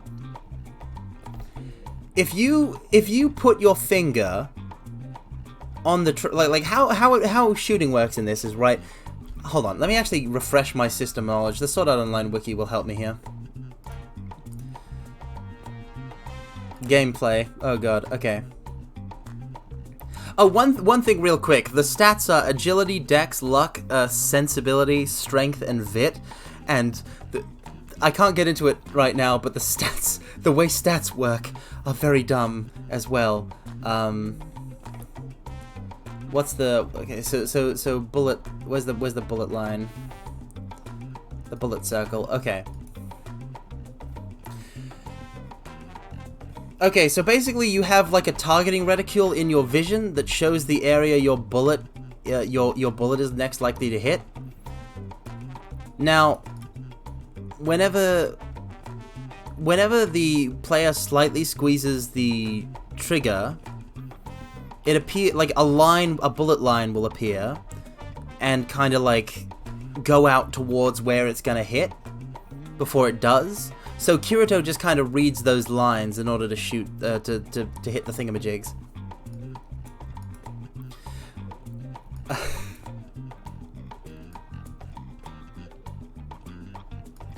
So basically it's like random. It's like a circle. So it's a circle. So what happens is that like you like when you slightly squeeze the trigger, you get the circle, and it wavers in cycles. It's largest just after a beat and the smallest just before the next beat. I think it's actually based on your heartbeat rate. So so it'll shrink and grow based on your heartbeat. So those are the beats that I just talked about. And for a sniper to have if you want to snipe, right? If you want to be accurate, you must shoot at the perfect valley between shots. So there are no snipers in the game, pretty much, except for Xenon, who's super special.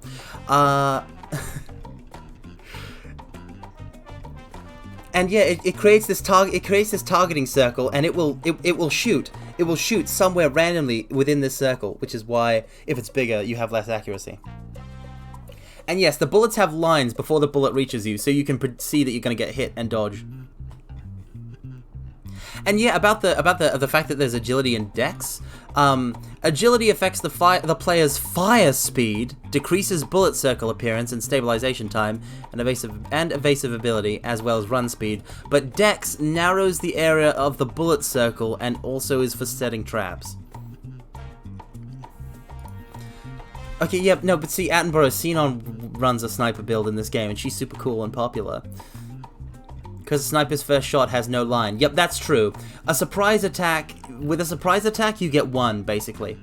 Snipers get 1. I have no idea why that's in the game's code. See, you can tell, right, that Reki Kawahara has no game design idea. Like he doesn't know how they work, how to make one. So yeah, Kirito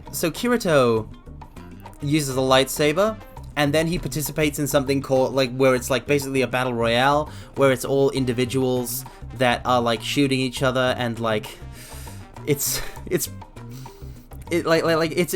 a really bad like battle royale where like there's a scan that shows like player locations, and then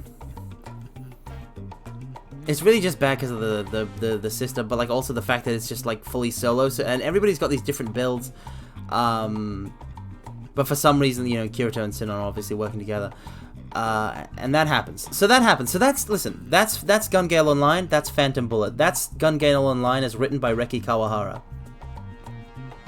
And what makes Gun Gale Online Alternative so damn good is because it's made by the author of Kino's Journey, who you may or may not know to be a gun otaku. Like he is a gun otaku. Like he's real big on this kind of stuff, which is why I was so interested in writing for it in the first place. And this writer proceeds to basically take every aspect of the really dumb system of Gun Gale Online as written by Reki Kawahara, and like does interesting things with it. So like there's a character who uses real world like military LARP experience, I think, to like or just real world military experience to actually shoot without half squeezing the trigger to get the aiming circle happening. Like basically like taking it on manual. there's like the stuff with the there's some interesting stuff done with the stat builds. A lightsaber is used in a way that does not suck and actually makes sense, as opposed to just parrying bullets 24/7 so that Kirito can still have a sword. And at the very start of and at the very start of Gun Gale Online Alternative, here's the deal with the protagonists of Gun Gale Alternative. She's tall. She's very tall. Her thing is that she has she's very tall for a Japanese lady, and she has a complex about her height. Yeah, he's a Saba Gamer player, I'm pretty sure. So she has a complex about her height, right? And she gets the VR MMO headset. Is she also flat?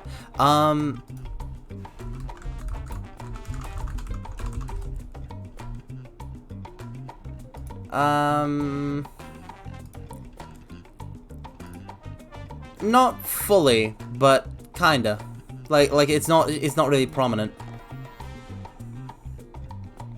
But the point is that she's got a complex about her height, right? She also really likes cute stuff. Like, she's a girly girl. So, how does she end up playing Gun Gale Online? Well, she starts trying to play Alfheim Online, the fairy game where you can fly, and she sees her randomly generated character, because that's how these MMOs work, because Reki Kawahara just did that to make Kirito be a trap with putting no other thought into it, and her character in Alfheim Online is very tall. And she panics and hates it, and because she really wanted to be in a virtual space where that didn't matter, and so her heart rate gets super high and she disconnects because that's a safety feature. So she tries another, and because she's created a character, that's it. She can't play that game without using that character.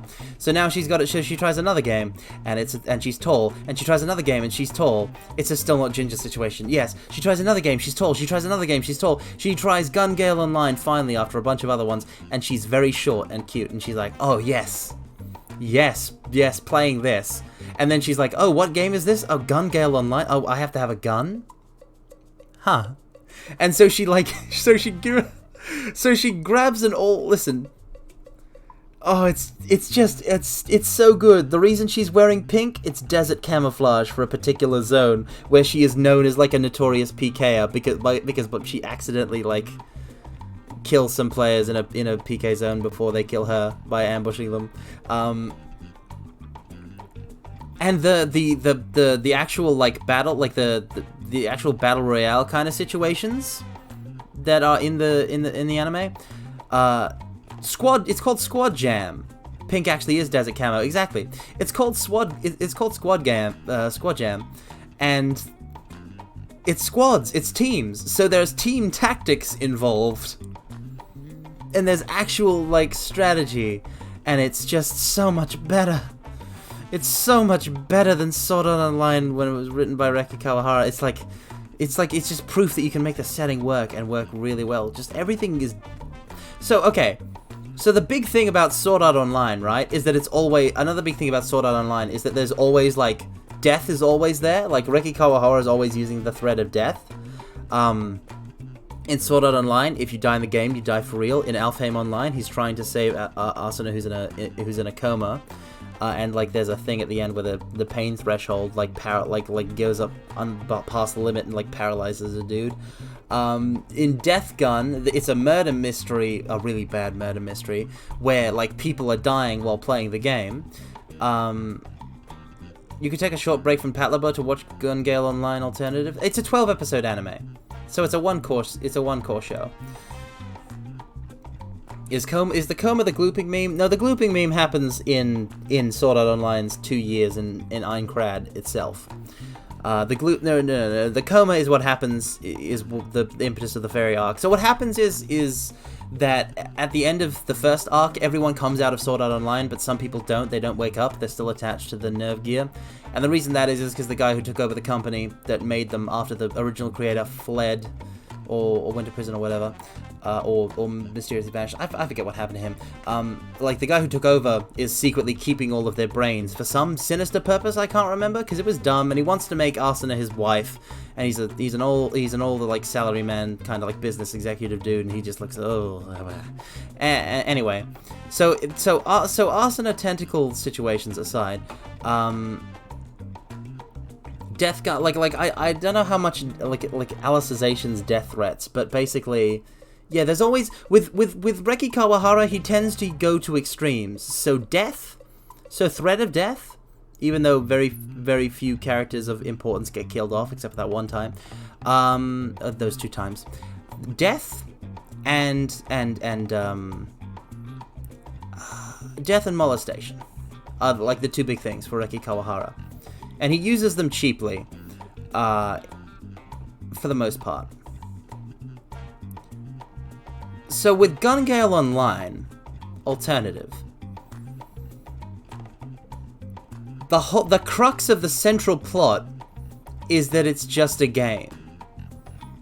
Like, there's one character who is, like, being super edgy. There is one character who is being super edgy and like, man, I wish I got trapped in Sword Art Online and like got to be like part of all of this wild and crazy like death game scenario. And the protagonist is just the protagonist's goal is to get them to chill the F out. And like, it's just a game, like, chill. Like, for real though.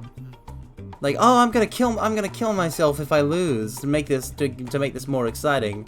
And the protagonist is like, it's just a game, chill out.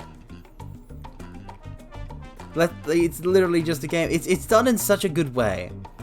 It's done in such a good way. Like, ultimately there are stakes, but they're done in a very nice way. And they are just... It's the way to do this kind of story. It's the way to do this kind of virtual MMO story. They do take so many jabs on the original SAO, it's not funny. It's literally, I don't want to say deconstruction, but like, it's a deconstruction of Sword Art Online. It actually is.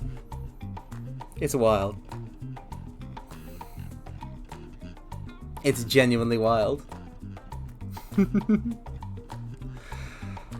Oh man, but yeah.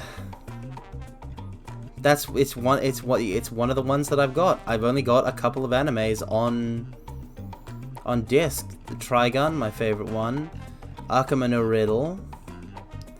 Gun Gale Online Alternative. Rocka no Yusha, and Princess Principal. Oh, and Beautiful Bone Sakurako's Investigation.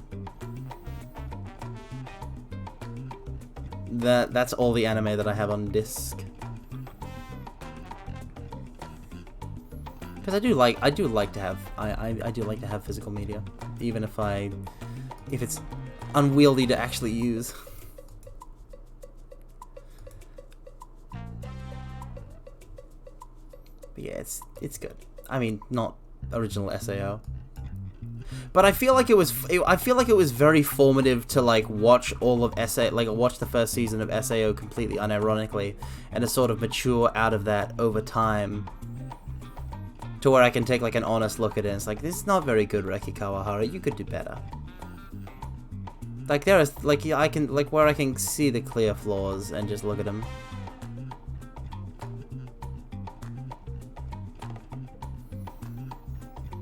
It helps, it helped me get out of that, so what happened was I moved out of the everything I watch and consume is good, and I cannot question it critically. And I moved from that into... Oh, I guess, yeah, it would have made Log Horizon more palatable to be adapted, because it could coattail off of... Yeah, that makes sense. That's fair, Meiji. Yeah, it moved me out of the... Like, realizing SAO was bad moved me out of everything I like, everything I watch is good without any sort of, critical analysis, or like, nothing is bad. And it moved me into a phase of my life where I was like, these things are bad because these internet personalities have said so. And then from there on, I could progress to, I am the arbiter of what I like and dislike. I can create my and formulate my own arguments for why a thing is bad or good, or why something can be bad and I like it, or it can be bad and I dislike it, or it can be good and it's not for me, or it can be good and I like it. Like, it was a stepping stone on the path to nuance, is what it was. Sword Art Online for me was an important stepping stone on the path to being able to take a nuanced look at reality, at games, and at anime, and at basically everything. For me to go, there's detail here. And that's something that's something very grateful for, because I feel like that was the thing that I feel like that's the most grown up I've ever gotten, reaching that point. Ooh. Shonen drop off.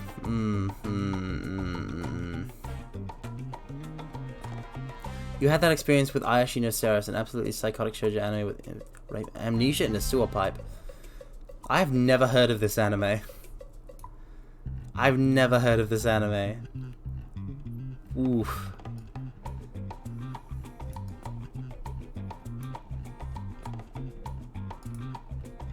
Oh wow. 1996 was when it was first published. Wow.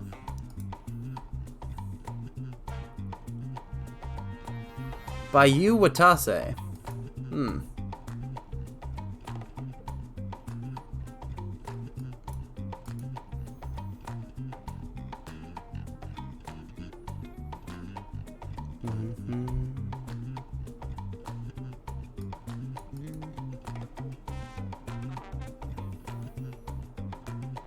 I mean, some stuff just be like that.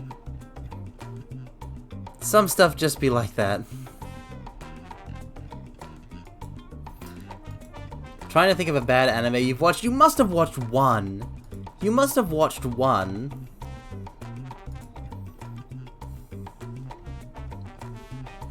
Everyone's got one.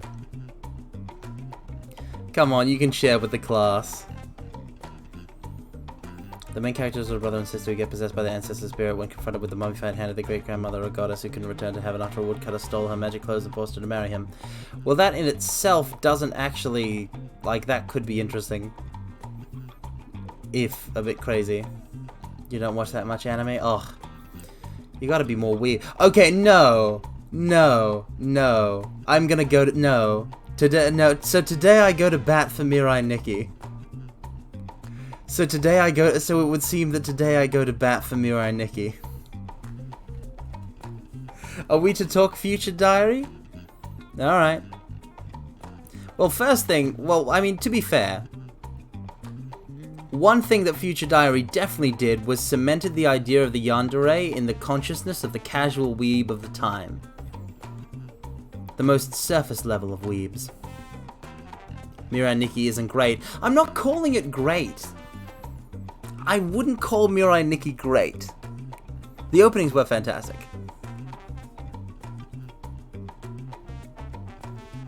Okay, never mind. Now that sounds bad. That shit. Listen, Mirai Nikki's good. It's okay, is what I'm saying. Like there's good stuff going on there. There's good bones. Like, first of all, the core conceit of the Future Diaries are very good. They might not be leveraged to the great amounts that they could like to what they fully could be, but there is also the fact that there is this I love the massive character arc that Yukiteru undergoes, where he slowly warms up to he's initially completely oh god no, this really creepy girl is interested in me and is super dangerous, to getting emotionally manipulated into caring a great deal about her before it turns into genuine love. But seriously though, it's good. I would say it's one of my favorite. Is schlock the right word? Where it's not that good per se, but it is entertaining.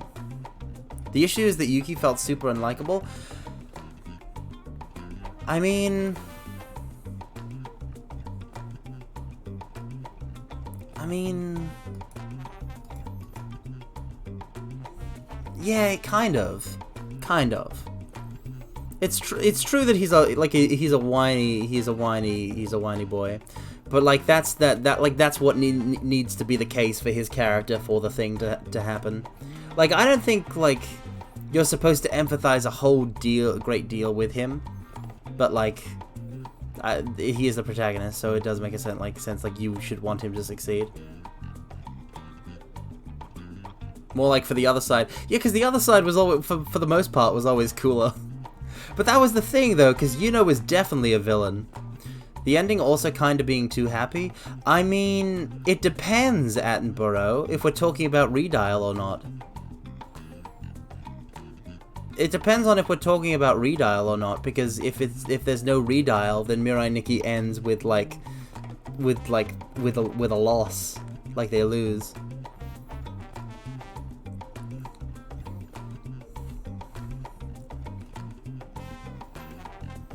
Because what happens at the end of Mirai Nikki is that, like, he wins, he becomes God, but, like, he doesn't create a new universe or anything, he just kind of sits there in the void.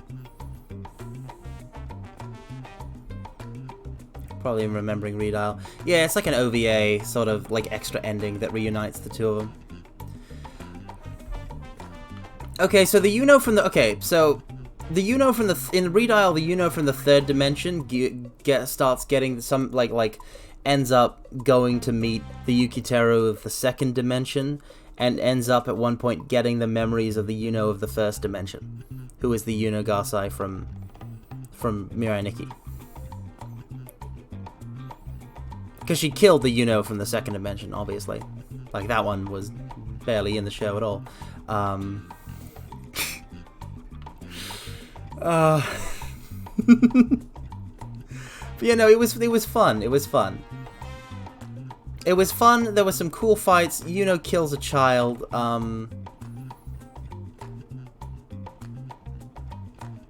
Like, it was a fun show. And I like the core conceit of the Future Diaries. And I always wanted to. I've actually never seen Black Butler, so I can't comment.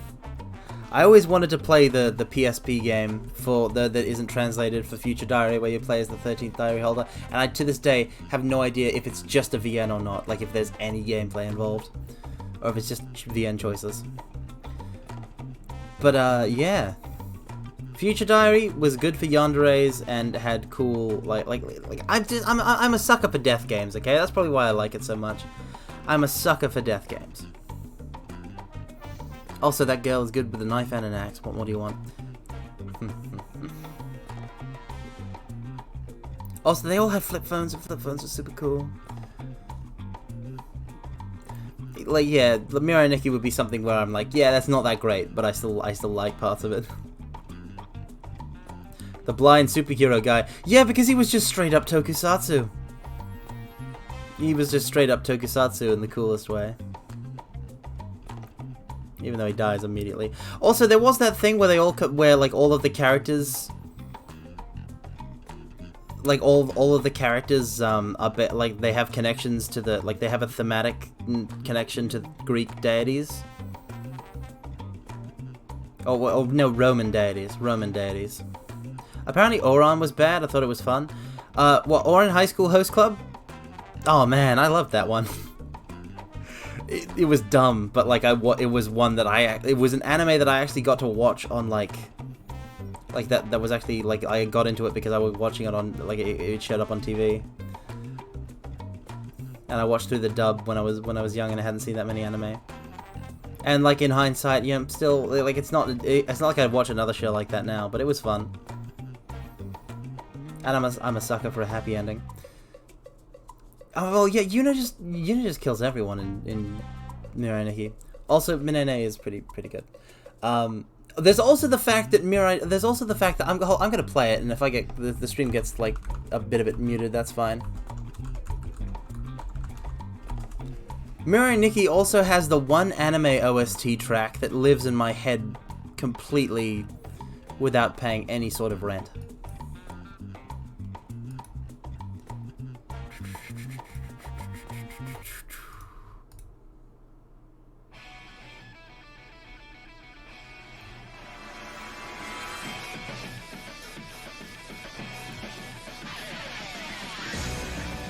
I mean, listen to this.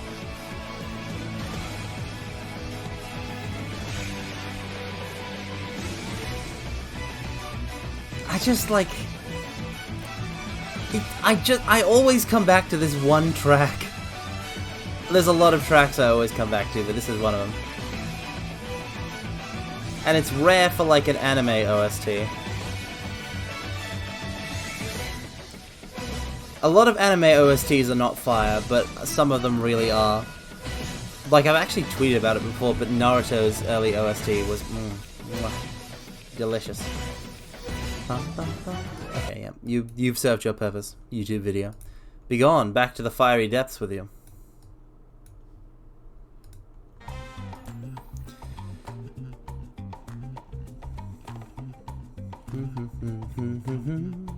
Yeah, so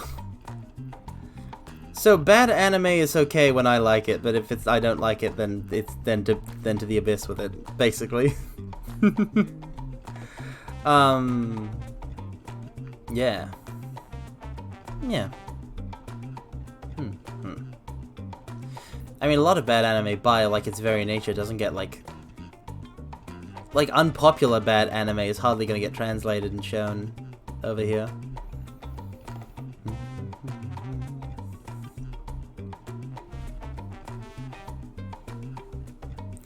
But yeah, fun, like, it could be, oh boy, like some stuff can be really bad and I'm cool with it, and some stuff can be really bad and like, nope, like Danganronpa 3. Like, Danganronpa 3 is one of the worst animes ever created. It's one of the worst animated pieces of media ever to exist, Danganronpa 3 is. Except for one particular element of it. Just to make that one part clear. That bad? So, it's very bad. It's very bad. Listen, it's not a bit of an exaggeration. Listen, I'm a big fan of the Danganronpa. I like the Danganronpa of the 1. I like the Danganronpa of the 2. I like the Danganronpa of the V3. Danganronpa 3 is... I like the Danganronpa alternative episode. Like, Ultimate Despair Girls. Like, listen. It's really bad. I'm not... No. They made 2 animes, and they were both really bad. Shuichi and Kokichi are my boys. A V3 fan. Rare to find one in the wild. Yeah, no, they wasted... They had two perfectly... So to explain, they had 2 perfectly good core concepts. They had 2 perfectly good core concepts. To explain without giving too much away, because I don't want to spoil Danganronpa. They had 2 perfectly good core concepts for 2... How it worked was they ran 2 simultaneous anime seasons. There were 2 shows. There were 2 arcs. So you get 2 episodes a week. One set in one point in time and one set in the other point in time. And they were both bad. They were both really bad and didn't do anything good with the concept that they had, and also ruined several things, like you know when something is like, you know when something happens that, like, if you have this particular approach to it, it can like ruin things that you enjoyed previously, like something comes along later that provides context that makes something that you liked before now like worse. It has that. It has a bunch of that. It has an uncountable, uncontrollable amount of that. And it all resolves in a terrible, terrible, terrible way. This is why you don't give Kazutaka Kodaka free reign to just do whatever with a pre-existing thing. Let him get it right on the first time and move on. Neko coming. Shh. I'm trying not to spoil Danganronpa. I'm trying not to spoil Danganronpa. It's okay, but like,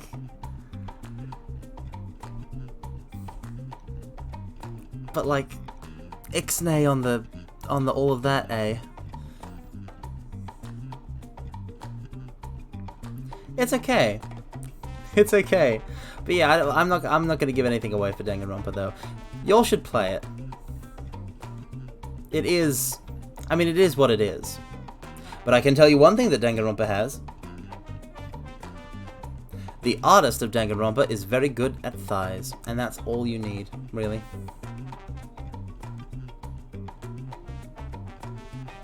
You just hated the crux of V3's ending. Oh, yeah, no, of course, always. No, I'm okay with the ending of V3. I liked it. Like if you honestly think about Danganronpa, it is a powerhouse collaboration because it has music by Masafumi Takada and art by, hold on, let me get the name, because I might mispronounce it. Yeah, Ruiko Matsuzaki. And art by Ruiko Matsuzaki. And both of them are like have you ever heard the Danganronpa soundtrack? And the character art, And it gave it its, and that right from the start gave it its own really unique, distinct style from the first right from the first game, which I really liked. And obviously Kodaka's an insane writer. And the same thing kind of applies to Zero Escape with Shinji Hosoe doing the music. But I don't think I can point to like a single, a particular like really like dynamite, like the art, like a dynamite artist for. I mean, the artist for Zero Escape, I mean, it's mostly because like Zero Time Dilemma has the artist change when like it was working, like don't fix what ain't broke, basically. I also like while we're on the topic of both Danganronpa and Zero Escape, I also really love watching, and also anime, I really love watching Akudama Drive. Has anyone here seen Akudama Drive? Because it was dumb, but it was like also really fun. And it had a listen, the female protagonist was voiced by Tomoyo Kurosawa. And that was all I needed. Basically.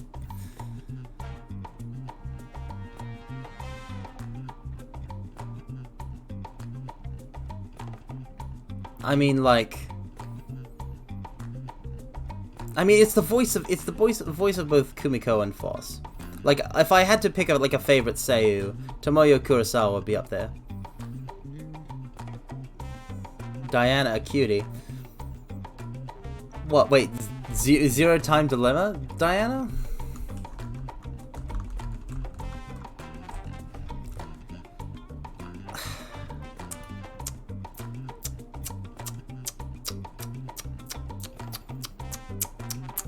For shame, thou hast turned from the path of fire's best girl. Thou shalt collect no reward in this world or the next. Alas, alas, you failed the test. Oh, for shame.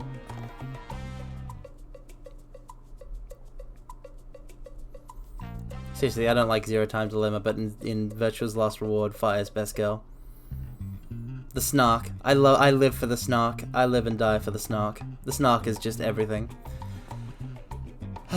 See, that's the thing. I've been a VTuber for a year. I can't talk about these franchises at all in depth because they live and die by their plot spoilers. So like, I can only talk about them in the vague sense. It's the same it's the same for Trails, right? Because I'm known as this like big Final Fantasy fan, and I am in that, like, I was raised on FF. But like, oh, Attenborough, good night. Please rest if you need to. We won't keep going on for too much longer. Carmine is a fellow looking at me like walking trash enjoyer. Not exactly, no. But yeah, I'm also a big fan of the Trail series of JRPGs, way more than I am of Final Fantasy. But I can't talk about those because it's like, unlike FF where each game is connected, Trails games all kind of tie into each other and like piece by piece form a bit of a grand narrative. And I would really like, Because basically I experienced a lot of FFs knowing stuff that would happen, because I was forced to like pour through the FF wiki to look for stuff for you know, guiding my older brother through dungeons and stuff. But with Trails, it was a fresh experience from start to finish for each game, and it's a series that's really near and dear to my heart. But I never talk about it, like I never talk about Zero Escape or Danganronpa, even though I massively love these things, because there's no way to talk about it without spoiling them. And you know, ultimately, I can't like ramble full power. Like you haven't seen my full power. You haven't seen it. But yeah, if people are passing out, it's time to wrap this up. If people are passing out, it's time to wrap this up. We finished playing Ocarina of Time a while ago. Let's call it. Who we raiding? Where we dropping, boys?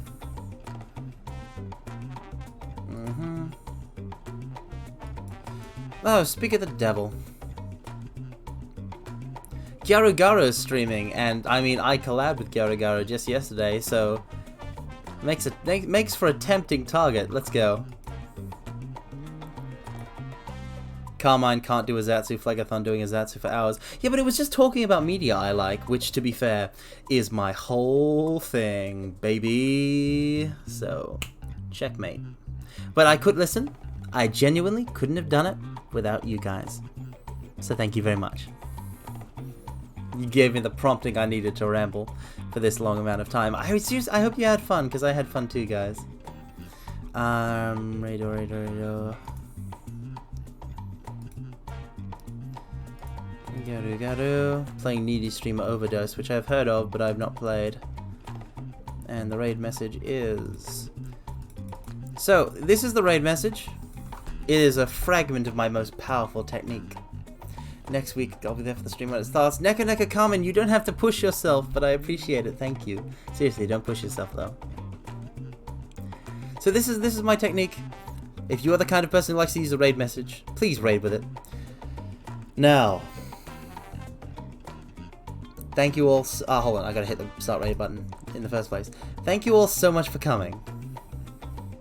I'm sorry I didn't play more Majora's Mask. It just felt like a good stopping point. Neka Carmen. Next time. Alright. So, now, thank you all so much for coming. You're all wonderful people, wonderful mortals, and I hope you have a good rest of your day, or simply just a good rest. Seriously, love you guys. And now I shall send you through the portal. To a realm beyond, a realm unknown. Commence the unlimited Omega Reverse Umbral Shining Royal Majestic Incandescent Infernal Draconic Demonic Meteor Hellfire Raid. Farewell.